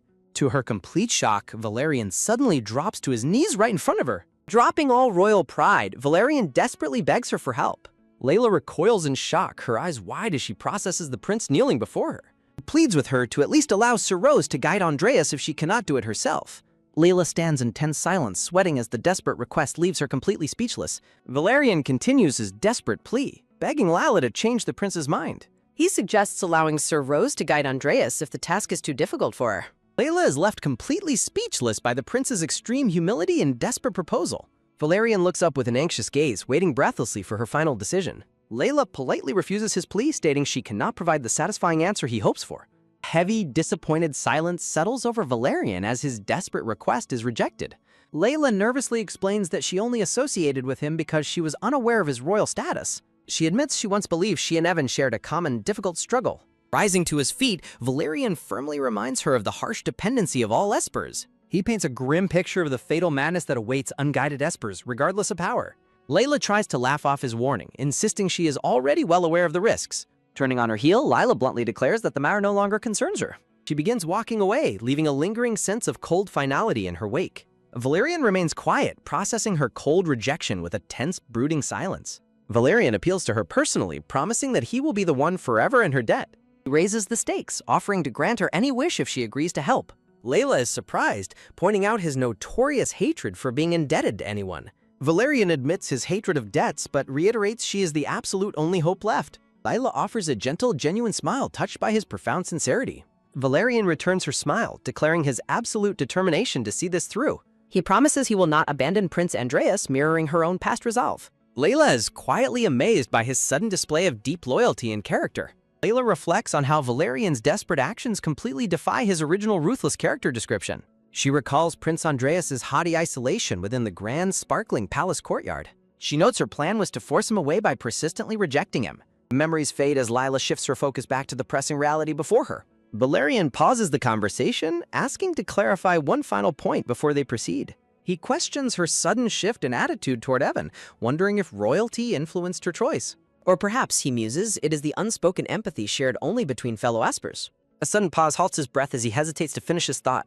With a sharp squeeze, he clenches his fist tightly as crackling energy rises in frustration. Regaining his composure, Valerian rephrases his words to avoid further tension. He explains he now shares the exact same desperate desire to save Evan. Layla responds with a gentle, understanding smile as his sincerity touches her. Slow, deliberate footsteps echo as they begin their walk together. A silent, tight swallow escapes her as she prepares her next words. She glances back at Valerian, silently acknowledging the unexpected shift in their relationship. With a sudden whoosh, her hair sweeps to the side as she turns in surprise. Layla agrees to try and persuade Emin to accept Sir Rose's guiding, earning Valerian's gratitude. A soft rustling sound emanates from the magic as the hooded companion prepares teleportation. A flash of sudden blinding light takes Layla completely by surprise. With a sudden clasp, Valerian pulls her close to shield her from the teleportation spell. Layla silently scoffs at his high-handed nature, despite his attempts to be polite. A brilliant flash of white light bursts forth, instantly shifting their surroundings. The scene shifts to the towering, majestic spires of the Imperial Palace. They materialize in a magnificent hallway, with Layla looking around to orient herself. Valerian guides Layla to the heavily guarded room where the prince is currently quarantined. A sudden crackling spark of electricity flares up as his hand touches the magic seal. Layla freezes in her tracks, a cold sweat breaking out from sudden dread. With a slow, heavy creak, the massive doors swing open to reveal what lies ahead. Layla politely asks Prince Astolf to step aside so she can enter the quarantine chamber. Prince Astolf reluctantly lets Layla pass, watching her enter with a deeply worried expression. Layla carefully slides the golden door open and steps into the quiet, dimly lit room. Prince Astolf confesses his hope that Layla could guide the prince, startling her with the sudden revelation. Standing behind the cracked door, Prince Astolf looks back inside with a tense, brooding expression. Layla fully steps inside the grand chamber as a quiet voice suddenly calls out her name. From his grand canopy bed, Prince Andreas weakly calls her name in complete disbelief. Looking pale and exhausted, Prince Andreas questions if she is truly standing before him. Layla sighs deeply, commenting on how poorly he is treated despite his royal status. Layla stands elegantly, surrounded by a gentle aura of blooming purple flowers. Prince Andreas weakly requests that she drop the formal speech when talking to him. Looking physically strained, Prince Andreas covers his face as he struggles to speak further. Prince Andreas clenches his bedsheets tightly in frustration, prompting Lila to gently ask why. Layla directly questions why he stubbornly refuses to receive guiding from the S-grade Sir Rose. Prince Andreas turns away sharply, hiding his face to avoid her direct questioning. Layla continues to press him, asking if he truly detests Sir Rose's guiding that much. Prince Andreas weakly explains it is not hatred, prompting Lila to ask for the truth. He reveals that his body instinctively rejects Sir Rose's guiding, leaving him feeling highly uncomfortable. Layla remains skeptical, arguing that her low-grade guiding cannot possibly compare to Sir Rose's high-grade power.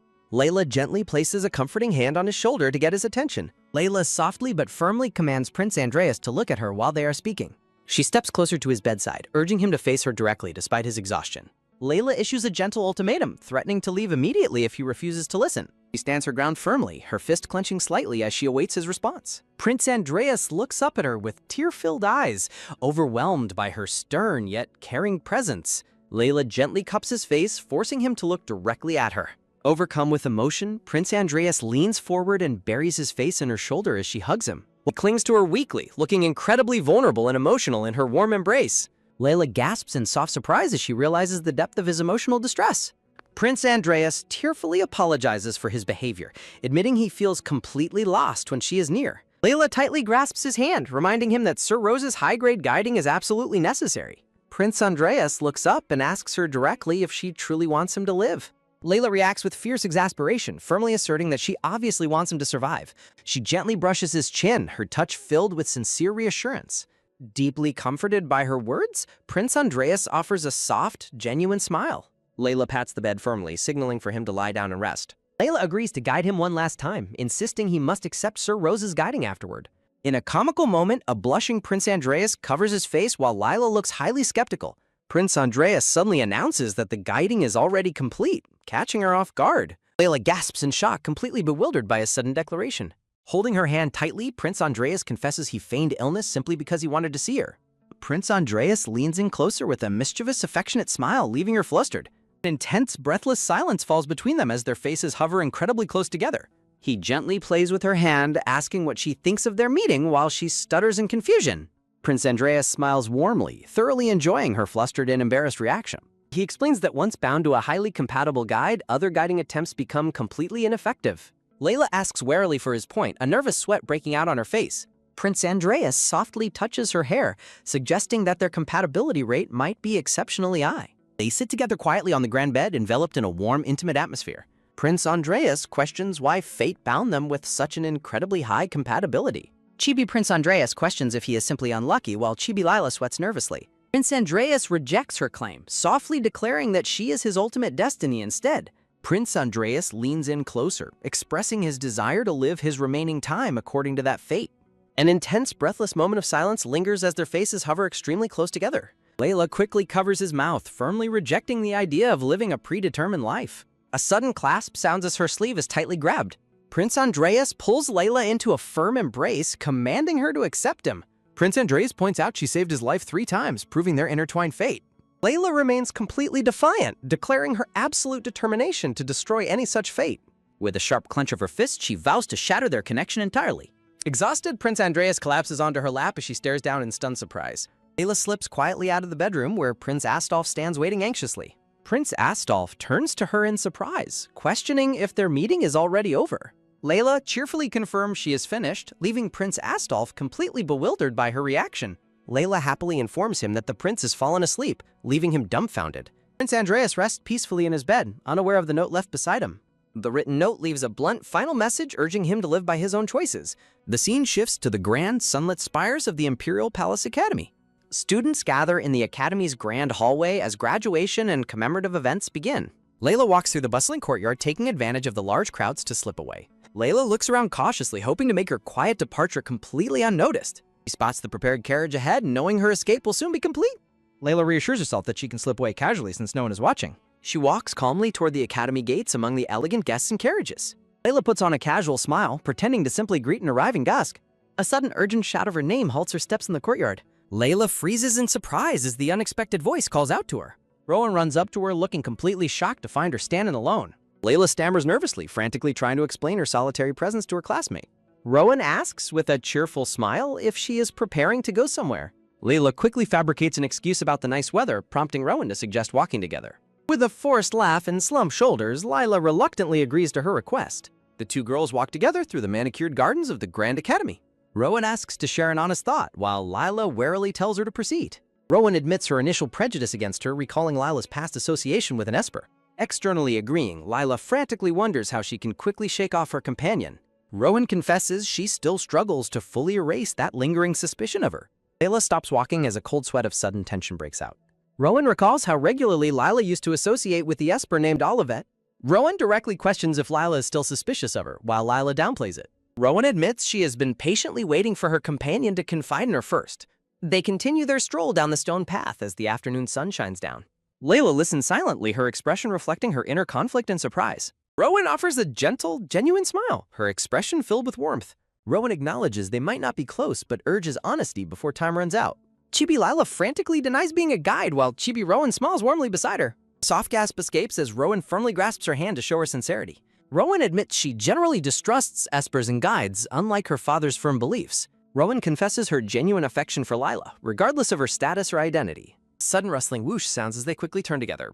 Rowan unexpectedly wraps her arms around Layla, pulling her into a warm, gentle embrace. Rowan asks Layla directly if she is leaving today, leaving the blonde girl startled. Layla lets out a quiet, subtle smile as she accepts her friend's sharp intuition. Layla looks back at her companion with a peaceful, warm expression of sincere gratitude.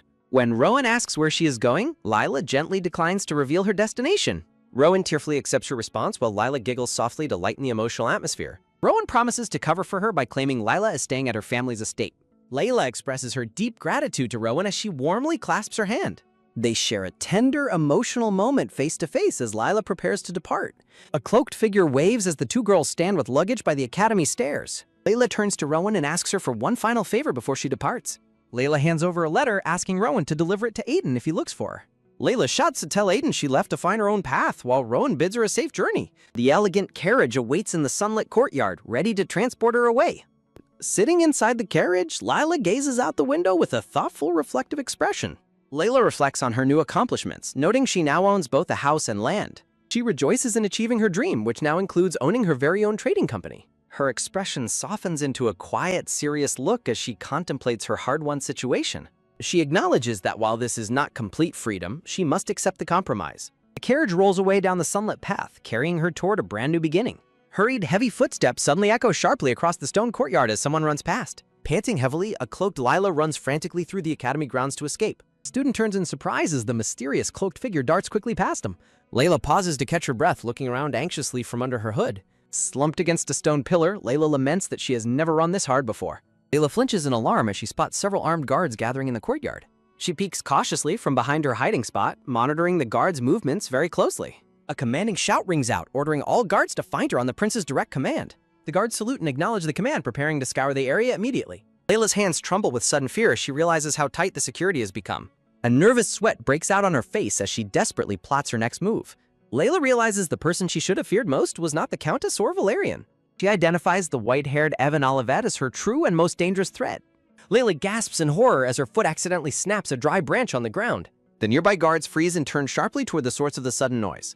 Layla stumbles backward in a panic, desperate to avoid being spotted by the searching guards. She quickly pulls her dark hood lower and bolts down the narrow stone alleyway. She flinches behind a wall as guards search the area, scanning in every direction. Layla dashes forward, her rapid footsteps echoing as she runs deeper into the shadows. Layla's frustrations mount as she realizes she was lured into a trap by fake information. She deeply regrets letting her guard down before her escape was fully complete. Suddenly, a door creaks open and a polished white boot steps into view. A pink-haired prince in an elegant white uniform stands before her with a serious gaze. A dark-haired man runs up breathlessly, urgently calling out to the pink-haired prince. The dark-haired companion looks highly stressed and completely out of breath from his run. He stands panting, his shirt collar and tie slightly disheveled from his frantic sprint. The pink-haired prince looks confused as his blonde companion sighs in utter exhaustion. The dark-haired man angrily grabs the pink-haired prince, who wonders why they are fighting again. The dark-haired man scolds him for walking around carelessly with so many eyes watching him.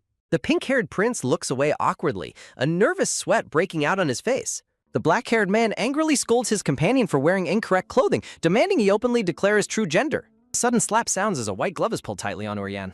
The pink-haired man calmly adjusts his sleeve, claiming no one will recognize him and defending his freedom to disguise himself. Slumping heavily into an ornate armchair, the pink-haired man asks if the black-haired man has located his sister yet. The black-haired man looks away with a solemn, downcast expression, admitting he has not found her. The pink-haired man offers a soft, relieved smile, expressing his comfort at the news. With a gentle tap, he points out that the young lady looks completely different from him anyway. The black-haired man objects, recalling their childhood resemblance, but the pink-haired man ignores him and leaves to change. A sudden chill of dread hits the black-haired man as a worrisome realization about Rose's plans crosses his mind. A sudden halt stops the pink-haired man in his tracks as he freezes with his back turned. The pink-haired man casts a serious, quiet glance over his shoulder, his playful demeanor completely vanishing. Production credits and scanlation details mark a brief interlude in the unfolding story. The pink-haired man remains deep in serious thought as he glances back with a heavy, contemplative gaze. The scene shifts to the sunny, peaceful skies above Viscount Pullen's estate in the southwest region of the Empire. The grand, wide estate stands surrounded by a beautifully manicured garden bathed in warm, tranquil sunlight. Layla holds a handwritten letter reflecting on how deeply her brother cherishes and loves her. An emotional memory shows a young, white-haired boy weeping inconsolably in deep despair, too heartbroken to receive any comfort. Sitting in a rocking chair in the courtyard, Layla quietly sighs as she reads the heartfelt letter. Layla stares down at the paper with a wistful, melancholic expression, deeply touched by the emotional words. Her quiet reflection is interrupted by a cheerful voice as a brown-haired young woman in a straw hat arrives. The brown-haired young woman smiles brightly under her hat, her face glowing with genuine warmth and happiness. She walks over to the rocking chair, warmly warning Layla that she might catch a cold sitting outside. Layla explains she was reading a letter from Rowan, prompting her companion to ask where she is heading. The brown-haired companion cheerfully shares her plans to visit the nearby village to mail some letters. Her companion adds that she plans to buy sweets, causing Layla's eyes to light up with excitement. Layla eagerly begs to tag along, and her companion happily invites her to join the sweet-seeking trip. The carriage rolls down a quiet dirt road, its wheels clattering softly beneath a bright, clear blue sky. Inside the carriage, the two girls sit together in comfortable silence as they travel toward the village. Layla reflects on staying completely hidden inside the estate for her first 2 months under Viscount Pullen's identity. Standing by the window, she remembers the quiet caution of her self-imposed isolation inside the grand house. She smiles softly, celebrating her newfound ability to finally step outside and move around more freely. Layla asks her companion if their informant in the Imperial Palace has reported any updates, receiving a negative answer. Her companion explains that the Imperial search party is still focusing their efforts entirely on the eastern region. In the dark forest, search parties holding bright torches carefully scan the wilderness in search of her. Her companion reassures her that the palace has little interest in the south since she is disguised as a mid-level noble. A dark scenario of a staged carriage accident is proposed as the perfect cover to completely erase her existence. Under the starry night sky, a ship sails across the ocean, preparing for the final phase of their plan. Standing on the ship deck, a cloaked Layla plans to liquidate her assets once a swap is arranged. Her companion holds her hand warmly, outlining her plan to help Layla escape safely to a neighboring country. Clasping Layla's hand tightly, her companion promises to fake her death to ensure her freedom. A sudden surge of resolve fills her companion, who fiercely vows to follow Layla wherever she goes. Back in the town square, a massive, crackling, magical portal erupts into life as onlookers watch in awe. Footsteps patter rapidly against the stone ground as soldiers urge everyone to move quickly through the area. Soldiers rush past the glowing portal while a clenching fist reflects a sudden surge of determination and urgency. The black-haired man pulls on his gloves, urgently calling out to his blonde companion, Orion, to wait. The two men walk side by side through the courtyard with quick, determined strides as soldiers move around them. They turn to face each other in a quiet alleyway, away from the bustling crowd of soldiers. Orion turns with a calm, questioning look, asking his companion what he urgently needs to say. The black-haired man stands resolutely, preparing to deliver a highly serious and critical message. Orion easily agrees to the request, but the black-haired man internally resolves to stop Prince Andreas from finding Layla at all costs. The white-haired man holds the white-haired woman in a tight embrace, leaving her startled. The blonde-haired companion reacts with disbelief, calling the suggestion insane under the circumstances. He questions whether his companion truly has no desire to see Layla again. The blonde companion explains that despite his own desire to see Layla, they must prioritize acting rationally. Soldiers double their efforts, running urgently through the stone courtyard to secure the perimeter. The blonde companion expresses confusion, questioning why they should actively prevent Layla from being located. A heavy crash echoes across the alley as the black-haired man punches the stone wall in frustration. The black-haired man holds his fist against the wall, preparing to reveal a painful truth. Past memory shows the white-haired man holding the young lady close in a candlelit room. In another memory, the purple-eyed man violently grabs his green-eyed companion by his collar. He furiously scolds his green-eyed companion for recklessly allowing Layla to meet the highly volatile Evan. The green-eyed companion remains entirely silent, offering no excuses under his captor's intense glare. They stand in the grand, high-ceilinged hall, the tension between them growing increasingly thick. He contemplates a deeper worry, wondering if there was another hidden motive behind the actions. The green-eyed companion speaks in a low tone, demanding to know what is truly happening. A white-haired man dressed in a loose white robe suddenly steps through the grand doorway. Looking down with a melancholic gaze, the white-haired man seems lost in deep sorrow. The black-haired man wears a cold, hardened expression as he recalls the painful encounter. Back in the alley, the black-haired man covers his face in deep, exhausting distress. The blonde companion recoils in sudden shock, realizing Prince Andreas shares this dangerous obsession with Lila. He confirms his fears, explaining that Lila faces a lifetime of forced servitude as Andreas's guide. The blonde companion absorbs this terrifying revelation, his expression filling with deep concern. He grits his teeth in pure rage, comparing her potential fate to that of mere livestock. He continues his grim warning, picturing her being handled and restrained like a common slave. Suddenly, Rose steps forward from the shadows, agreeing that such a fate would indeed be hell. The startled blonde companion scolds Rose for sneaking up on them, asking how long he listened. Rose responds with a light smirk, revealing he heard everything since they mentioned the addiction. Rose explains his disheveled appearance by revealing he recently guided a rampaging man, tearing his clothes. His companion reacts with deep concern, asking if Rose resorted to physical contact guiding. A sudden scream echoes in flashback as Rose describes how the rampaging man lunged at him. Rose complains about the man's frantic behavior just before a loud announcement interrupts her conversation. The three companions whip around in unison as the announcement of the prince's arrival echoes. Prince Andreas strides imperiously through the courtyard, accompanied by his loyal green-eyed lieutenant. The white-haired prince walks forward with an unyielding, cold expression of absolute authority. Production credits and scanlation group details mark a brief pause in the narrative progression. A booming formal announcement echoes across the stone courtyard, declaring the prince's official arrival. The group watches tense and quiet as the prince walks past them into the estate. The blonde companion quietly warns Rose that exposing his true male identity means death for everyone. He urgently instructs Rose to flee to a clothing shop while he creates a distraction. He finishes his instruction, ordering Rose to quickly change out of his ruined, ragged clothing. From a hidden vantage point, they watch the prince and his lieutenant march further away. The prince adjusts his collar with a subtle gesture, a confident smile touching his lips. An ominous silence falls over the courtyard as the immediate threat temporarily moves past them. The two men stand close together, exchanging a brief, serious look of mutual determination. Prince Andreas casts a sharp, piercing glare backward, his eyes scanning the area suspiciously.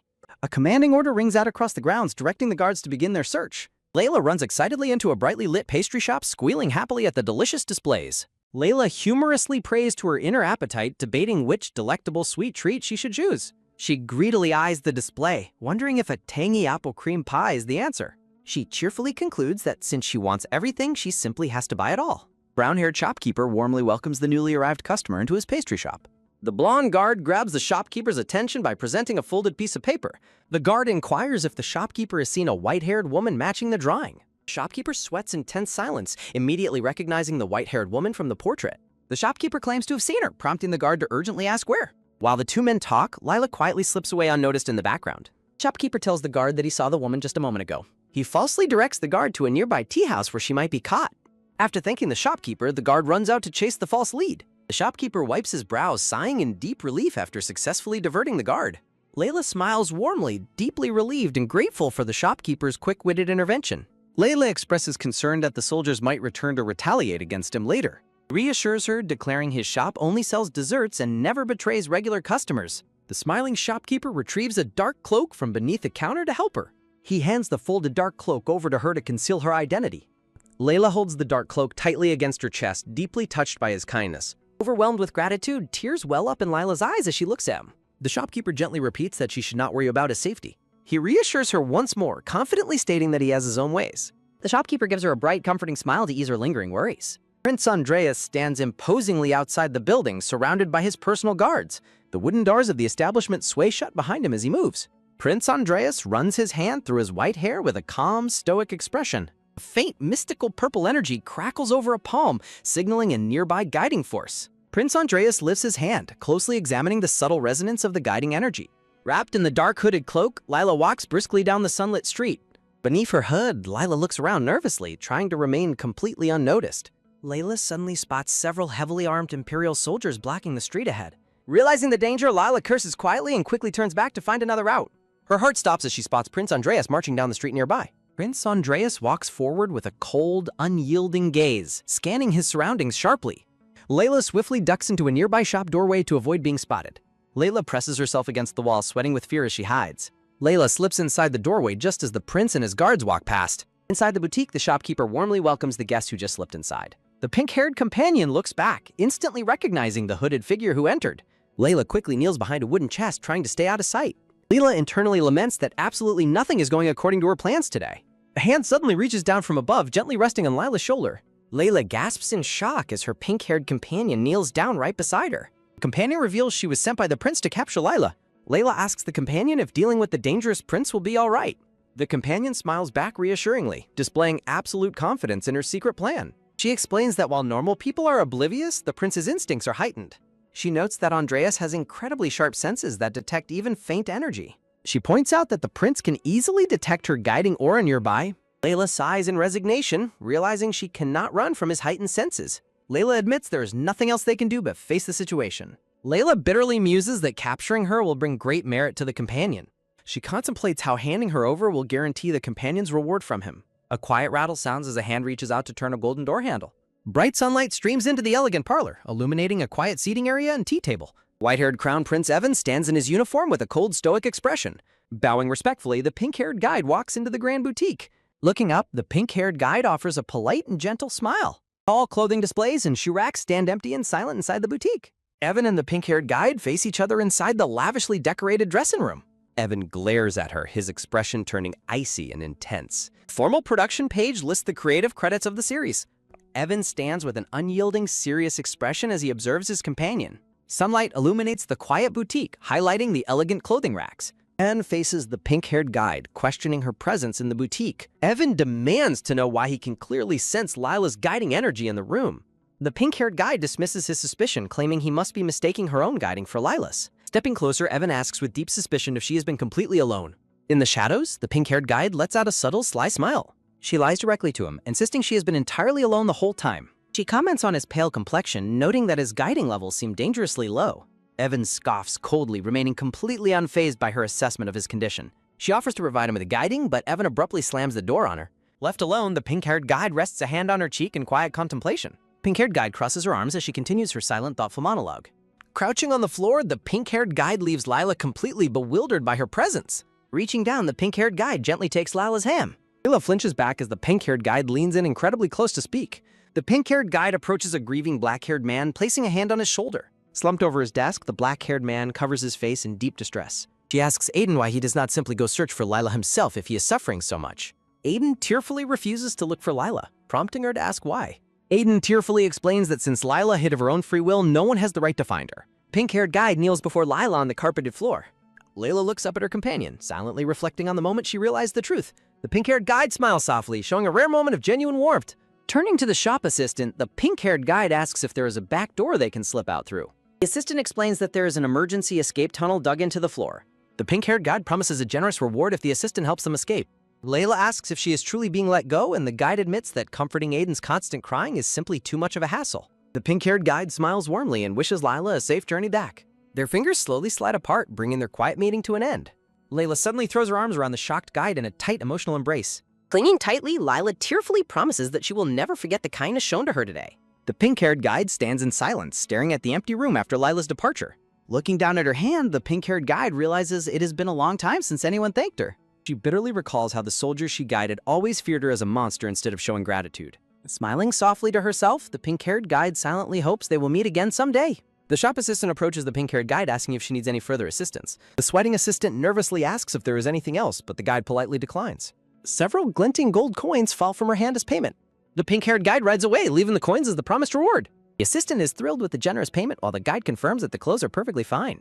The pink-haired companion inquires if the boutique also sells men's clothing. The shopkeeper reacts with nervous surprise, hesitatingly acknowledging the request for men's attire. Pink-haired companion watches in confusion as the shopkeeper frantically rushes off to find the items. Hiding behind a wall, Lila gasps for air while complaining about her exhausting encounter with Rose. Layla covers her face in sheer relief, thankful she managed to avoid the guards patrolling nearby. Sitting in the alley, Lila contemplates the bizarre, unfamiliar sensation she experienced when Rose touched her. Clutching her chest, Lila deeply questions if that mysterious physical connection was actually her guiding aura. From her hiding spot, she questions how guides could possibly perceive each other's energy. Layla crouches low, remaining hidden as she prepares to slip away unnoticed. A sudden voice calling out to her makes Lila whip around in panic. Layla leaps to her feet, defensively demanding to know who has approached her hiding spot. The newcomer immediately asks Lila what happened to cause such disheveled distress. Rena explains she searched everywhere after failing to find Lila at the dessert shop. Layla explains to Rena how incredibly difficult and harrowing it was to escape from Evan. Rena reacts in complete shock, questioning if the formidable prince has also arrived. The white-haired prince stands in the distance, urging that they must act quickly. They decide to depart for the northern summer villa first thing tomorrow morning. Rena and Lila firmly clasp hands, sealing their silent promise to escape together. Rena resolutely agrees to the plan as they stand close together in the alleyway. Rena offers a bright, encouraging smile as she prepares to lead Lila away. Layla looks up with a warm, relieved smile, deeply touched by Rena's loyalty. Rena mentions preparing disguise clothes in the carriage, prompting a bewildered reaction from Lila. A grand horse-drawn carriage clatters noisily through the massive stone gate of the city. Dressed in dapper male attire with a cap and bow tie, Lila sighs in disbelief. Slumped against the carriage seat, Lila covers her face, finding the male disguise deeply humiliating. Layla laments that she never imagined she would have to resort to cross-dressing to escape. Looking out the window, Lila clenches her fist, reminding herself to endure the humiliation. Layla psychs herself up, determined to bear the disguise for the sake of her freedom. The carriage travels smoothly down a serene tree-lined path away from the city. Rena suddenly alerts Lila that they have reached an unexpected security checkpoint ahead. Peeking through the carriage window, Lila asks if the checkpoint belongs to Evan's Knights. Rena quietly confirms her suspicions as a guard commands the carriage to stop. An overhead view reveals the carriage completely surrounded by armed guards at the checkpoint. The stern guard demands identification papers, which Rena calmly hands over for inspection. Glancing over the papers, the guard suspiciously inquires about the passenger riding inside. Rena flashes a polite, reassuring smile, falsely identifying the passenger as Viscount Poland. Unconvinced, the guard orders his subordinate to inspect the interior of the carriage. Green-haired knight steps forward, marching directly toward the carriage door to investigate. Inside, Layla raises a large newspaper to cover her face as the knight approaches. Peeking over the edge of the newspaper, Lila desperately commands herself to stay calm. Rena loudly protests the rude intrusion just as a highly polished white boot steps forward. Valerian steps up, commanding the guards to halt and stating he will perform the check. Rena gasps in sudden alarm as Valerian walks directly to the carriage door. A tense silence is broken by the sharp creak of the carriage door. Layla flinches in terror behind her newspaper as the carriage door swings open. Valerian peers inside, mockingly asking if she actually expected to fool him with her disguise. Layla's eyes widen in sheer disbelief as she immediately recognizes Valerian standing before her. Valerian looks down with a solemn expression, beginning to explain what transpired after her departure. Valerian reveals how Andreas is obsessively wasting massive manpower to locate her. Layla slowly lowers her hands to her lap, listening in somber, silent guilt. Layla angrily retorts that he should simply stop searching for her instead of blaming her. Valerian quietly calls her actions underhanded as he stares at her with a stoic expression. A single panel showing a black boot stepping firmly onto the carriage floor. Valerian boards the grand carriage and approaches Lila, his imposing figure filling the space. Valerian warns her that provoking him right now is highly unwise. Layla gasps in shock as the carriage door suddenly slams shut from the outside. Valerian sits down right next to Lila, cornering her against the carriage wall. Valerian gazes intensely at Lila as she remains frozen and tense by his side. Layla anxiously wonders if she provoked him in vain in what he plans to do. Valerian leans in close to announce his honesty, prompting a nervous question from Lila. A menacing green serpent towers behind a vision of Valerian holding Lila amidst blue roses. Layla reacts in complete shock to the sudden mention of poison. Valerian calmly confirms her suspicion while sitting closely beside her in the carriage. An ominous presence looms over the peaceful village rooftops, threatening to cause a massive commotion. A terrifying horned wolf monster growls, signaling the impending threat of a battlefield deployment. A lone guard holding a bright torch stands terrified before the massive shadowed monster. The sweating guard gasps in absolute terror, questioning what the monstrous beast is. The horned beast stalks forward as the terrified guard falls backward onto the ground. The monstrous beast roars savagely at the fallen guard to protect its territory. A desperate scream echoes in the darkness as Valerian contemplates dividing their insufficient forces. Valerian looks at Lila as he prepares to make his final decision. Valerian makes a surprising declaration, revealing his decision to let her go. Layla gasps in utter disbelief at his unexpected decision to release her. Valerian leans in toward Lila, his gaze softening as he prepares to say goodbye. Their intimate moment is suddenly interrupted by panicked screams of a monster attack outside. Valerian asks for clarification as the panicked guard confirms a grade 2 monster is attacking. Ice magic crackles through the air as a guard is thrown backward by the force. Valerian halts his movement, turning back with a sharp and intensely focused expression. The horned wolf stands proudly amidst a flurry of magical floating blue ice shards. Layla nervously asks the prince what the terrifying noise outside does. Valerian urgently tells her that this moment is her only chance to escape. Layla remains frozen in silent shock, processing his sudden command to run. Valerian stands firmly behind the carriage, waving his hand to signal their immediate departure. Inside the moving carriage, Lila looks back with a deeply worried and startled expression. Valerian promises to buy her enough time to escape as his hand ignites. Valerian summons roaring flames around his arm, preparing to confront the monstrous beast alone. Layla gasps in shock as she watches him prepare to fight the monster alone. Rena flinches as she senses the intense magic and danger unfolding right behind them. Rina looks back in confusion at the glowing aura radiating from the prince behind. Valerian loudly demands that she snap out of it and focus on driving. Reacting to his urgent command to hurry, Rina prepares to drive the carriage away. Rina whips the reins forward with a shout, urging the horses to move. The horses kick up dirt as they begin galloping away at full speed. Valerian stands alone on the road, holding bright flames as the carriage speeds away. Layla leans out of the carriage window, her hair flowing as she watches him fade. Layla softly speaks Valerian's name as he stands resolutely before the towering village gate. Valerian confronts the icy, horned monster in the middle of the deserted cobblestone street. The terrifying beast narrows its glowing eyes, ready to strike with lethal ice energy. The carriage horses gallop frantically, kicking up a thick cloud of dust behind them. The fierce beast leaps high into the air to launch its assault against Valerian. Two menacing black-furred beasts with glowing red eyes and horns gallop fiercely forward. A horned wolf beast dashes at full speed down the dirt path after the carriage. Fire ignites with a sudden, brilliant whoosh around his clenched fist. Kneeling on the ground, Valerian channels a powerful stream of blazing fire from his hands. The monstrous wolf leaps straight through the raging, crackling wall of fire. Valerian smiles calmly with determination, raising his hand enveloped in bright, crackling flames. Summoning his power, Valerian raises his arms to conjure a brilliant burst of magical energy. An ice shard suddenly shoots through the air, piercing Valerian's arm and drawing blood. Valerian gasps in sudden shock, his eyes widening as he feels the sharp pain. Kneeling on the ground, Valerian grunts in immense pain as his strength begins to fail him, cursing that it is already happening. A horned wolf sprints past Valerian, ignoring him to continue chasing after the carriage. Looking down from above, Valerian screams in desperation as several horned wolves sprint past him toward the escaping carriage. Valerian raises his left hand, conjuring a swirl of floating blue ice shards around him. Valerian unleashes a barrage of ice magic, surrounding himself with floating shards of blue crystal. A tight close-up shot of a hand clenching into a powerful and determined fist. Valerian stands resolutely as a massive storm of swirling fire and ice magic engulfs him. Surrounded by blazing magical fire, Valerian's eyes narrow with fierce determination as he loudly roars Layla's name. The carriage speeds along the winding dirt road, kicking up a thick cloud of dust. Inside the carriage, Lila looks out the window in deep, anxious concern, wondering if the person left behind will be all right. Slumped in her seat, Lila tries to calm her racing thoughts by reminding herself that he is the main character and will surely survive. Layla grips the carriage window frame tightly, reassuring herself that a prominent figure like him would never fall so easily. Lila looks down, her expression clouded with a mixture of worry, guilt, and quiet sadness. Peering through the window, Rena shouts in sheer panic, warning her mistress that the terrifying beasts are actively chasing them. Clutching the reins tightly, Rena frantically curses under her breath as she tries to outrun the pursuing monsters. As a horned wolf leaps closer behind the carriage, Rena calls out in terror, realizing the beasts are about to catch up. Carriage jolts violently as Rena desperately screams for her passenger to brace herself and hold on tight. Layla tightly shuts her eyes, bracing herself as the carriage violently shakes and tilts sideways. A loud, deafening crash echoes as the massive horned beast collides violently with the moving carriage. Rena winces in pain as the force of the impact shakes the entire driver's bench. Inside the vehicle, Lila is thrown completely off balance as the carriage begins to tip. A harsh cracking sound rings out as the carriage wheel buckles and the carriage overturns. The grand carriage lies completely crashed and overturned on its side in the quiet forest. Pushing the door open, Lila slowly and carefully climbs out of the wrecked, overturned carriage. Layla emerges from the crash, stepping down onto the dirt road to assess her surroundings.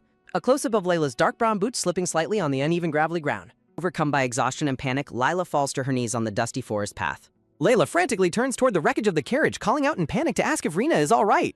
Layla's eyes widen with terror as she desperately shouts for Rena to answer her. Layla calls out to Rena, who lies completely motionless and unconscious on the dirt ground beside the carriage. Hearing a menacing growl, Lila turns around to find a horned wolf stalking slowly toward her. The black-furred horned wolf growls threateningly, revealing its sharp fangs. The monstrous beast slowly stalks down the path, closing the distance toward the vulnerable girl. Facing the approaching monster, Lila forces a highly tense, desperate smile in her sheer terror. Reaching her hand down, Lila desperately searches the ground and finds a thin wooden stick. Facing the towering beast, Lila stands her ground with the stick, wondering if dying here means she can return to her original world. A close-up shot of Layla's hands trembling violently as she clutches the flimsy wooden branch. The monstrous horned wolf charges directly at Lila as she braces herself with her stick. Layla closes her eyes tightly, tears streaming down her face as she prepares for the impact. The ferocious horned beast leaps high into the air, opening its jaws wide to strike her. Suddenly, Valerian pulls her close into a protective embrace, shielding her from the beast's attack. Valerian apologizes to Lila for his delay and his failure to block the dangerous attack. Valerian speaks to Lila gently as he continues to hold her securely in his arms. Enveloped in raging fire, the silhouette of the horned beast looms as they hold each other. Valerian continues to hold her securely as the magical flames rise around them. A massive wall of fire erupts, keeping the terrifying monster at bay during their embrace. The carriage wreckage is engulfed in flames, creating a chaotic and dangerous scene. Lying nearby, Rena groans softly as she begins to regain consciousness. Rena pushes herself up, complaining about the intense pain in her head. Her eyes widen in shock as she witnesses the raging fire reflecting before her. Rena stares at the burning wreckage of the grand carriage in total horror. Holding her head, Rena struggles to process the unbelievable scene unfolding near her. The blazing fire begins to clear, revealing Valerian still holding Lila closely. Layla reaches her hand out, gently grabbing Valerian's sleeve to check on him. Valerian suddenly sways and stumbles, prompting a panicked cry from the worried Lila. Layla asks if he is all right, but Valerian weakly pushes her away. Valerian breaks into a cold sweat, visibly straining to maintain his failing strength. The glowing tattoo on Valerian's neck flares as he warns that they are out of time. Layla holds his face, desperately offering to guide him if he can hold on. Valerian insists his condition is too severe for her guiding to be of any help. Valerian explains that her low-grade guiding is simply too slow to save his life. Layla refuses to accept defeat, declaring she will not give up without trying. Rena notices them from afar and screams in absolute panic to get her attention. Rena runs toward them, urgently insisting they must flee the crash site immediately. Rena warns that they must escape to the north before the pursuit team arrives. The scenic transition shows the snow-covered northern mountains waiting ahead in the distance. Layla flinches in deep anxiety as she considers the grim reality of their escape. Rena desperately demands that Lila stay strong, warning her against showing any weakness. Rena clutches her dress with trembling hands, stressing the severe consequences of being caught. A terrifying vision reminds her that capture means a lifetime of slavery under the prince. Layla looks forward with newfound resolve, fully understanding the stakes of her survival. Rena frantically begs her mistress to hurry, pointing out the absolute danger of lingering. Valerian groans in agony as Lila calls out his name in sheer panic. Valerian urges her to run without feeling guilty, claiming he will be fine. Layla halts in her tracks, completely frozen by his selfless plea. Valerian collapses on the ground, bitterly resigning himself to the painful fate of an Esper. Layla rejects his fatalistic words, leaving Valerian completely bewildered by her refusal to flee. A confident smile forms on Lila's face as she decides to change their fate. Holding his face, Lila explains she learned an alternative guiding method from Evan. Layla explains the guiding efficiency increases dramatically with closer physical contact. Rena gasps in absolute shock as she begins to comprehend Lila's scandalous plan. Agreeing with Rena's demand for strength, Lila leans in closer to the prince. Kneeling over him, Lila determinedly mutters that she cannot afford to be weak. Valerian blushes intensely, staring up at her in a mixture of shock and embarrassment. Valerian warns her that she will surely regret crossing such an intimate line. Layla silently concludes that this desperate situation leaves them with no other option. Smiling warmly, Layla cradles Valerian's face to soothe his panic. Leaning in, Lila whispers that this intimate duty is the true fate of a guide. Layla pulls Valerian into a deep kiss, softly commanding him to close his eyes. Rena gapes in utter disbelief at the unexpected and highly romantic display. Rena watches in stun as a magical glowing rainbow aura bursts from their embrace. A pair of dark boots walks forward as crackles of magical energy emanate from the ground. Wearing a white imperial uniform and long coat, the white-haired Evan walks with absolute authority. Evan suddenly halts in his tracks, his sharp eyes widening in sudden alert. Caught in a passionate embrace, Lila pulls Valerian into a deep and intimate kiss. Evan watches the scene unfold, his expression turning incredibly cold and icy. The two lovers remain closely embraced on the dirt road, completely oblivious to their surroundings. Breaking the kiss, Layla blushes deeply while looking up at Valerian with intense affection. Valerian smiles softly, closing his eyes in peaceful relief as Lila holds his face. A playful simplified vision shows Lila squeezing Valerian's cheek to grab his attention. Touching his cheek gently, Lila listens as Valerian weakly speaks her name in relief. Their intimate moment is shattered as the imposing figure of Evan looms menacingly behind them. Layla panics as Evan steps closer, desperately begging him to wait a moment. With a cold and methodical movement, Evan tightly grips the hilt of his sword. Evan draws his blade, pointing the cold steel directly at the vulnerable Valerian. Layla gasps in pure terror, her purple eyes wide as she flinches back. Pointing his sword at Valerian, Evan officially strips him of his military commander title. Evan smirks mockingly, labeling Valerian a criminal who escaped from the camp. Layla shields Valerian as both of them remain under the threat of Evan's blade. Layla frantically reasons that Valerian's critical condition takes priority over any arguments. An imperial messenger arrives and bows, politely requesting the crown prince's attention. Evan coldly commands his subordinate to speak without lowering his sword. The soldier reports that their thorough search revealed no trace of monsters nearby. A dead horned wolf lies motionless on the cobblestone street of the town. The soldier asks what punishment should be delivered to the fallen Sir Ostolf. Evan orders his men to lock the criminal in a detention facility immediately. Evan glances down, ordering his men to secure the young lady sitting beside him. Sensing a lingering presence, Lila glances back toward the forest in deep anxiety. Evan smirks coldly, fully satisfied with how the situation is playing out. An overhead view shows the wrecked carriage surrounded by soldiers taking Valerian into custody. The scene shifts to the military encampment where rows of white tents stand. Sweat slowly drips down a tense, muscular neck inside one of the tents. Evan stands shirtless in his tent, running a hand through his damp white hair. Evan turns his gaze to Lila, who sits tied to a chair before him. Lila sits with her hands bound tightly behind her back with thick yellow rope. Layla protests her confinement, arguing that detaining an unaffiliated civilian is illegal. Washing his face, Evan dismisses her legal protests with a quiet, challenging question. Evan grabs a white towel to dry off, remaining completely unfazed by her words. Evan's highly muscular and toned physique is revealed as he prepares to face her. Slamming his hand down, Evan declares his plan to register her as his exclusive guide. Layla bites her lip in quiet frustration, internally questioning his tyrannical behavior. Layla silently fumes, arguing to herself that many high-grade guides are available. Evan's boots click against the floor as he slowly approaches her, calling her name. Evan tightly wraps his fingers around the ornate hilt of a dark dagger. Evan looks down at her with a heavy, sweating, and intense expression. Evan walks closer to the bound girl, holding the unsheathed weapon in his hand. Layla gasps in shock as Evan suddenly holds the dagger tip to her chin. Pressing the blade gently, Evan warns her that she is being incredibly foolish. Layla defiantly argues that Valerian is the hero who risked his life to save her. Evan stares down at her with an unreadable, intense, and demanding expression. Slicing her ropes with a swift motion, Evan commands her to become his guide. Layla defiantly asks Evan what his plan is if she chooses to refuse him. Evan smiles coldly, completely unfazed and amused by her attempt at defiance. Evan stands tall, making it clear that his demand is not a mere suggestion. Layla looks up in quiet shock, her hand trembling as tension fills the tent. Her fingers nervously slide over her purple ribbon collar as she contemplates her next move. With a sudden, swift reach, Lila lunges forward toward the table. Layla's hand clamps tightly around the dark, ornate hilt of the prince's dagger. Resolutely standing, Lila holds the weapon, shocking Evan with her sudden display of defiance. Evan stands shirtless with crossed arms, looking down at her with an amused smirk. Layla asks a sharp, challenging question, clarifying that she never intended to harm him. "I'm here to help, but I can't speak those words. If you're feeling this way, please reach out to someone for support. You can call or text the 988 Suicide and Crisis Lifeline or visit 988lifeline.org. There's hope and help available. Would you like to talk about what's going on?" Layla firmly declares that she refuses to spend her life trapped as his personal guide. Evan demands that she stop joking, refusing to believe she would do something so drastic. Clenching her fist, Layla fiercely snaps back, furious that he thinks she is playing. "I'm not able to read that back faster. It sounds like you're highlighting something really difficult. If you're feeling overwhelmed or have thoughts of hurting yourself, please know there's help available. You can reach out by calling or texting the Suicide and Crisis Lifeline at 988. There are people who want to support you. Things can feel better." A quiet drip sounds as blood runs down her neck, proving her absolute seriousness to Evan. Panicking, Evan frantically begs her to stop, desperately admitting his wrongdoings to calm her. Layla coldly rejects his apology, stating he should have never pushed her to this limit. Terrified of her cutting deeper, Evan urgently agrees to all of her terms. An oppressive silence settles over the tent as the terrifying standoff finally reaches its end.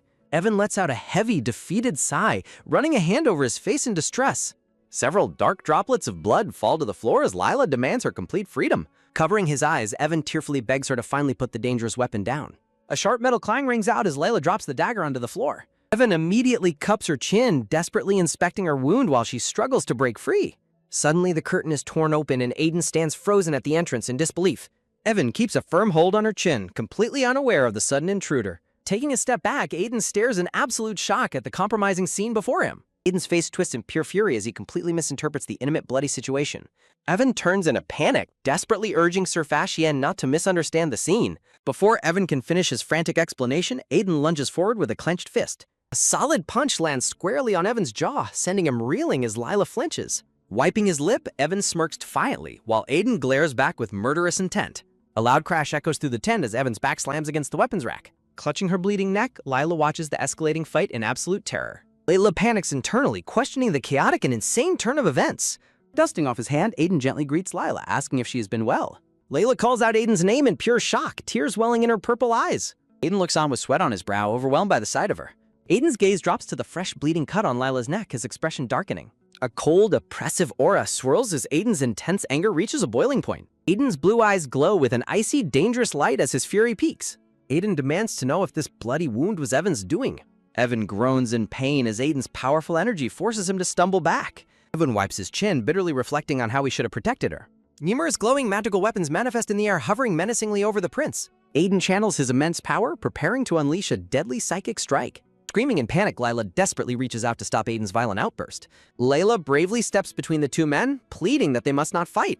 With a heavy clatter, the summoned weapons fall harmlessly to the floor as Aiden yields. Holding Lila's hand, Aiden declares that they should leave together now that he has arrived. Evan coldly tells Aiden to leave by himself, demanding that Lila stay behind. Aiden angrily retorts, telling Evan to stop talking nonsense because Lila is not his possession. Evan scoffs, calling Aiden a hypocrite and pointing out that all guides are treated this way. The speech bubbles declare that even Rose, his own guide, was forcibly bound to them. Rose, the pink-haired guide, stands silently in her white uniform with a solemn expression. Outside the tent, Orion asks why she is waiting, prompting Rose to quickly hush him. Aiden questions why they must simply accept a harsh reality just because it is common. Evan gestures toward the room as he continues speaking about her becoming his exclusive guide. Aiden walks away with Lila, calling Evan a selfish bastard for his unreasonable demands. Aiden points out the desperation of the powerful families trying to control Lila's fate. Evan questions how Aiden can possibly bring up safety given the dangerous circumstances. A dark silhouette stands beneath floating weapons as a voice notes Evan's many enemies. Steady footstep sounds as Lila looks back while walking away with her companion. Another quiet step echoes as Aiden keeps a firm, reassuring hold on Lila's hand. Standing alone in the dark tent, Evan clenches his fist in silent, bitter defeat. A grand white and blue military tent stands quietly in the sunlit grassy field.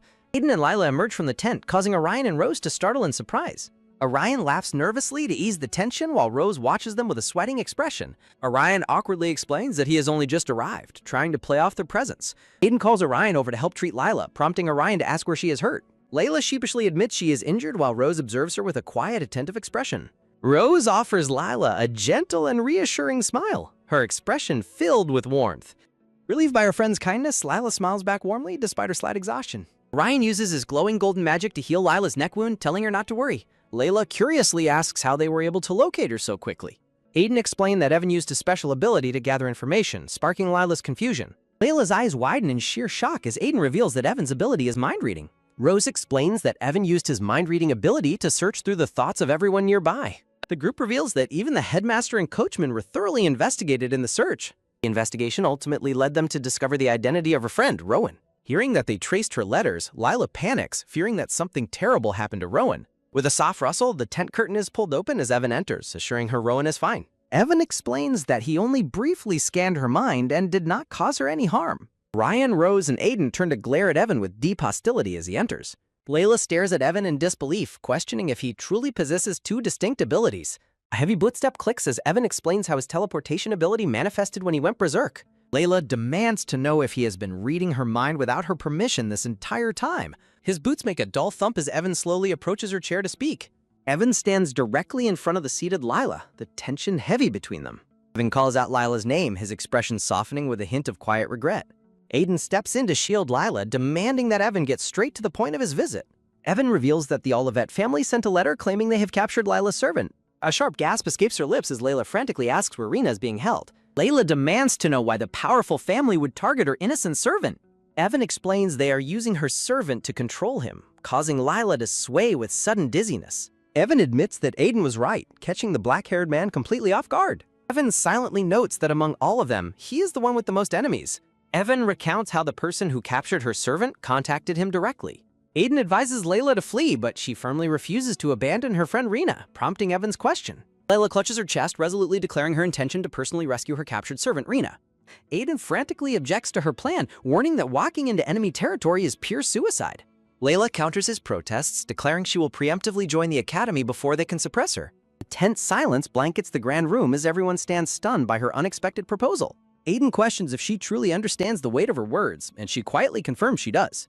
Layla firmly clarifies that her target destination for enrollment is the prestigious Guide Academy. Layla explains that joining the academy will grant her official affiliation and vital imperial protection. She reasons that imperial backing will successfully prevent the Olivet family from easily targeting her. Aiden grimly points out that this path means sacrificing her hard-won freedom for a servant. Layla smiles softly, reasoning that fleeing blindly would never bring her true freedom anyway.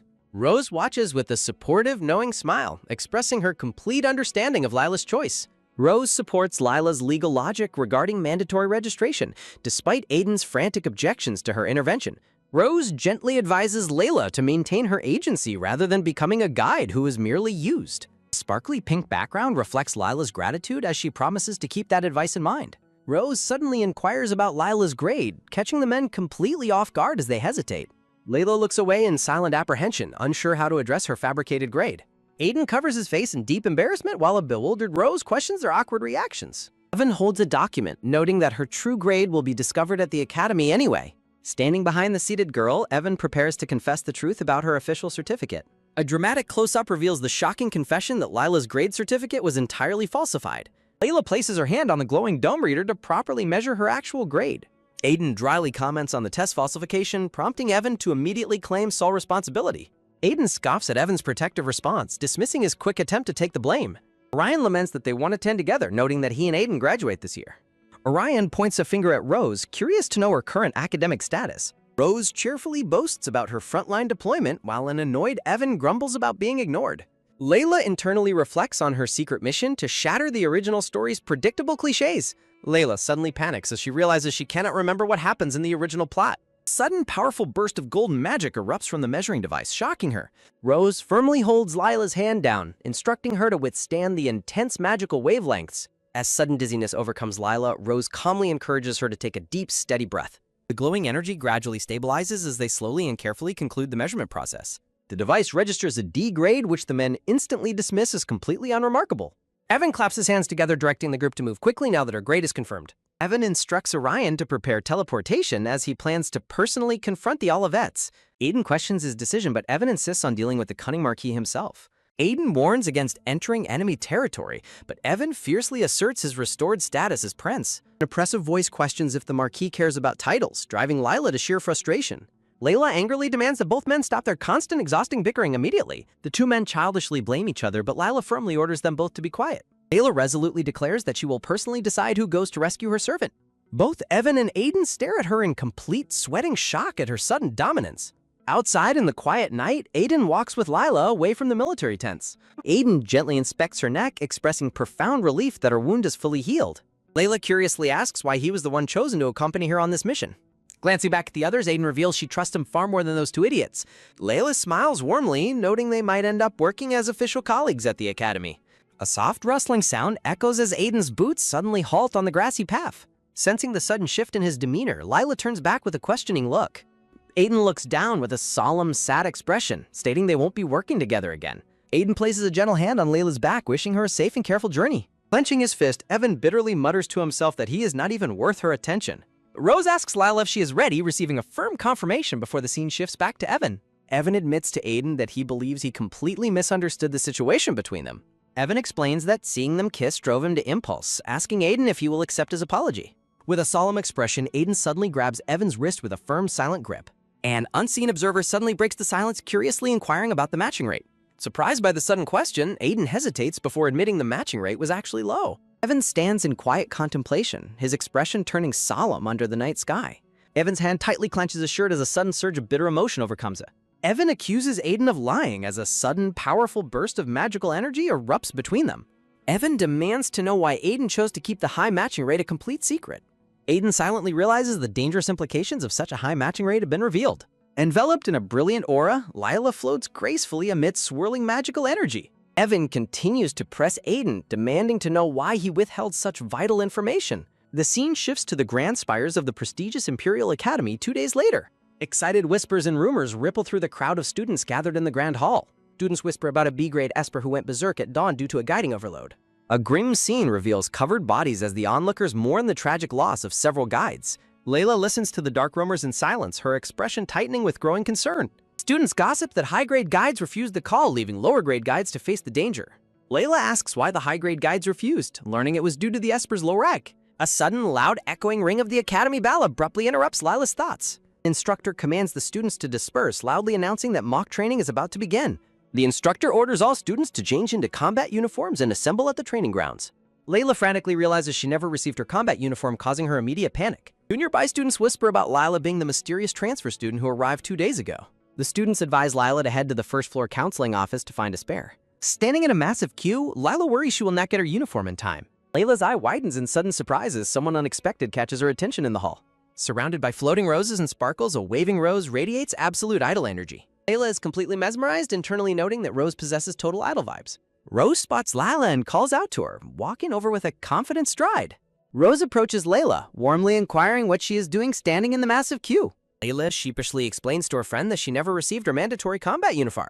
Rose reacts with sheer comical shock upon hearing about Lila's missing combat uniform. Without wasting a single second, Rose suddenly grabs Lila's wrist to take matters into her own hands. Rose pulls Lila out of the line, guiding her away through the crowded academy hall. Layla looks back nervously as the other students glare at them with intense, stinging hostility. A gasp rises as a group of jealous students watches them leave, whispering amongst themselves. Rose hands Layla a spare trainee uniform, warning that it might be slightly too large. Layla politely accepts the uniform, expressing her deep gratitude for her friend's quick help. Rose gasps in sheer shock as Layla unhesitatingly begins to undress right in front of her. A flustered Rose demands to know what she is doing, but Layla notes they are short on time. Layla reasons that since they are both women, there is no issue with changing quickly. Rose looks away blushing, quietly recalling the harsh, unceremonious realities of the battlefield. Layla stands fully dressed in her new combat uniform, looking highly determined and focused. Rose's eyes widen with silent admiration as she gazes at Layla's striking and confident appearance. Smiling, Rose comments that this academic setting indeed feels much closer to the military. With newfound confidence, Rose steps forward to officially lead Layla to the training grounds. Voice grimly explains that low-grade guides are treated as disposable consumables. Looking down with sad eyes, Layla softly remarks on the cruelty of their harsh treatment. A gentle hand cups her cheek as a voice softly expresses that guides deserve their own choices. Surrounded by glowing yellow flowers, Rose warmly warns her that every choice carries its own steep price. Her heart thumps rapidly in her chest as her wide violet eyes reflect her mounting nervousness. Rose cheerfully suggests that styling her hair in a bun would be far more practical for training. With her hair tied back in a bun, Layla runs through the courtyard during a grueling physical drill. Standing tall, Rose loudly lectures the recruits that defenseless guides are always the first to die in battle. With the sudden sweep of his foot, Rose unceremoniously trips Layla, sending her tumbling forward. She crashes painfully onto the stone pavement, struggling to brace herself with her hands. Nearby trainees watch her fall, whispering and snickering mockingly at her clumsy performance. Gritting her teeth, she slowly pushes herself up from the dusty cobblestones of the courtyard. A sudden shimmer in the air catches her attention, leaving her looking up in utter bewilderment. From her position on the ground, she stares up at Rose's imposing, silent figure. With a cold glare, Rose demands to know if she values her own physical safety. When Layla hesitates to answer, Rose harshly warns her to leave if she cannot handle the training. Rose abruptly raises his hand and snaps his fingers to command the trainee's immediate attention. Hearing an ominous sound from above, Rose sharply turns his gaze toward the gathering clouds. Pointing a trembling finger upward, Layla anxiously asks about the strange flashing light in the sky. Dozens of massive glowing blue crystals suddenly begin to rain down from the darkened heavens. The falling crystalline shards crackle with terrifying, brilliant energy as they plummet toward the academy. A wide view reveals the courtyard engulfed under a sudden devastating shower of magical crystals. The sheer scale of the sudden magical onslaught leaves the entire training ground completely paralyzed. Her eye widens in absolute terror as a projectile shoots directly toward her with a high-pitched whoosh. A frantic warning pierces through the chaos, screaming that they are in grave danger. Moving with blinding speed, Rose lunges forward to shield a startled Layla in his arms. A massive, deafening explosion erupts nearby, engulfing the courtyard in a violent burst of fire. The academy's defensive sirens blared loudly, declaring an emergency air raid across the campus grounds. As blue flames consume the spires, command orders all trainees to evacuate to the underground shelters. Rose holds her tightly against the stone floor, shielding her body from the raining debris. Checking her for injuries, Rose asks if she is unharmed, receiving a quiet, breathless confirmation. Amidst the blue flames, terrified students desperately cry out for medical assistance for their injured companion. Pushing herself up, Layla looks at Rose in surprise as he mutters a tense curse. Rose stands up and angrily demands to know why the panicked trainees are just standing there. He fiercely orders the remaining students to run for their lives toward the underground shelter. When Layla asks what is happening, Rose grimly explains that ruthless guide hunters have attacked them. Pointing toward the fleeing trainees, Rose urges Layla to evacuate with them immediately before it is too late. Suddenly, Rose grabs her shoulder with a firm grip, telling her to remember his words. Looking into her eyes with grave seriousness, Rose strictly warns her not to fight their attackers. Rose emphasizes that avoiding direct conflict is her absolute only chance of surviving this assault. With a firm push, Rose commands her to run toward the safety of the shelters. With the sharp click of his boots, Rose spins around to face the oncoming threat. Layla looks back over her shoulder, her heart heavy with deep hesitation and growing concern. Glancing sideways, Rose's face tenses as a cold sweat runs down his determined profile. Stealing his nerves, Rose turns his gaze forward, fully prepared to confront the hostile invaders. Standing alone, Rose prepares to face the devastating magical storm descending upon the academy grounds. Safe inside the dimly lit stone shelter, Layla sits quietly huddled away from the other trainees. Clutching her arms, Layla frantically wonders how she could have forgotten such a critical event. Nursing a growing headache, she tries to recall the original plot details she once knew. Looking at her glowing guidebook, Layla realizes the original story is slowly fading from her memory. Layla feels as though the novel she once read is still held in her hand. Her hand gently rests against the pages of the open book on the floor. Layla silently laments that the novel refuses to let anything go the way she wants. Inside the shelter, a frantic student tries to escape while another urges him to calm down. A terrified student demands to treat her dying friend, but others warn of the high-grade hunters. Taylor angrily reminds her that as D-grade students, they are the lowest rescue priority. Taylor suddenly runs toward the exit, despite the girl's desperate plea for him to wait. A sharp thud echoes as Taylor slams his hand against the heavy wooden door. With a slow, ominous creak, the wooden door begins to slide open slightly. A dark barrel points through the gap as a voice coldly demands where they are going. The red-haired hunter boss enters, mockingly agreeing that academy rescues prioritize higher-grade students. Layla gasps in shock as the hunter reveals they targeted this shelter first. The hunters congratulate their boss for correctly predicting they could easily trap the unguarded D-grades. The red-haired leader stares coldly at Taylor, who protectively shields his trembling classmate. The ruthless hunter coldly orders to patch up the girl and sell her off. The sinister red-haired boss licks his lips, anticipating a highly profitable capture. Trembling with rage, Taylor glares at the hunter and calls him a bastard. Taylor courageously lunges at the leader, yelling for Christine to run for safety. With a swift move, Taylor kicks the rifle out of the boss's hand. The heavy rifle clatters loudly as it spins across the wooden floorboards. Layla looks down at the fallen weapon, her expression filled with tense hesitation. Layla recalls Rose's strict warning to flee immediately if she encounters any hunters. She remembers being told to avoid direct conflict under any circumstances. Fleeing was emphasized as her absolute only chance of surviving the assault. The furious boss delivers a brutal punch to Taylor's face for resisting him. Taylor collapses to the floor in pain as Christine desperately calls out his name. A subordinate casually asks if they should execute Taylor right then and there. A sudden sharp metallic click interrupts them, causing the hunters to look up. Layla stands tall, aiming the loaded rifle directly at the startled group of hunters. The hunters mock Layla, questioning if she even knows how to fire the weapon. Layla challenges them to predict her next move as they scoff in disbelief. Layla wonders aloud whether they can predict if she will pull the trigger. Staring down the barrel with intense focus, she dares them to take a guess. Her finger tenses on the cold metal trigger as tension fills the room. The hunters stare back in tense silence, realizing she might actually shoot. The dark barrel of the gun remains aimed directly at the leader's chest. The green-eyed hunter boss narrows his gaze, carefully analyzing the trembling girl. The boss dismisses her threat as a bluff, telling her to put the weapon down. He points out that her hands are trembling too violently to pull the trigger. A deafening bang suddenly erupts, completely cutting off the leader's smug remarks. The violent recoil of the rifle sends Layla stumbling backward with a startled cry. The bullet cuts through the air, narrowly grazing the red-haired boss's cheek. Silence falls over the shelter as the smoke clears, leaving the hunters paralyzed. Layla looks at the gun in disbelief, stunned that she actually fired it. A thin line of fresh blood slowly trickles down the boss's cut cheek. The boss touches his bleeding cheek, his expression twisting into absolute fury. Layla stands frozen with the rifle, realizing she has enraged their dangerous attacker. The furious leader prepares to retaliate as the tension reaches a breaking point. The enraged boss lunges forward, screaming at her for scratching his face. Layla is violently knocked to the ground, groaning in pain as she crashes. The furious red-haired boss pins Layla violently to the ground, raging at her for daring to damage his face. She struggles weakly in his iron grip, pleading for her freedom as he barks at her to stop resisting.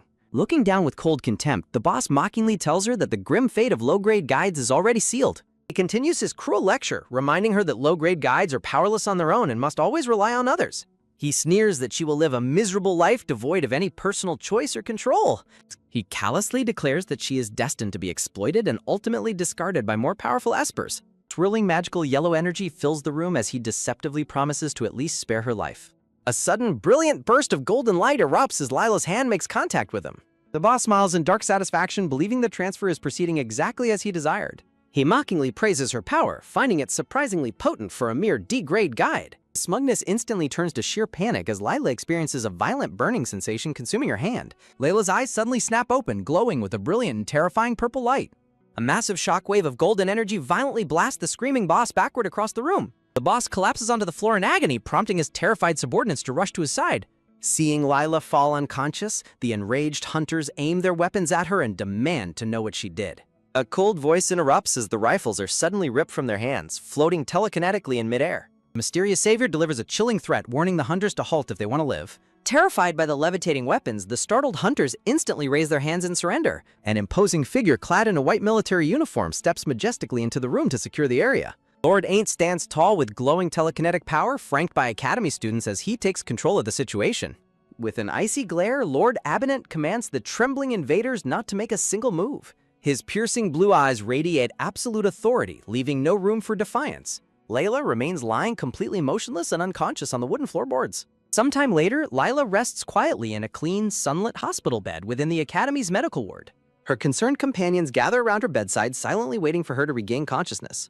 Lord Ain't sharply admonishes Evan, asserting that this disaster would have been prevented had he listened earlier. Lord Ain't accuses Evan of blocking the crucial proposal to assign protective forces to the low-grade guides.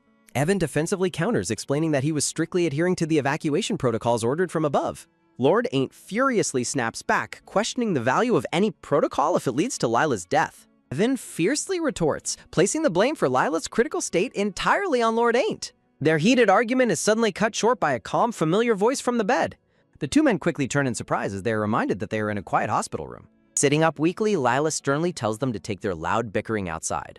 Relieved to see her awake, Evan asks how she is feeling, receiving a quiet reassurance. Lord Ain't remorsefully apologizes for his late arrival, though Lila gently assures him that she understands. Lila placates a tensed Evan, explaining that the harsh reality of their grade-based society is not his fault. The quiet sound of footsteps echoes through the room as another visitor approaches. A voice politely knocks and requests entry, identifying himself as Valerian Astoff. Valerian Astoff steps into the room, maintaining a tense and serious demeanor.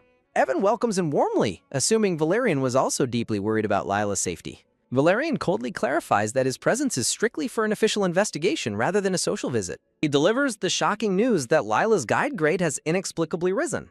Valerian follows up with a grim announcement regarding the fate of Lady Vassian.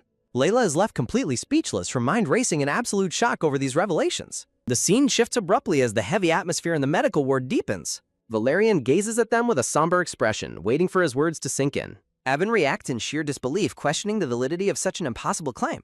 Evan points out that guides do not rank up like espers do, insisting there must be a mistake. Valerian politely but firmly requests a moment of privacy to speak with Lila alone. A heavy silence fills the ward as Evan leaves, leaving Valerian alone with the recovering girl. Valerian coldly begins to announce his decision regarding the young lady's future. He explains that she is now officially a trainee operating directly under his command. Valerian gazes down with a serious expression, deeply contemplating his next words. Layla sits up in her hospital bed and respectfully acknowledges his command. Valerian questions when she learned to shoot, but she admits she never received training. Valerian ponders how an untrained girl managed to shoot the dangerous hunter in the face. A fleeting memory shows the red-haired hunter boss's face getting sliced by her bullet. Layla looks down in quiet anxiety, nervously clasping her hands together. Valerian asks if she remembers the hunter choking her, but she claims she was unconscious. Valerian explains that the D-grade guides present at the scene already gave their official statements. With a weary sigh, Valerian slumps heavily into a chair beside her bed. Layla looks up in surprise, sensing the growing tension of his interrogation. Valerian presses her further, asking if she truly does not recall any details. Layla remains silent, carefully hiding her inner turmoil as she looks away. Layla clutches her head in frustration, insisting she remembers absolutely nothing of the incident. Valerian reacts in mild confusion, noticing a subtle shift in her behavior. Layla grows concerned and asks if he is all right as his hands begin trembling violently. Valerian abruptly ends his investigation, ordering her to return to the academy upon her recovery. Layla watches him leave in stunned silence, deeply unsettled by his cold departure. Valerian delivers a final chilling warning for her to stay out of his personal affairs. A sharp click echoes through the quiet hospital room as the door shuts, leaving Layla alone. Evan explains that Valerian is highly unstable because his guiding levels remain dangerously low. Layla gasps in surprise upon learning that Valerian's critical condition has only worsened recently. Evan hesitates before asking Layla not to misunderstand the sensitive question he's about to ask. Evan asks if she is compatible with Valerian, but she shrugs, claiming they never tested. Evan reminds her of the day she stopped Valerian's rampage when his body was completely broken. He emphasizes that the internal damage Valerian suffered at the time was incredibly severe. Layla covers her mouth in sheer shock as Evan reveals Valerian's guiding gauge was completely full. Layla's mind races as she internally realizes she was the one who successfully gotten it. Evan explains that it is practically impossible for people of their grade to achieve full guiding. He notes such a phenomenon only occurs when the matching rate between them is extremely high. Layla stands frozen as the terrifying implications of his words sink in. Looking out the window, Layla begins to piece together a startling theory about her power. The scene shifts to a lecture hall where an instructor explains the properties of an ancient relic. Layla recalls her classroom thoughts, wondering if her guiding caused a dangerous backlash for Valerian.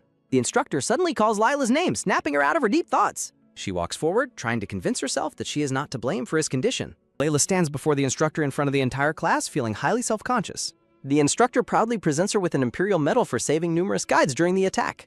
Her classmates applaud, though some mockingly comment on a lower grade student receiving such an honor. Layla walks away feeling insecure, reminding herself she is just an ordinary lower grade student. She tightly grips the golden medal, her mind still consumed by worry for Valerian. Outside, a heavy downpour drenches the Grand Academy towers, matching the somber mood. Inside a dimly lit office, Valerian stands as a pink-haired classmate approaches him. Valerian sharply brushes her hands away, telling her that she is driving him insane. Valerian coldly reveals that a newly developed Esper supplement will soon be released. She angrily retorts that no Esper can ever replace a real guide with simple medicine. Facing the rain, Valerian coldly insists that his words are the absolute truth. The pink-haired girl looks back in distress as he dismissively orders her to leave. She turns to leave, warning him that she speaks solely as a concerned friend. Valerian looks out into the rainy night, warning that continuing this way will lead to death. A fond memory flashes of Valerian gently asking the white-haired girl to close her eyes. In his memory, the white-haired girl holds him tightly as a warm golden light surrounds him. Standing alone in his dimly lit office, Valerian stares solemnly out the rain-streaked window. The heavy silence is suddenly broken as the office door slowly creaks open. Still facing away, Valerian coldly commands the visitor to leave his room immediately. His green eyes snap wide in utter shock as he realizes who has entered. Layla stands shivering in the doorway, completely drenched from the heavy rain outside. Valerian turns around slowly, staring at her in complete disbelief and concern.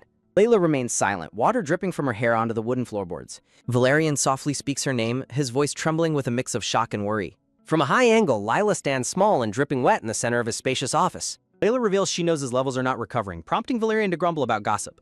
Valerian brushes off her concern, asking what his failing health has to do with her. Layla looks back at him with a deeply hurt and sorrowful expression. As she takes a step forward, Valerian sharply orders her to stop and stay back. He coldly reminds her of his past warning to stay out of his personal business.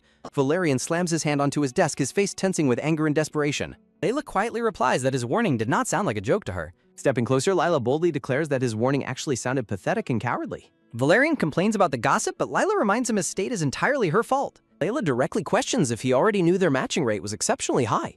Valerian looks down in grim silence, unable to deny her accusation. Valerian warns that if this secret gets out, she will be sent to the front lines. Layla retorts that he will just have to protect her, but he insists she will become a target. Layla realizes he kept his distance to protect her, but asks what use that is if he dies. Layla reaches up to touch his neck while Valerian desperately begs her to stop. Layla firmly states she is going to do exactly what she wants regardless of his protests. Layla pulls him into a tight embrace, promising to save him and demand a lifetime apology.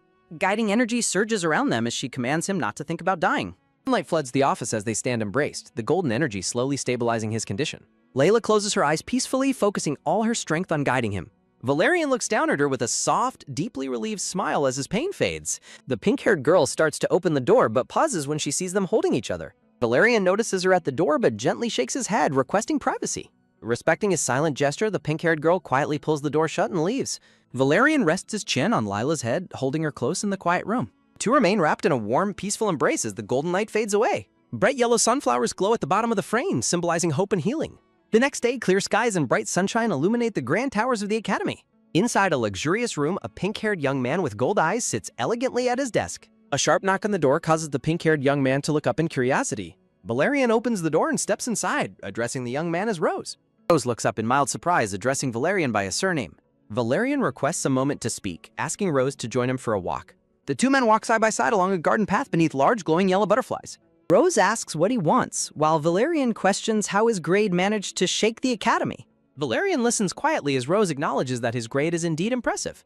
Rose reveals the shocking truth that he underwent a second manifestation, leaving Valerian stunned. Rose explains that his second awakening was excruciating, feeling as if his bones were on fire. Rose is furious that Valerian endured such pain, but Valerian admits it was nearly unbearable and credits Layla with saving him. Rose reacts in pure shock to the revelation, as Valerian silently reflects that he wouldn't have survived without Layla's intervention.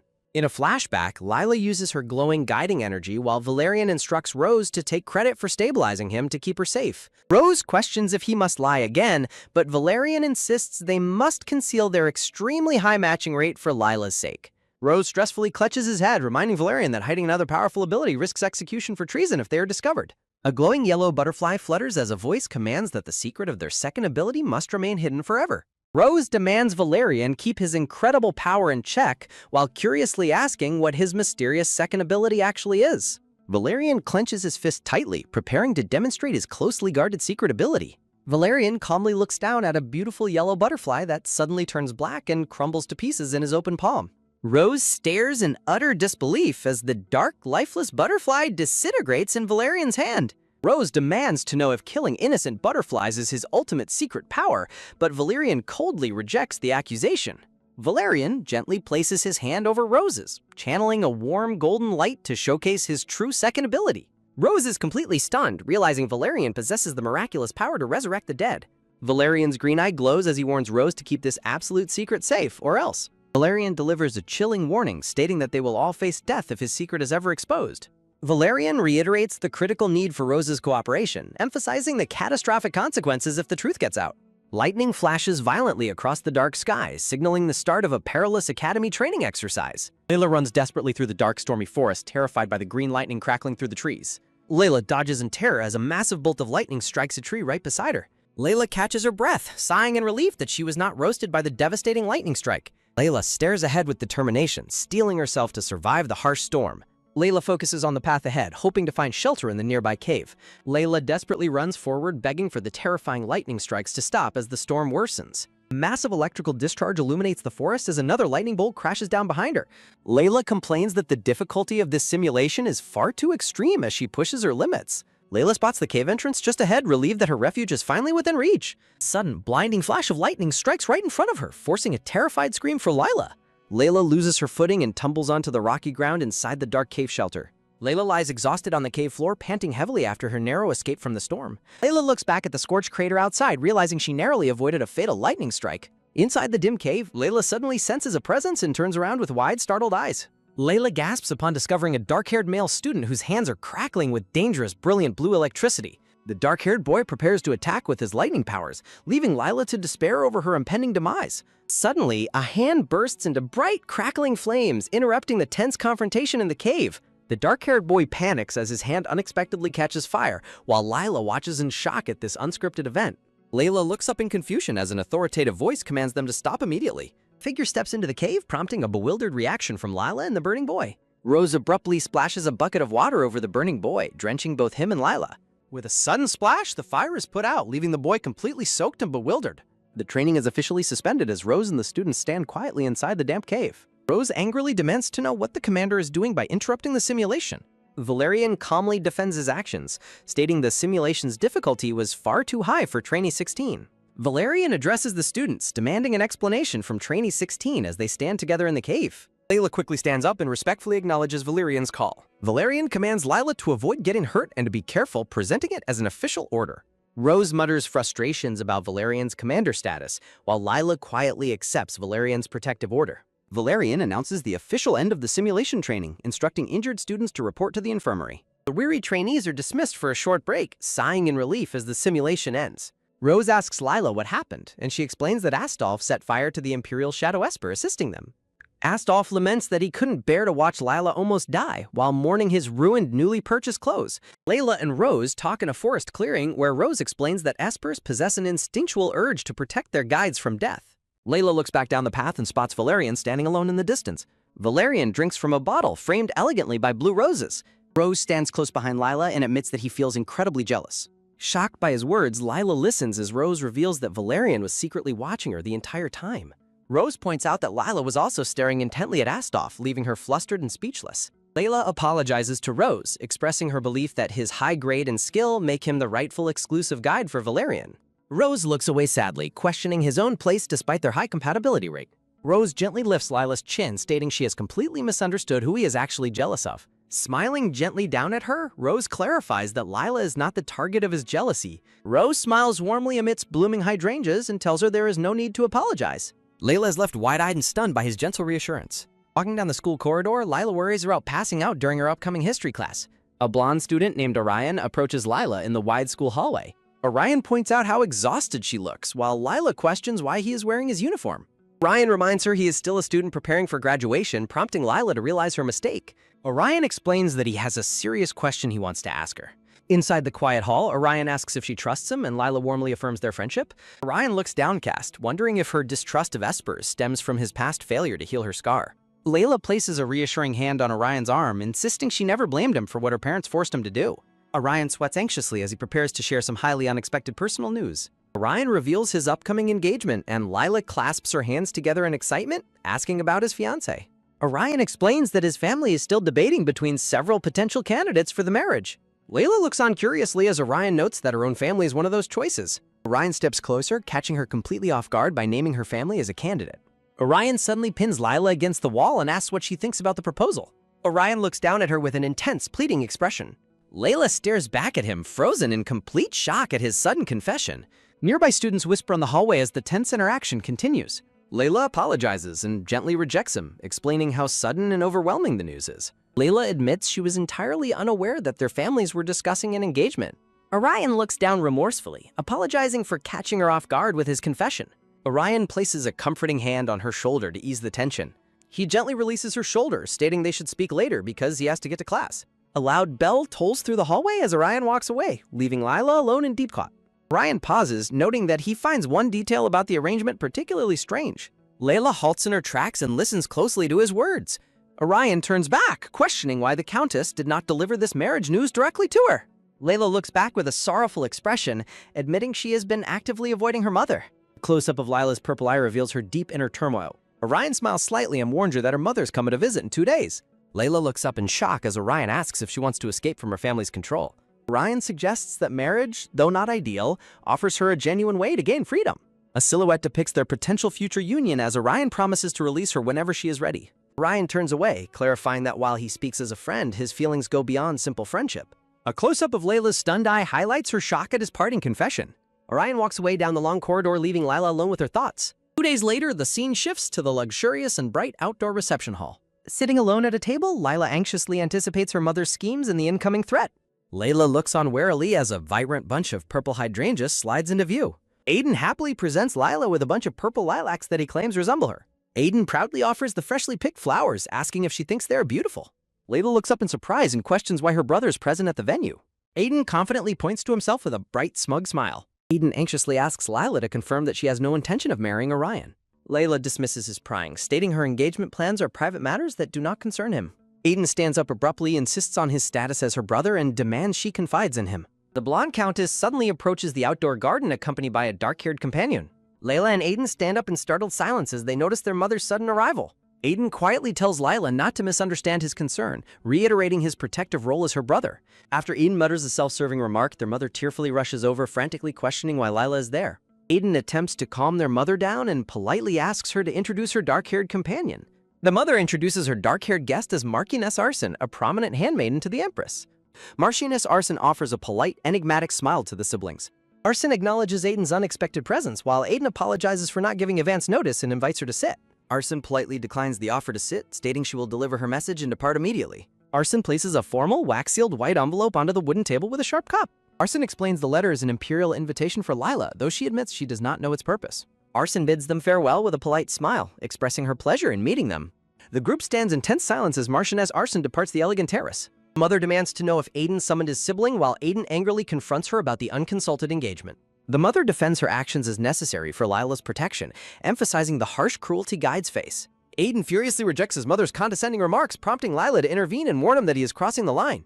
Aiden fiercely retorts, accusing his mother of initiating the conflict with her ridiculous arguments. Layla grabs Aiden's arm to hold him back, desperately trying to de-escalate the argument.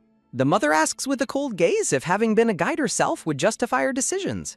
The mother places a hand over her chest, standing in cold, proud defiance before them. Layla leans against her brother's shoulder, utterly shocked and devastated by their mother's revelation. The children ask in disbelief as their mother reveals the absolute secret of her past as a guide.